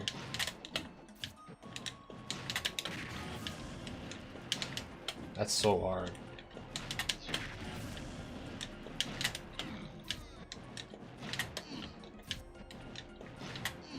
I can't hit this consistent. Am I crazy? Let me try 77 again.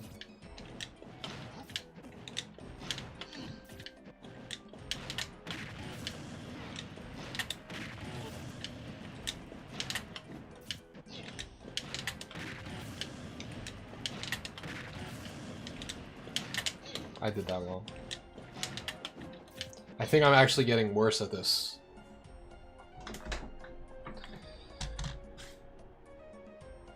Oh no, this is purely not muscle memory. This is purely reactions. This one, especially, there's no visual cue.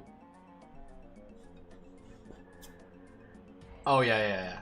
Well, what's happening here is my execution is just getting really poor. Maybe I need to eat. I need a snack or something. I'm like running out of fuel.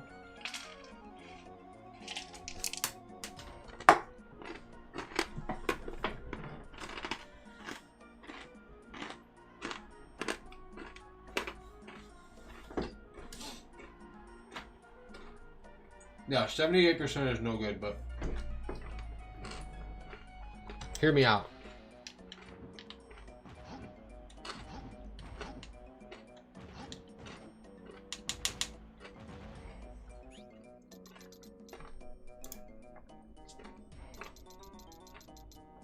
Let's put DK to his maximum. Let's do a apDKO. This is reactable. You can see where he is the whole time. You can follow the dust trail. This is incredibly easy to do online even still, because you have the full visual cue available to you. No matter which way they DI, I can see the full DI line, and thus I can follow that full DI line and hit them. This is the last consistent maximum percent that I have listed. And I keep missing that one for some reason. There we go. It's very important to follow that dust line. Now, we can't do that when we're up here.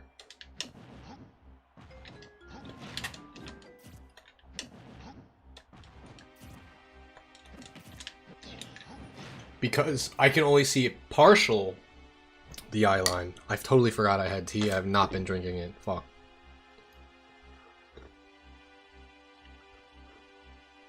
Yeah, you're missing half of the visual cue here, which is like the rest of that dust cloud, and you're missing DK's sprite. He's in the bubble, and the bubble just kind of like, he goes up and then he's just like, whoa, I'm here. Oh, I'm here. Oh, I'm here. And like, the problem is that because we don't see that full DI line, we don't get to see the full slant. We only get to see a partial slant. And from that partial, you have to know, like, you have to extrapolate, like, oh, if it's a partial slant, that means you have to go all the way over here. You have to end up all the way to the left or all the way to the right. So maybe your brain just has to, like, figure that out. Oh, a slight DI left means hard left drift. You know what I mean? It's just, it's not enough for me to react to. Maybe though. It's not, now I just explained it out loud. The slight lines mean I have to hard drift left. And the slight right line, the slight dust cloud to the right means I have to hard drift right.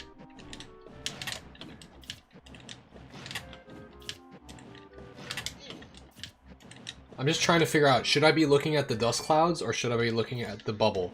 Like DK in the bubble. I haven't figured that out yet. I think it's DK in the bubble. Because that shows his position, right?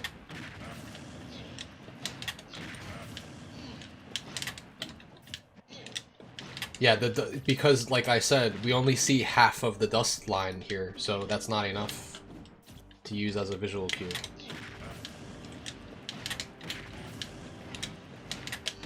Now that I'm looking at just the bubble, it's becoming easier.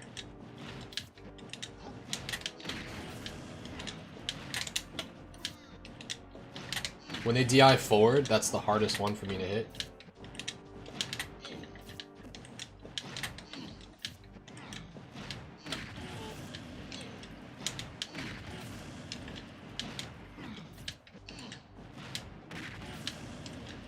Again, for this, I have Z jump set. I actually think it's easier to hold Z jump for this. Did his meta change? Oh no, whoever labbed these percents, they are not accurate enough. So I'm finding more accurate percents now. Because I've never labbed this before. I've started hitting these finally, out of instinct more. I even hit one in bracket against a Rob at Collision. On Hollow Bastion. Shoutouts to Hollow Bastion.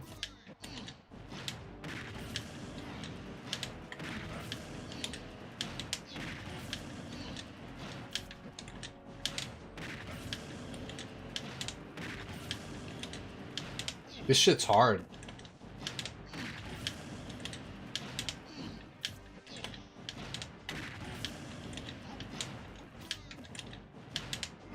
That just juked me so hard when he DI'd behind there. Like, if you're wrong, you straight up miss. It's hard. I don't know if I'm uncomfortable with putting 78 just because of how much harder it is to react or like to hit it.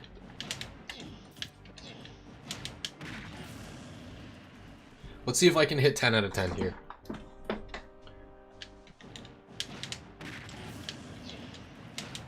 It's 2. 2 for 3. That doesn't count. 3 for 4. 4 to 5. 5 for 6. 5 for 7. 5 for 8. 6 for 9. 7 for 10. It's looking like 77 should be the max still. I can hit it at 78, but not consistently enough, I don't think.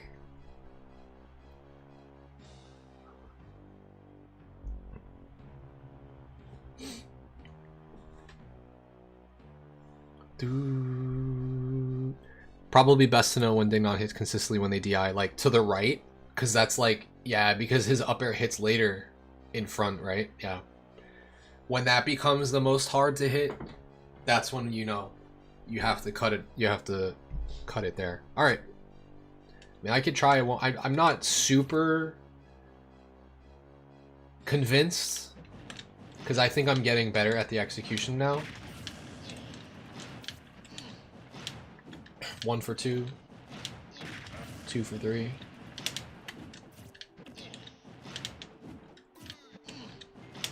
Yeah, I can't hit 78 consistently. I can hit it, but like not every time. Yeah, I can't even hit the straight up one, then yeah, we'll stick with 77. We'll move on. Okay. Where can you find the input controller mod? Well, you need an Arduino. For that, you're probably going to have to find something on YouTube because the person who sells mine is on hiatus and or doesn't make them anymore. So you probably would have to make your own. If that changes, I'll let you know. But as of right now, the website is on hiatus and they are not currently making them. Yeah.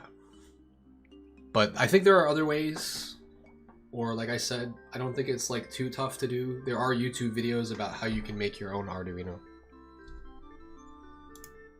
And then from there, you just look into the software that the computer uses to read the inputs. But yeah, you need a physical device. All right, let's go for a link now. We're just going in order.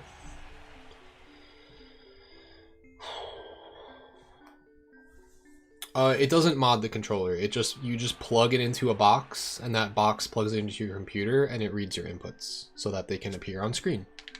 It's just an input reader. Yeah, I'm sure it exists. It's called an Arduino. Arduino.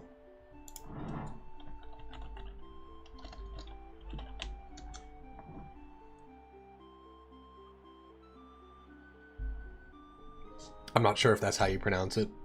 Arduino. Okay. Link. Let's see, Link.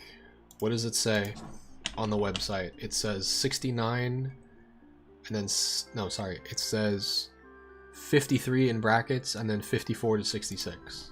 Let's test the 53 in brackets.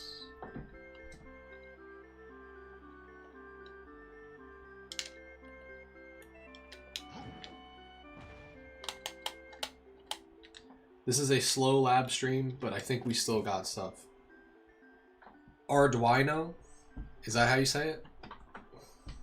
Is that what Google says? Google will pronounce?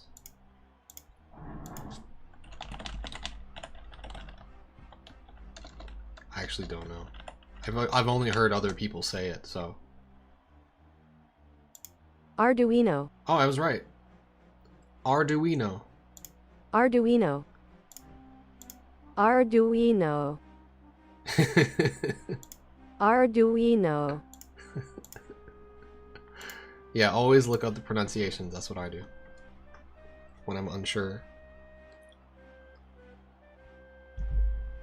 Arduino. Okay. 53 we said, right? Do I have the mash toggle set? Yes. Let's go. Arduino.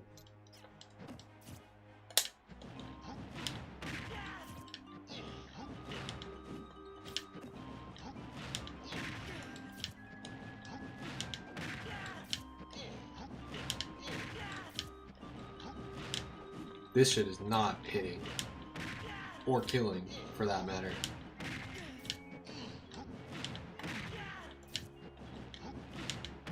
Not even a single time is that killing.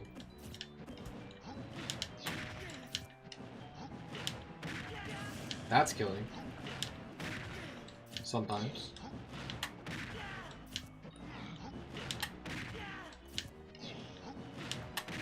It's not consistent though, you have to be perfect.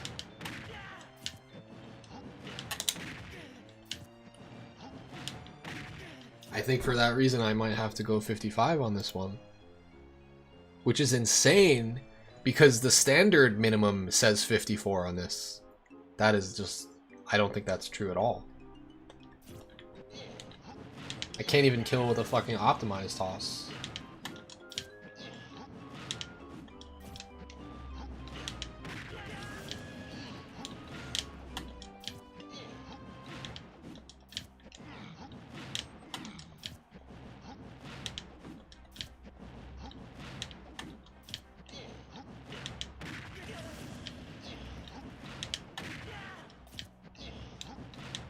Maybe I'm just bad at this. I think that's definitely the case. It's not killing.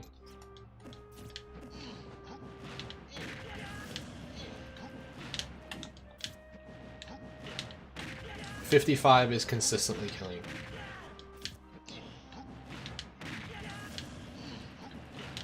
But with an optimized toss.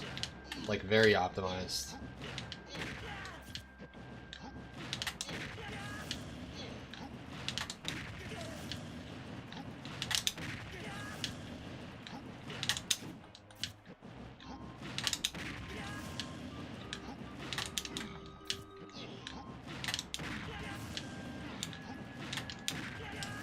Okay, I'm okay with making that as the optimal minimum.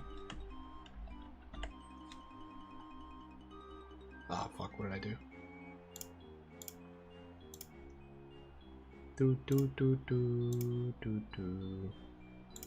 When we're putting it in brackets, I guess I'll put the spaces.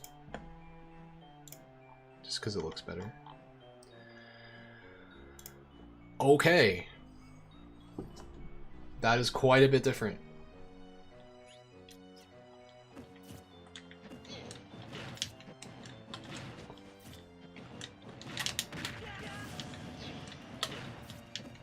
So far, optimization has only shaved off 1% on every character so far, so it's like basically not worth doing. Scaling should definitely be on, yes. If it wasn't, I would be very upset with myself. And the reason I have never checked that again is because normally you always have to check it and turn it on, unless if you have all of the stuff that I have, then it's auto set to on.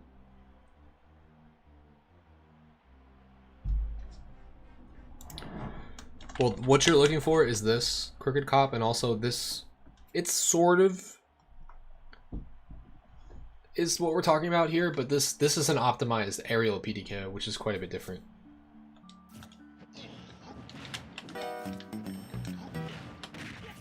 Yo, Sen coming through with a raid, party of 31. Welcome. Hope you had a good stream. I'm labbing shit that I should have labbed fucking year one, but I hate to say this, I relied on other people labbing it, and I found out that first of all I don't know how to do it because I never practice it, and also the percent ranges are all fucked up. So we're finding the real percent ranges of DK's cheese tonight, and I'm getting really good at it and optimizing like execution. Anyway, welcome everyone. Welcome to the lab stream. Isn't Send a NES player? Absolutely. He's not just a NES player, let me tell you that. He is a godlike NES player.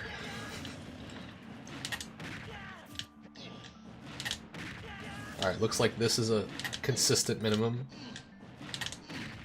for what we're looking for here. I think. It's not killing consistently, actually.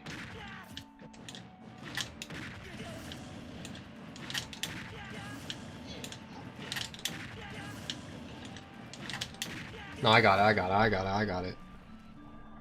Okay, 56 is good. Maximum on the website says 66. Can we beat that? Can we match that? It's all good, Jacob. Some people don't know. You are the best NES in Tijuana, Baja California. I believe you. I trust.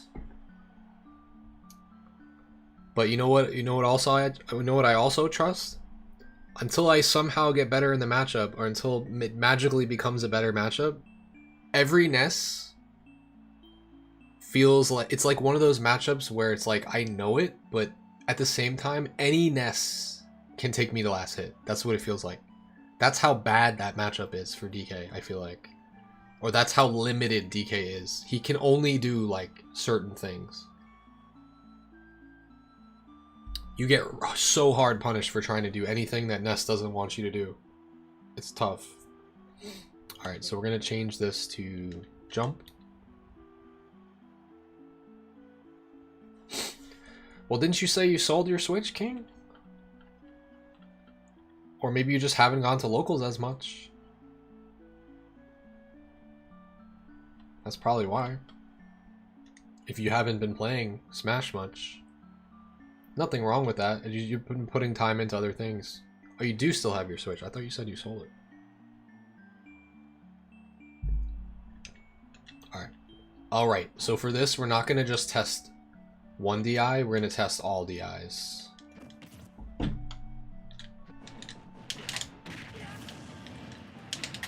Oops.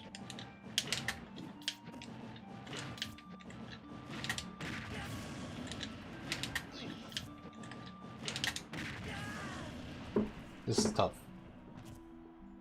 I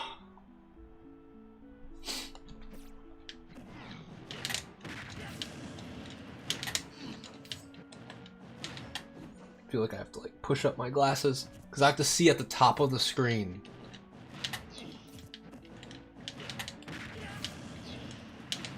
Oops.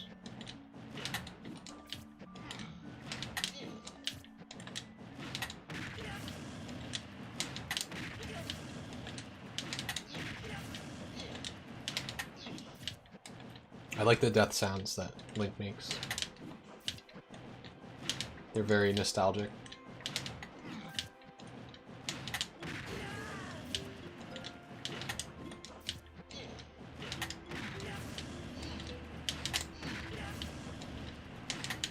Damn. That one's hard, man. The one where they drift forward.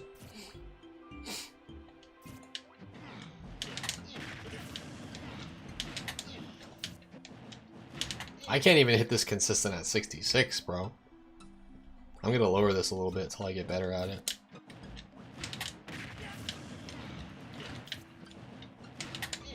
What the fuck? Oh.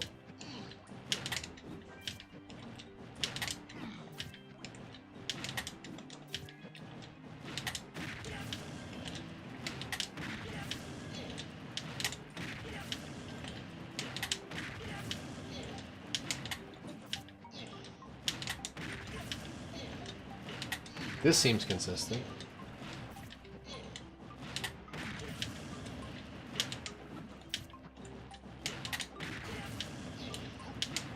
So what I'm learning is you can't wait until the last minute and then drift. You have to immediately drift with your double jump.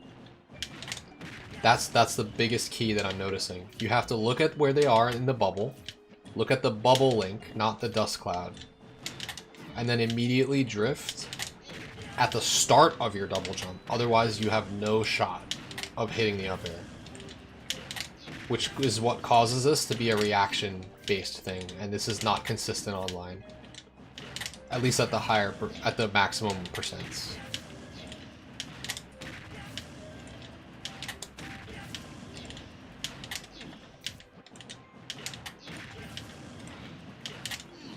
So 65 I can hit pretty consistent, and I'll say that that's a max right now until I can get 66. How can you run forward and then do a back air instantly? Slingshot. You can just do a normal RAR, which is just run, tap back, get the pivot slide, and then jump. Run, pivot slide, jump. Run, pivot slide, jump. Run, pivot slide, jump. And then if you do it faster and faster, you'll get like this kind of a motion. And then you just add the A button.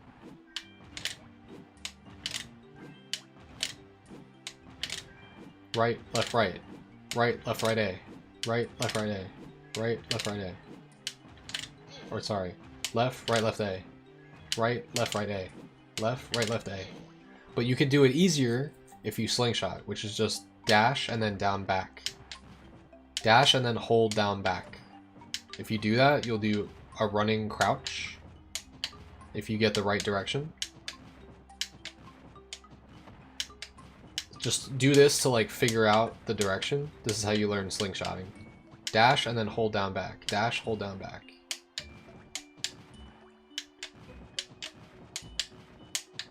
So you learn that down back angle.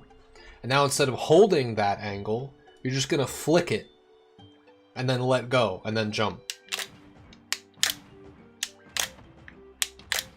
Run, flick, down, back, jump. And just make sure you don't press jump too early. You want to make sure you get the flick in there first. And this is slingshotting. This is much easier, in my opinion, once you get the muscle memory down. It's much more applicable, because you could just...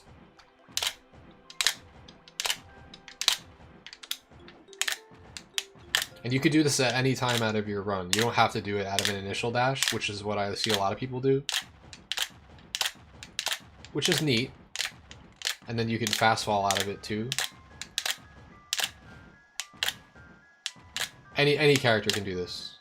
I highly recommend learning it.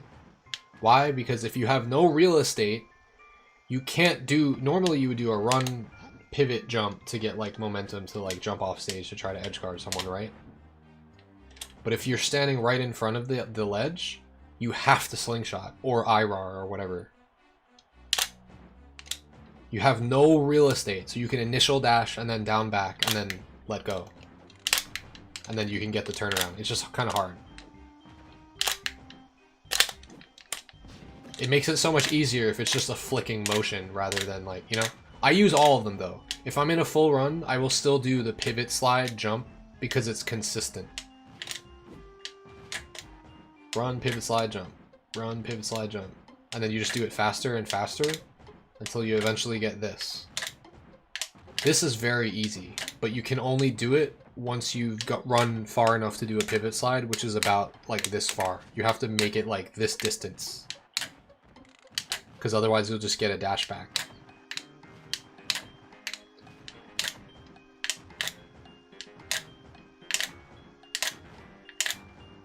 And you can do this with just initial dash and then pressing back and then jumping. And this is called an IRAR. I'm not even that good at this one. But this one lacks momentum. It like kind of stifles your momentum. You'll like jump, stop, and then drift. If you flick shot, you keep full momentum. Rather, if you slingshot. My slingshots are pretty ass right now, sorry.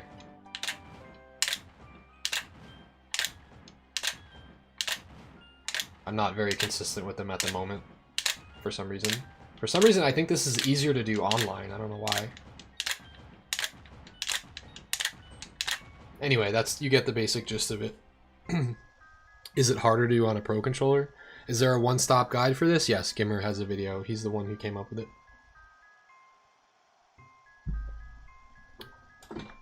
Just look up GIMR slingshot. There's flick shot, there's hold shot, which is this. It gives you this motion. And then there's full shot, which is trickier. It's a flick, and then you get the full backflip momentum. You don't just let the stick go. You like let it go in that direction, and then you immediately hold back in the direction that you want it to. So that you get the full backflip momentum. Which I don't think is that necessary. I think it's actually fine just to flick shot. In most cases. Flick shot and then just start drifting hard afterwards. It's, at least for DK, it might matter more for other characters. Hold shot is helpful if you're like trying to like wall back airs, because as you're hold shotting, it gives you an automatic fast fall. As you're holding that down and back angle, you just C-stick backwards and it gives you like fast fall back air, buffered. Good for back air walling. Or you could just let go of it and then not fast fall. Pretty useful. Alright, maximum. Back to the maximum.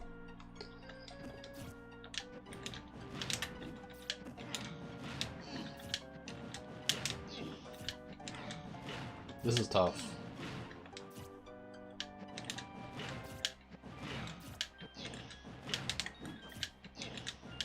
Fuck. I think I might be at my wit's end with this. I can't even get instant cargo up throw anymore. What's going on here?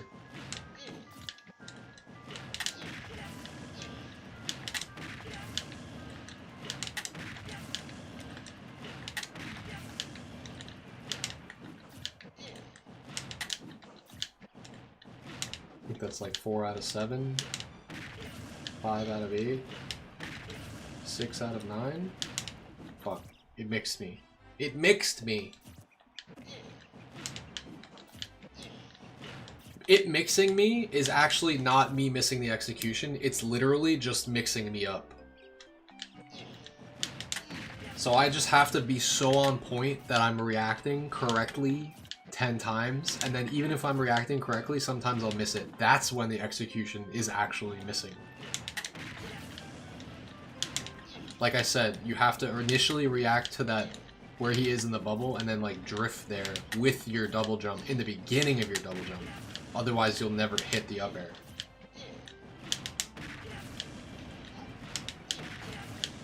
2 for 2, 3 for 3, 3 for 4, 4 for 5, 5 for 6, 6 for 7, 7 for 8, 8 for 9. That's pretty good. That's 8 out of 10. I think we can definitely say 66 is the new max. Let's push it to 67.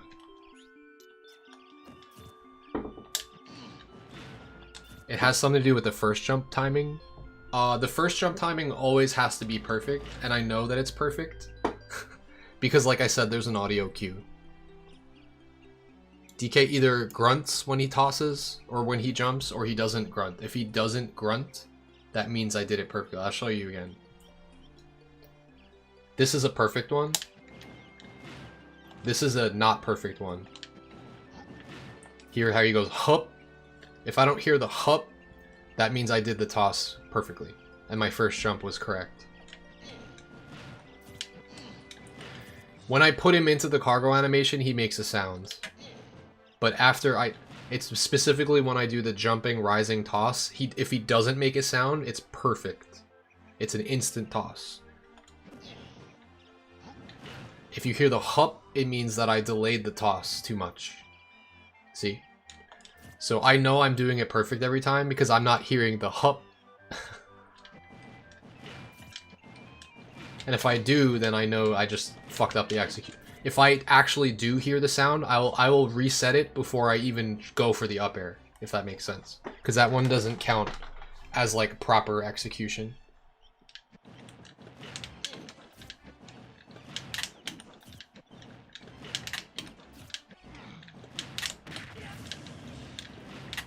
Two for 2, 2 for 3.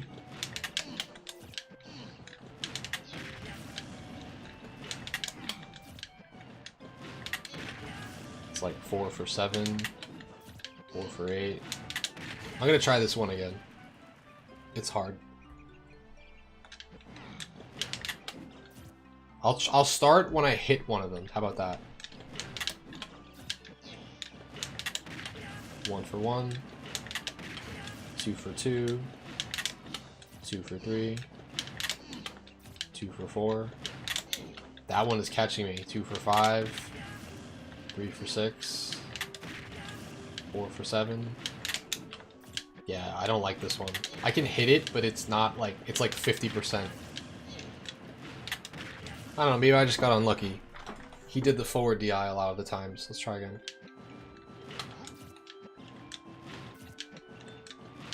There's also this as a mix-up. If you think that someone is gonna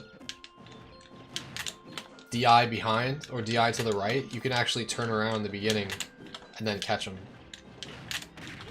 Because it's easier to catch them when they go behind you.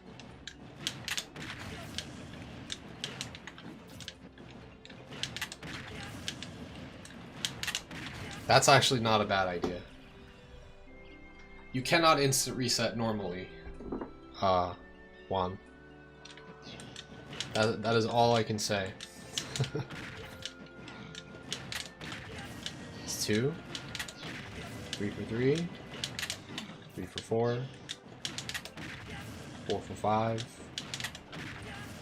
5 for 6, 6 for 7.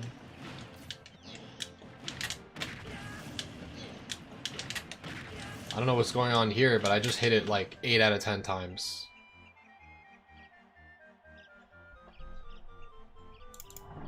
Am I just getting better at this? Let's try 68.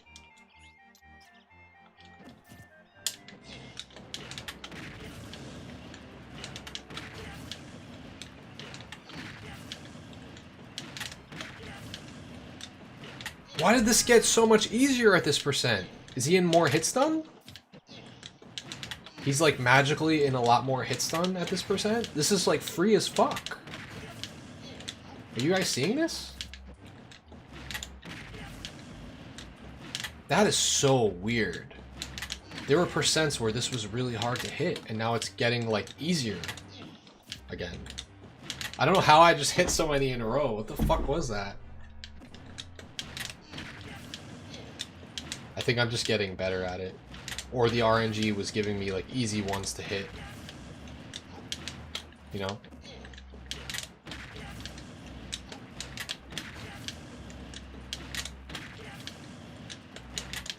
It's 4.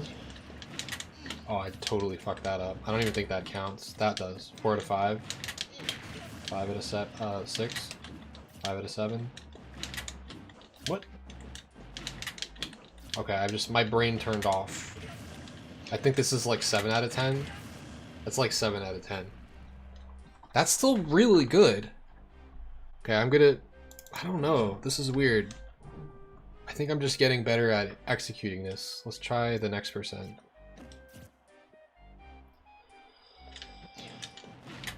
Yeah, my brain just knows how to do this now.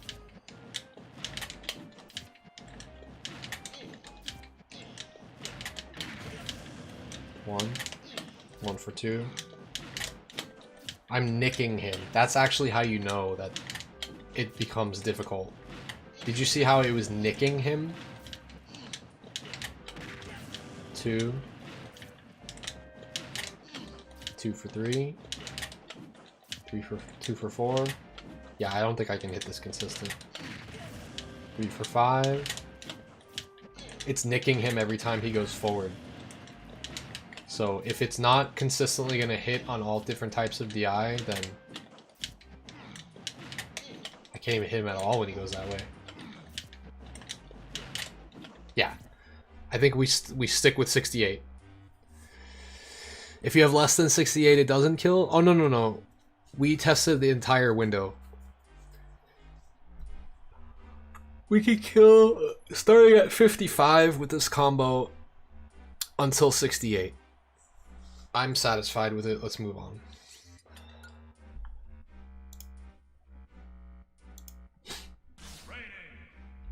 This is what labbing looks like.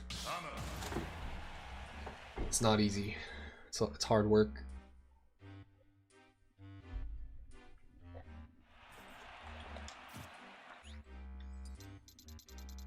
Okay. On Samos, we have what looks like 53 and then 54 to 66. As we've seen, these percents are wildly all over the place, so I don't know what it's going to be. Let's test 53. You're enjoying this? I'm glad. But when I'm doing labbing like this, I can actually do a lot more like talking with you guys. I normally can't. I normally can't really do much talking at all. Someone asked me before what kind of tea I'm drinking. It's chamomile tea. Can anyone guess what my shirt is from?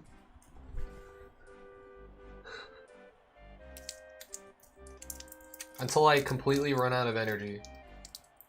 Because I have not made any progress with the labbing tonight that I was in my stream title, so I'm on the 4th character. Stop testing and play? I mean, no. Respectfully. It is Supernatural. You got it. Yeah. I was obsessed with that show for a while. I definitely binged that show.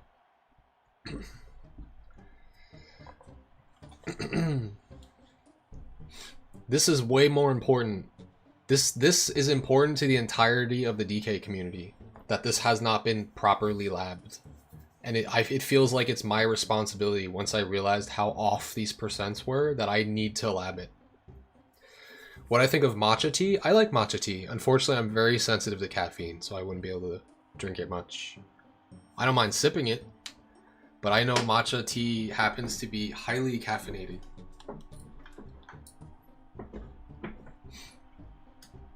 I like matcha flavored stuff. You seen me get beat by Sheik?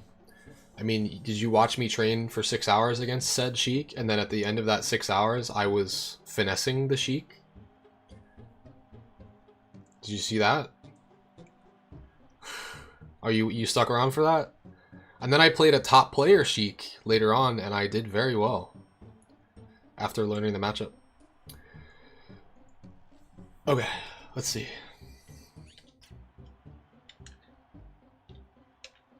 Left. Just me getting better at this and learning it lets me teach it to others. And it's not going to benefit just me. It's not going to benefit just my students and my coaching, and my teaching ability, or my execution. This data that I'm gathering, it's going to help all DK players, because again, we have a spreadsheet that I'm putting together right now. Or that there was already a baseline for this spreadsheet, but I am editing it and updating it for my purposes.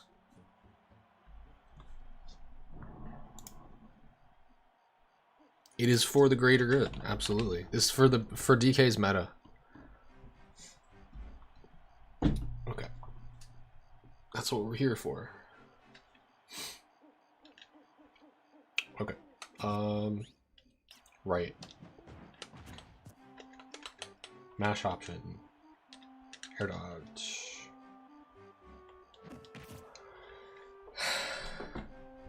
Grab punch, grab punch. I mean, yeah. Alright, so let's try this. So she's gonna DI that way. She's gonna air dodge, right?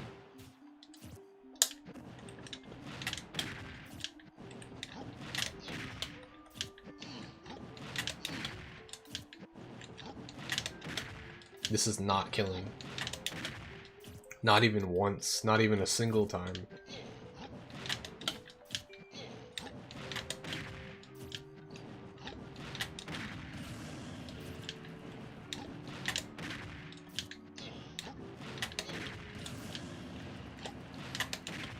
This is hard to get consistently. It can kill, but not every time.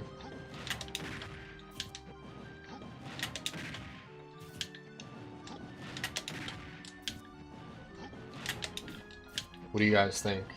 I think we move on to 55.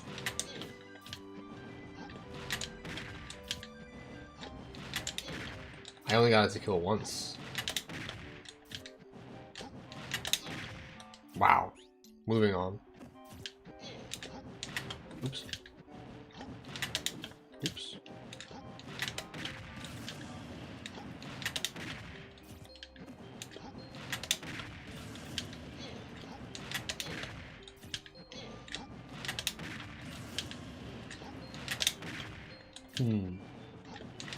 This is iffy. It's only like 50% of the time. I think I'm just waiting too long on the up air at the end, yeah.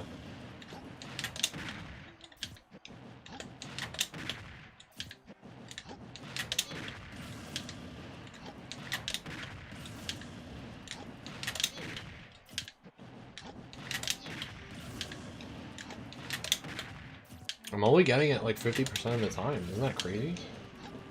I think I might have to bump it up again. We had 53 before on this. That's crazy.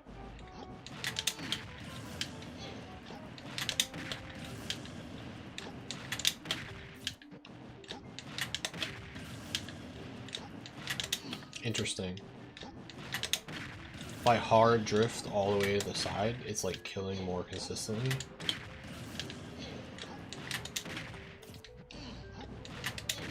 Not every time. This is weird. I feel like I'm not happy with that.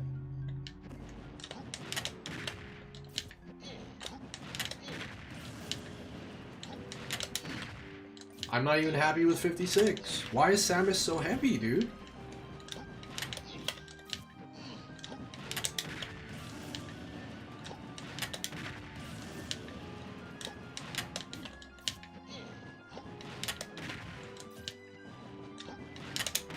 This is tough. This combo sucks, man.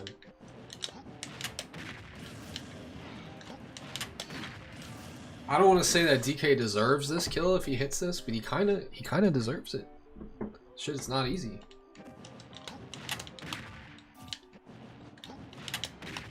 What if she down Bs? I can test it. I think down B is a good hurt box shift, but I don't think it's as fast as we think it is.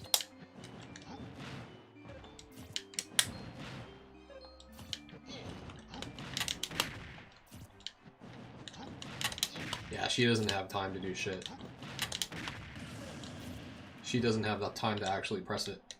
Her jump actually, low-key, might be a better escape, because look what happens when she jumps. She does turn into a ball, sort of. But at minimums, yeah, jump is never the answer to escape. It never is. It's always air dodge.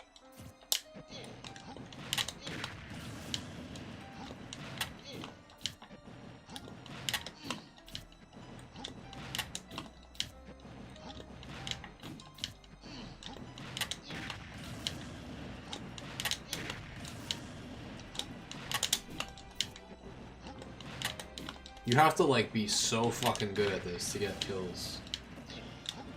This is 3% higher than I thought. Let's try 55 again.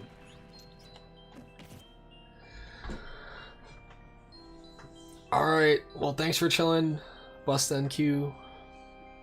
Have a good one.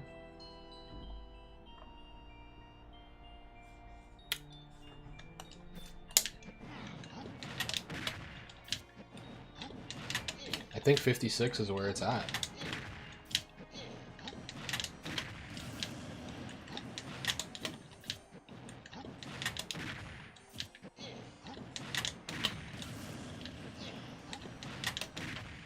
I cannot get 55 consistently. I can get it sometimes.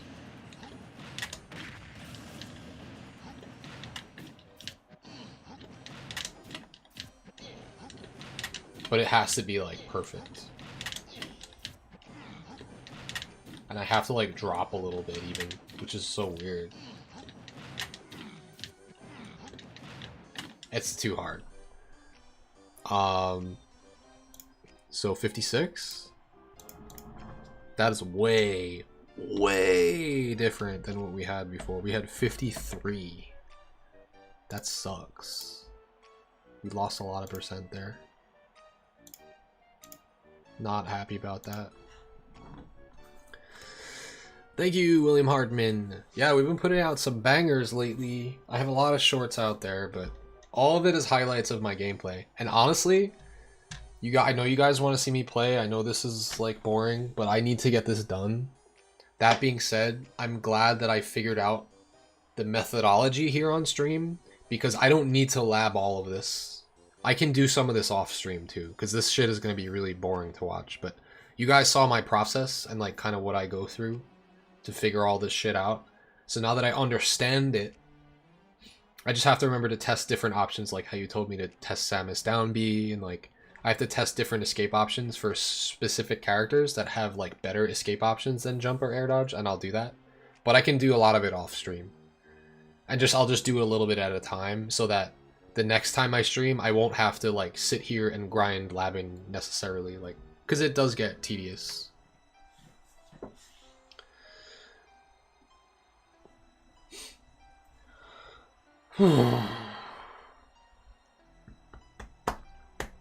But now I'm all passionate about labbing, so I will do this off stream. I just need to manage my energy. Like, I'll do some of this tomorrow, you know. It'll take me a little bit. It might take me a week or two to get all these percents down. When I did the apDKO percents, like, if you guys look at this spreadsheet and then look at the columns that I labbed, look at that spreadsheet, and then scroll to the right and look at DKwill's ranges. All of that shit. Again, we have multiple players labbed shit. Some of them are incomplete. I use Proctavia's ranges as, like, a baseline, but they weren't complete for, like, the new characters. I labbed all the characters in the game. I think it took me, like, 2 weeks, and I was, like, labbing it, like, 2 or 3 hours a day, because I was trying not to, like, burn out doing it. And we also have some, like, notes. Like, starting at 87, Charizard can mash down B to escape. If they don't mash down B, apDKO is true until 91. Like, I have, like, really specific shit in here. This is for the regular apDKO, the one that you see all the time, where DK jumps from the ground, lands on the platform, throws them up. Ivysaur If Ivysaur mashes down B, you cannot optimize. Let's see what else. Little Mac. When optimizing, execution must be perfectly fast, otherwise Mac can double jump escape. See, like, that shit is really specific. Same thing against Lucario. Not true on Luigi if they mash down B. PDKO true if they DI left or right, or if cargo up throw staled once. So that shit is, I'll keep some of this stuff in mind, like Luigi mashing down B, you know, Pokemon Trainer mashing switch, Game & Watch mashing up B. But that, for every character in the game, that list took me like 2 weeks. I was labbing like 2 to 4 hours a day.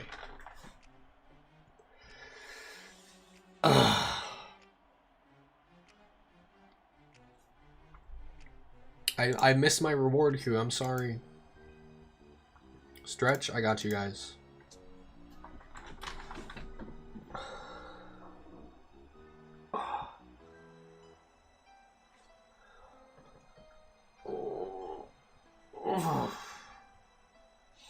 Well, I appreciate those of you who are hanging out watching it. I know it's less exciting than what I usually do, which is usually like high octane, like fucking straight matches, no breaks. And I'm definitely down to get back to that grind. But imagine I have all of this shit under my belt first. Imagine I'm just a master at aerial platform DKO after this on every character, on top of being good with normal PDKO. I'm gonna start cheesing people mad fucking early on their stocks, dude. It's gonna be like, I'm not even gonna look at their normal PDKO percent because I actually will internalize that in my head, and I'm just gonna look at what is their aerial platform ding dong percent, and I'm gonna look for cheesy grabs on the platform and get kills because my I'll be confident in my execution.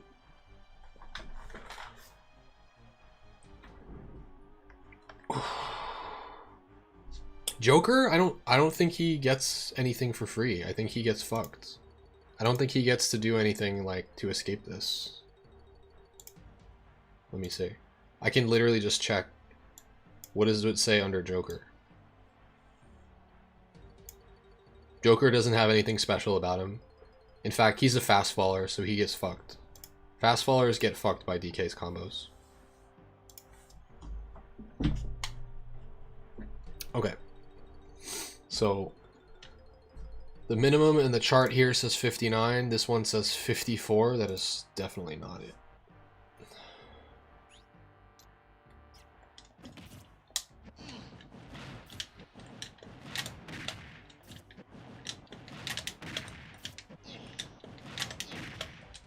Let's try 57.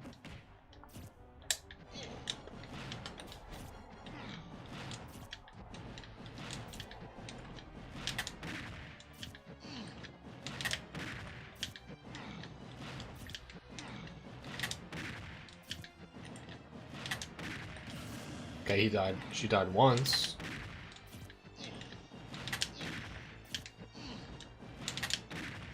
Looking like it might be 58.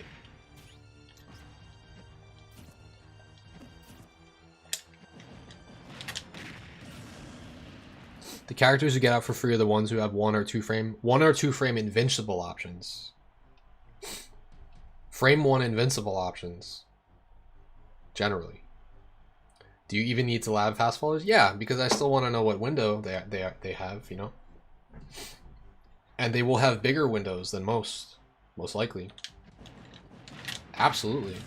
The whole point of labbing this is that this kills earlier than killing from a grab on the ground. Obviously, because I'm grabbing them on the platform and then I'm tossing them in the sky. The normal percent on Samus is fucking... Oh, I'm looking at the wrong percents. I'm shook. I am shook. I was looking at the link percents. No wonder they seemed so off.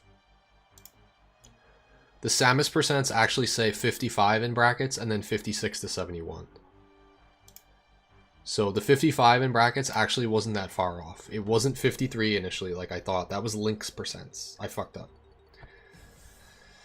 When do I play people usually? I generally have been doing sub battles like once every 3 or 4 streams, I feel like. Something like that. So okay, now that I have the correct percents on monkey.gg, the bracket 55 here is not that far off. We have bracket 56, and now this says 56 to 71. 56 is definitely not killing. This one will.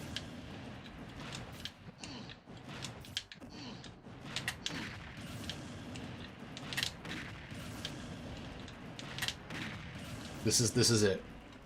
This is it. So 58 is our minimum. And now for the hard one. This one says 71 max, so let's shoot for the fences and go 71.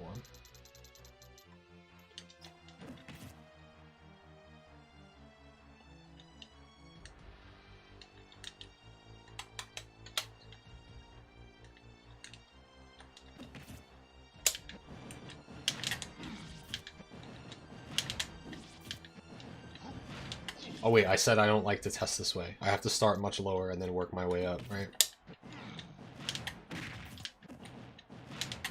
Because I need to get a hang of the execution first. Okay, 66 is easy. It assumes PS2 platforms, yeah, that's the baseline. From there, you'd be like, oh, but what about another stage? And that's fine. You can just literally put a different stage in there and it'll calculate it, I think. Will it? Oh, the percent doesn't change. I might have to talk to Seth about this. I don't know if actually he will be able to. The percent only changes for the apDKO percent. Just go look me up on Wikipedia, Dale. I am known as a lab monster. Moreover than almost anything else. You guys just haven't... I've taken a break from labbing for a while, actually. But I'm passionate about it again. I'm sucked in. That's good for the DK community. I need to get everything. I need to get all of the data.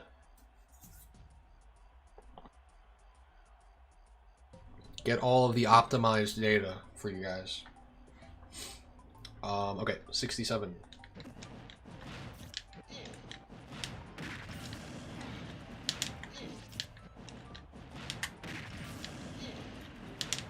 Holy shit, she drifts a lot. You guys seeing that?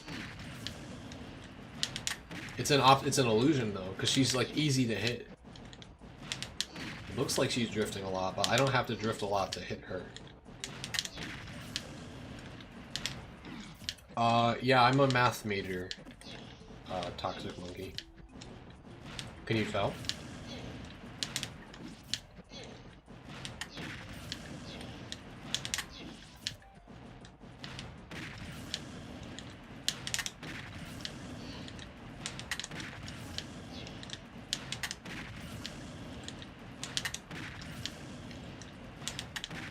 Okay, we're hitting 67 consistently.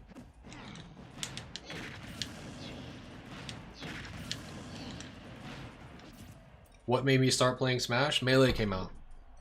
And I got obsessed. Just like many people when the game first came out. I wasn't even playing it with friends. I just played like the fucking... what's it called?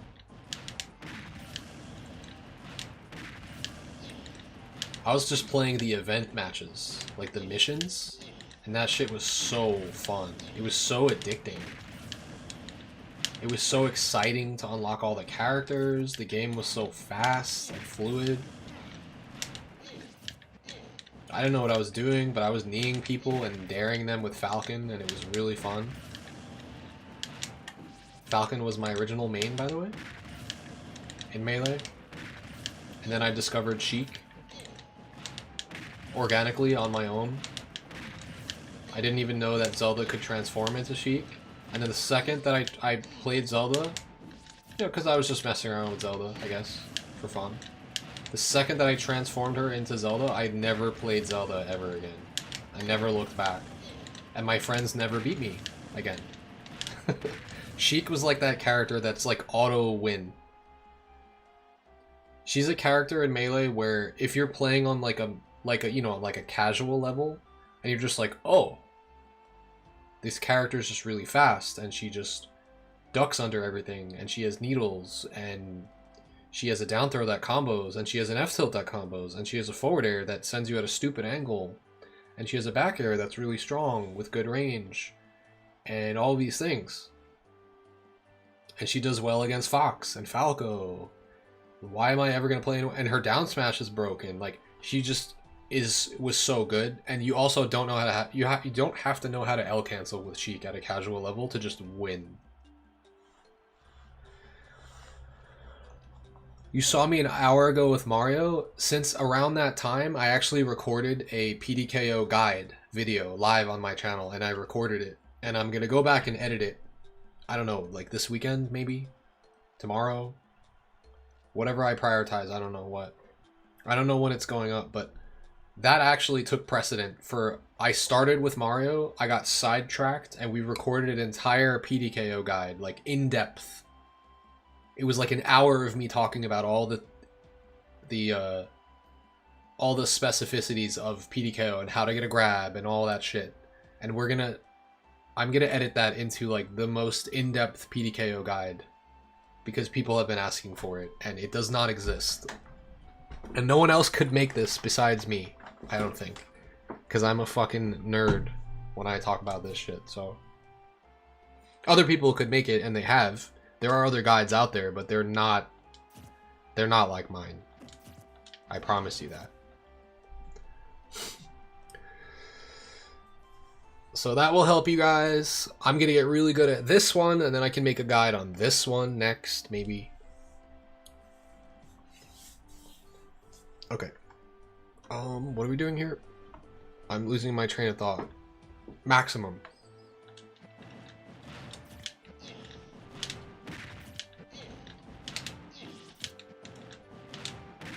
Two for 3.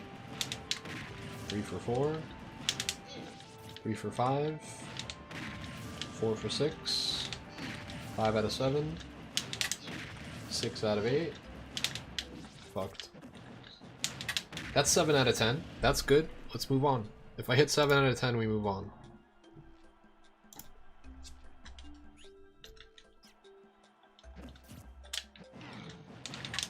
One. That sucked. 1 for 2. 2 for 3. 3 for 4. I fucked that up. 3 for 5. 4 for 6. Fuck that up. Alright, I'm getting mixed. Yeah, I'm also not gatekeeping. I'm giving, like, you know, your character has counterplay to this, by the way. Because, like, I'm gonna include in the description the spreadsheet, so I could gatekeep it and be like, well, you know, I'm not gonna tell you how to escape if you play Game & Watch, because you just deserve to fucking die when you get grabbed if you play Game & Watch, because it's true. But if you look in my PDKO spreadsheet, you'll see, if you scroll down to Game & Watch, there's a little note there that says, oh, if Game & Watch holds up and mashes up B, it's not true. Unless if you stale the cargo up throw once. Or if he DIs incorrectly. Who is my second choice in competition? Probably Cloud. Even though I don't play him that much. And my Bowser is always really good. What kind of a question is that?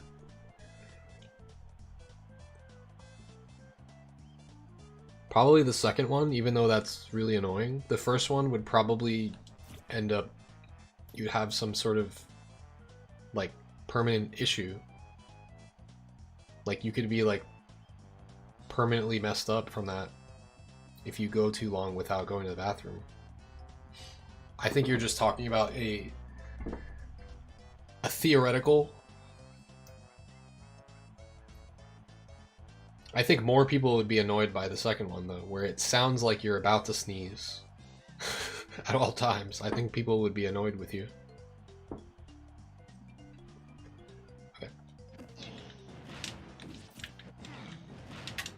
1. 1 for 2. 2 for 3. 3 for 4. 3 for 5. 4 for 6. The back one is fucking juking me. 5 for 7. 5 for 8. I'm only hitting like 5. I think I hit like 6. All right, let's focus here. I think I can hit more.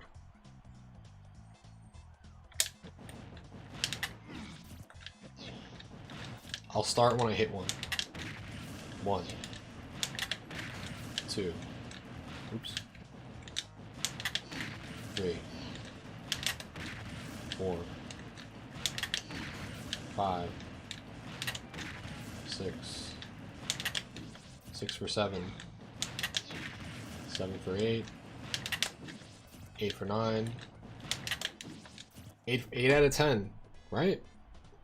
We'll move on. This is how you have to lab. You can't just shoot straight to the maximum. You have to like work your way up. Learn the execution for that character. 1, 2, 2 for 3, 3 to 4, 3 to 5, 4 to 6, 5 to 7, 6 for 8. Oops. That was still 7 out of 10. I can keep going. 1, 2, 3, 3 for 4, 4 for 5, 4 for 6. I think I missed 2, missed 3. Oops, that doesn't count. I just fucked up. I think I hit like 6 out of 10 this time. I'm gonna try this one again. This is where our maximum was listed on monkey.gg, so let's see how accurate it is.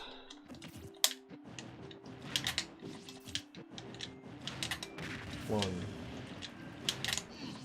for 2.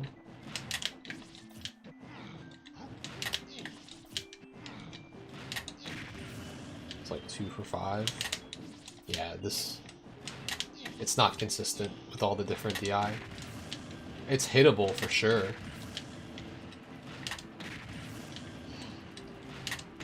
Especially if they don't DI. But the second that they start mixing up, it becomes a lot harder.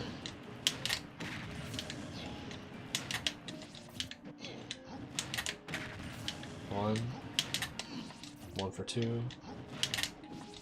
1 for 3. Oh, I'm just late. 2 for 5. Yeah, I think we're gonna end at 70 on this one. Again, I might just be fucking up because it's late. So we went from bracket 55, 56 to 71, to bracket 56, 58 to 70. See, we're getting more consistent windows here, guys. That's the whole point of this.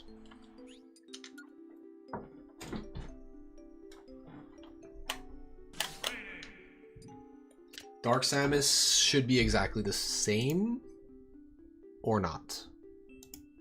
I have to check my other PDKO list to see what was different about Dark Samus. It actually might be easier to hit her because her double jump is worse than Samus's, if I remember correctly. Dark Samus's windows for PDKO are bracket 72, 75 to 86.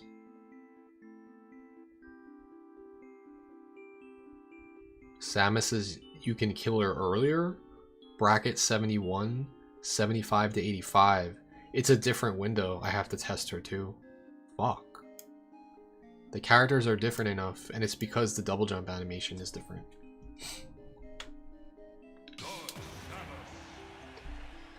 Why did Kirby dive off the stage? What do you mean?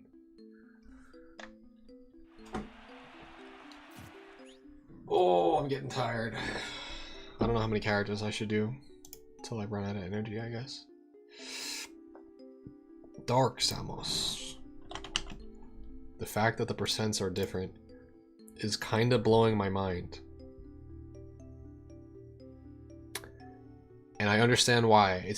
It's because the double jump animation or the air dodge animation is different, and the double jump animation is different for both of them. So here we have 77 in brackets and then 78 to 79. What the fuck? These are tiny windows. This might not even be worth doing against her. You know what though? We're gonna make it a better window. Oh, I looked at the wrong thing. I was looking at aerial DKO. Damn, I'm tired. Okay, it's bracket 55 and then bracket 50 and then bracket 55 and then 56 to 71. Kirby dived off in a weird animation and you couldn't input? What? What move did you use? You must have gone into a helpless animation. What does that besides his up B? Side B maybe? No, it doesn't do that.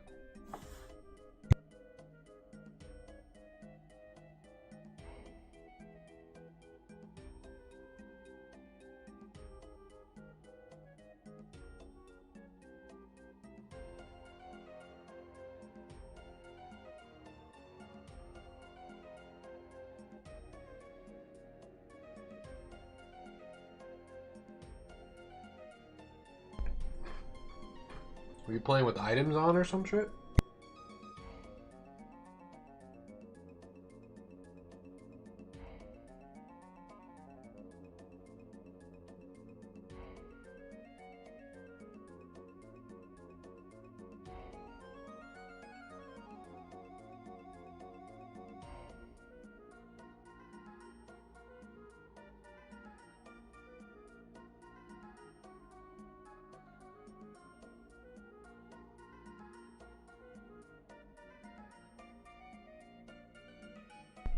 I don't know what to tell you.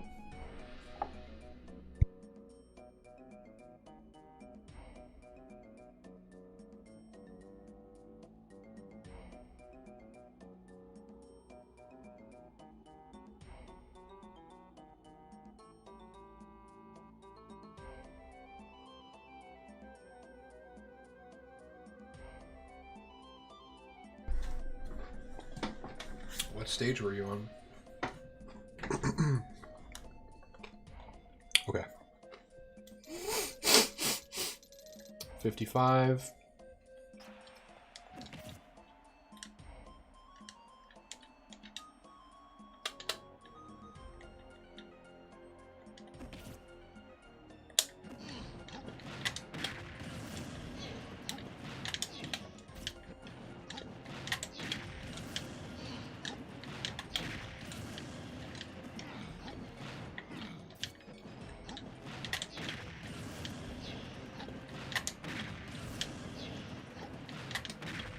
She's actually dying consistently here.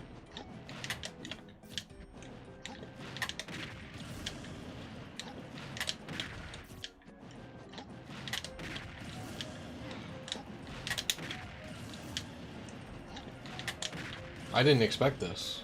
Can I kill earlier?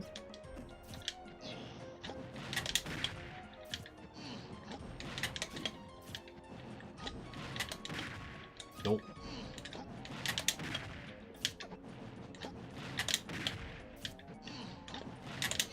I think I like 55. Oh, I got one. That's good though.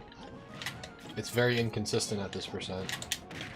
So I like 55 as the optimal min. I'm digging it.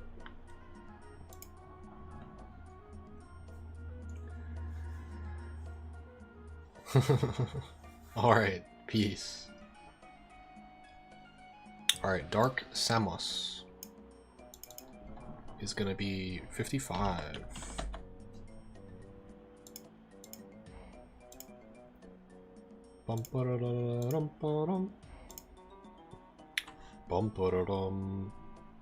Okay, here we have 56 to 71. Let's see it.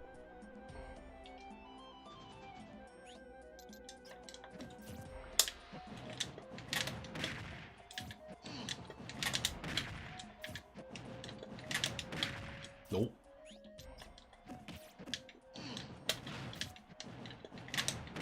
At least minimums are easy, right?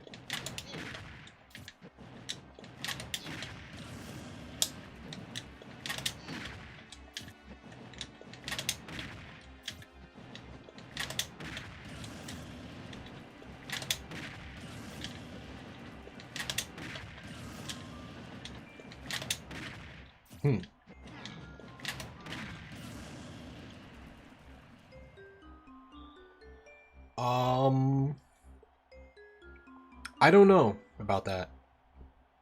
I think it might actually just be maybe the characters he's playing is really susceptible to them, or I'm not gonna say I don't have knowledge or a history of knowledge, or I don't know if MKLeo like has good SDI or not.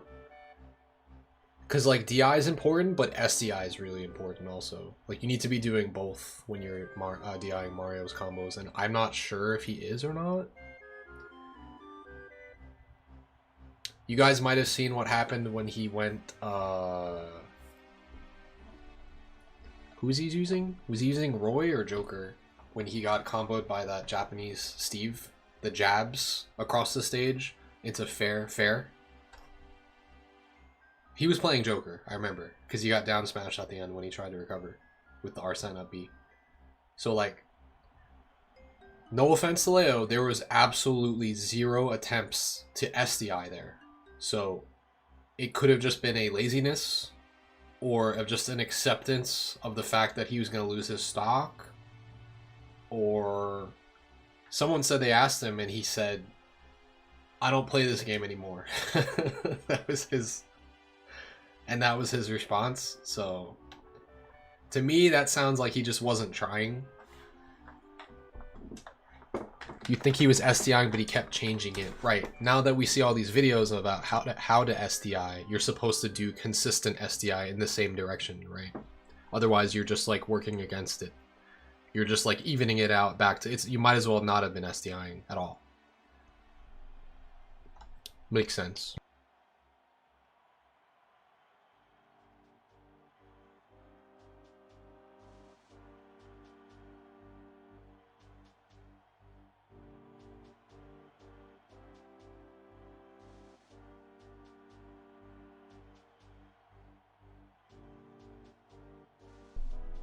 To be fair, I know how to SDI Mario shit, and I'll still get hit by the fucking spike combos. Because Mario can be like, oh, well, you're SDIing, so I'm just going to change the combo route I'm going for. And now your SDI is working for my current combo route. So you have to, like, know how to... You actually have to switch your SDI. Or something, like, you know? Same thing versus Bayosh. You can, like, read/react to, to your SDI. And then fuck you for it.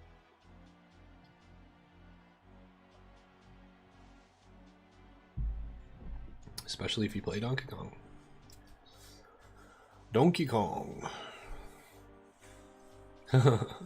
Right?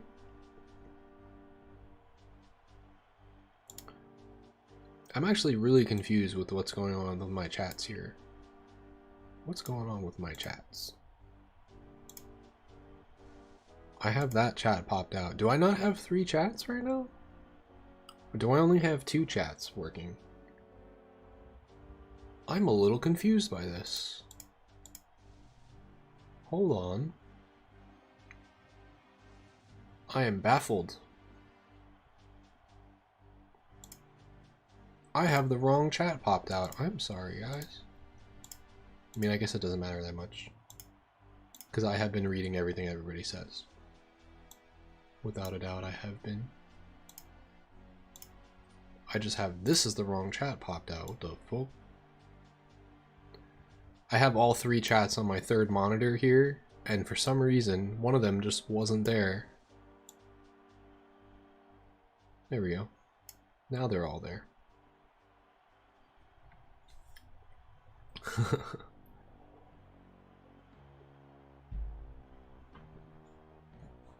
What the heck? Okay. What are we testing here? Minimums.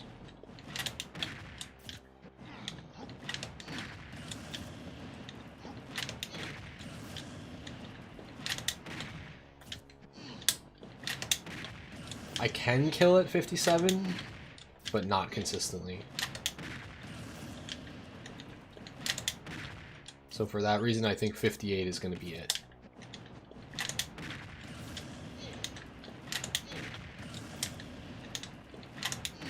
Yup. Yup.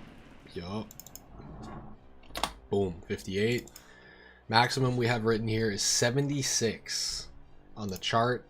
71 on monkey.gg. So let's try 71, I guess.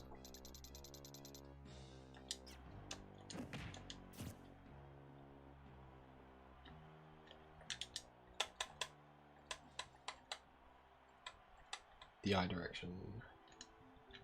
All three directions. It's one for 2. Oh, this is bad.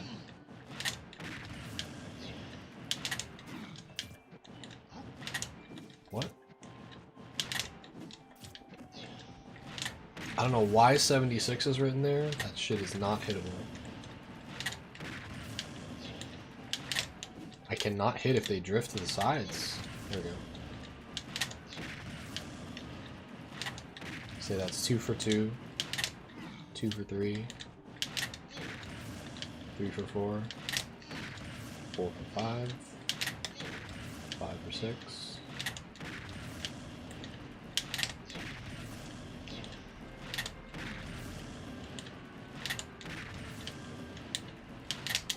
Okay, I think we can move to the next percentile there.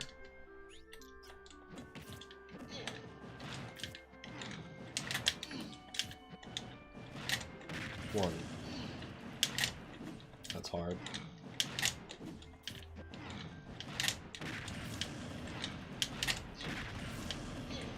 It's like 3 for 6. 4 for 7. 4 for 8. 5 for 9. Alright, I'm willing to test this one again because I hit 6 out of 10 on this. Oops. I'm just getting juked. I think I'm getting really tired. This might be my last character, guys. It's 2. 3. 3 for 4. 4 for 5. 4 for 6. 5 for 7. 5 for 8. Oh, yeah, I actually think I can hit this, but my reaction time is gone. I want to give this a really good try one last time. Oh man, this is it. I'm out of energy. This is more draining than playing, man.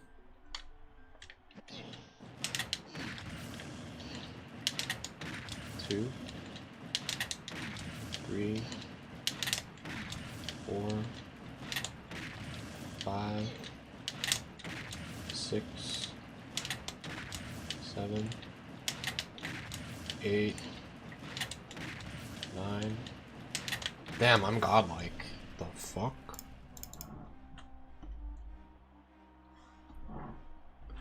Alright, moving on to the next percent. I just went from hitting 6 out of 10 to hitting 10 out of 10 for the first time on any character.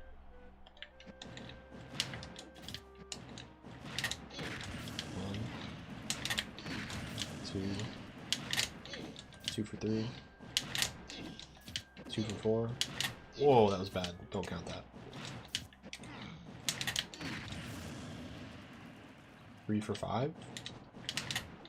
That was bad. Don't count that. 4 for 6. 5 for 7.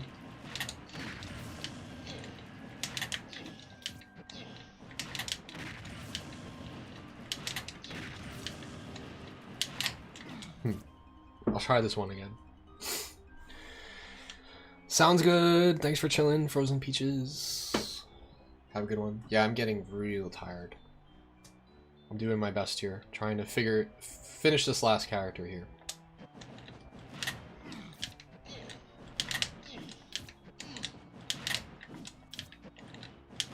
I can't seem to hit the side drifts consistently. 1 for 2, 1 for 3, 2 for 4, 3 out of 5, 3 out of 6. Oh, that was bad. Don't count that. 3 out of 7, 4 out of 8, 5 out of 9. Yeah, I can't hit that one at all. What's up with that?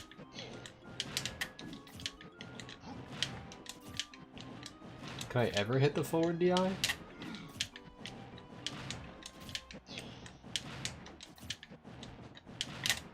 I can, but it's hard.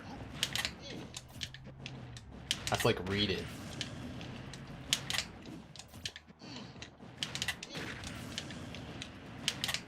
Yeah, I think we're gonna cut that off there for that reason. 72. Someone had 76 written here. Is that even hittable? I just want to try it.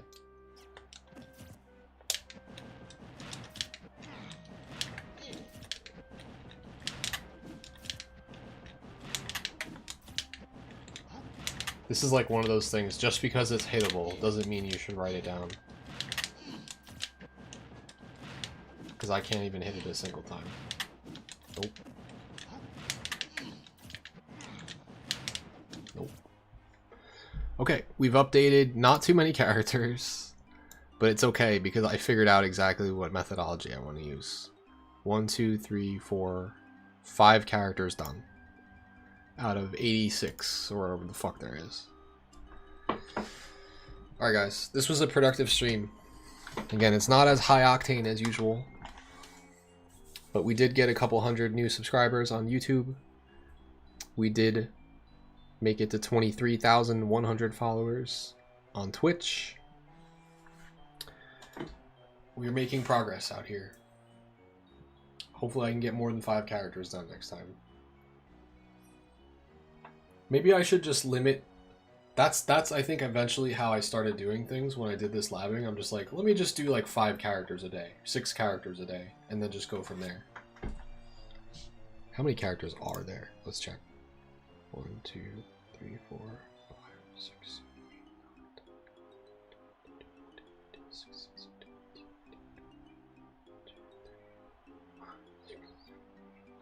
30 with K-roll. 31, 2, 3, 4, 5, 6, 7, 8, 9, 40. 1, 2, 3, 4, 5, 6, 7, 8, 9, 51, 6 with Squirtle.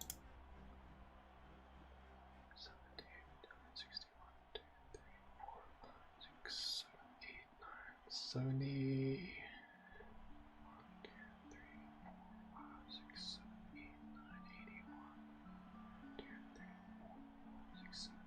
87 different ranges, because you have Shulk that has 5 different ranges in one character.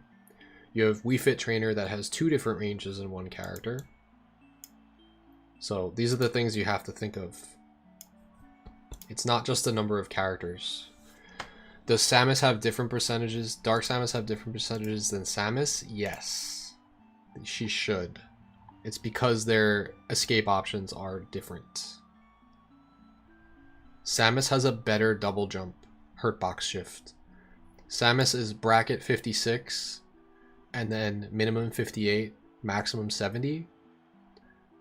Dark Samus is bracket 55 and then 58 to 72. Yeah. It seems about right. It's dumb because look at her double jump. Well, maybe not from there. Look at her double jump. She's still like standing up when she does it. When Samus goes into the double jump, she literally like almost becomes a morph ball. Like she does a somersault and she becomes a lot smaller. She has a much better hurtbox shift. And I think also Dark Samus may also have a worse air dodge mash. Like a worse like hurtbox shift on the air dodge. It's like not as good. Yep. And that's it.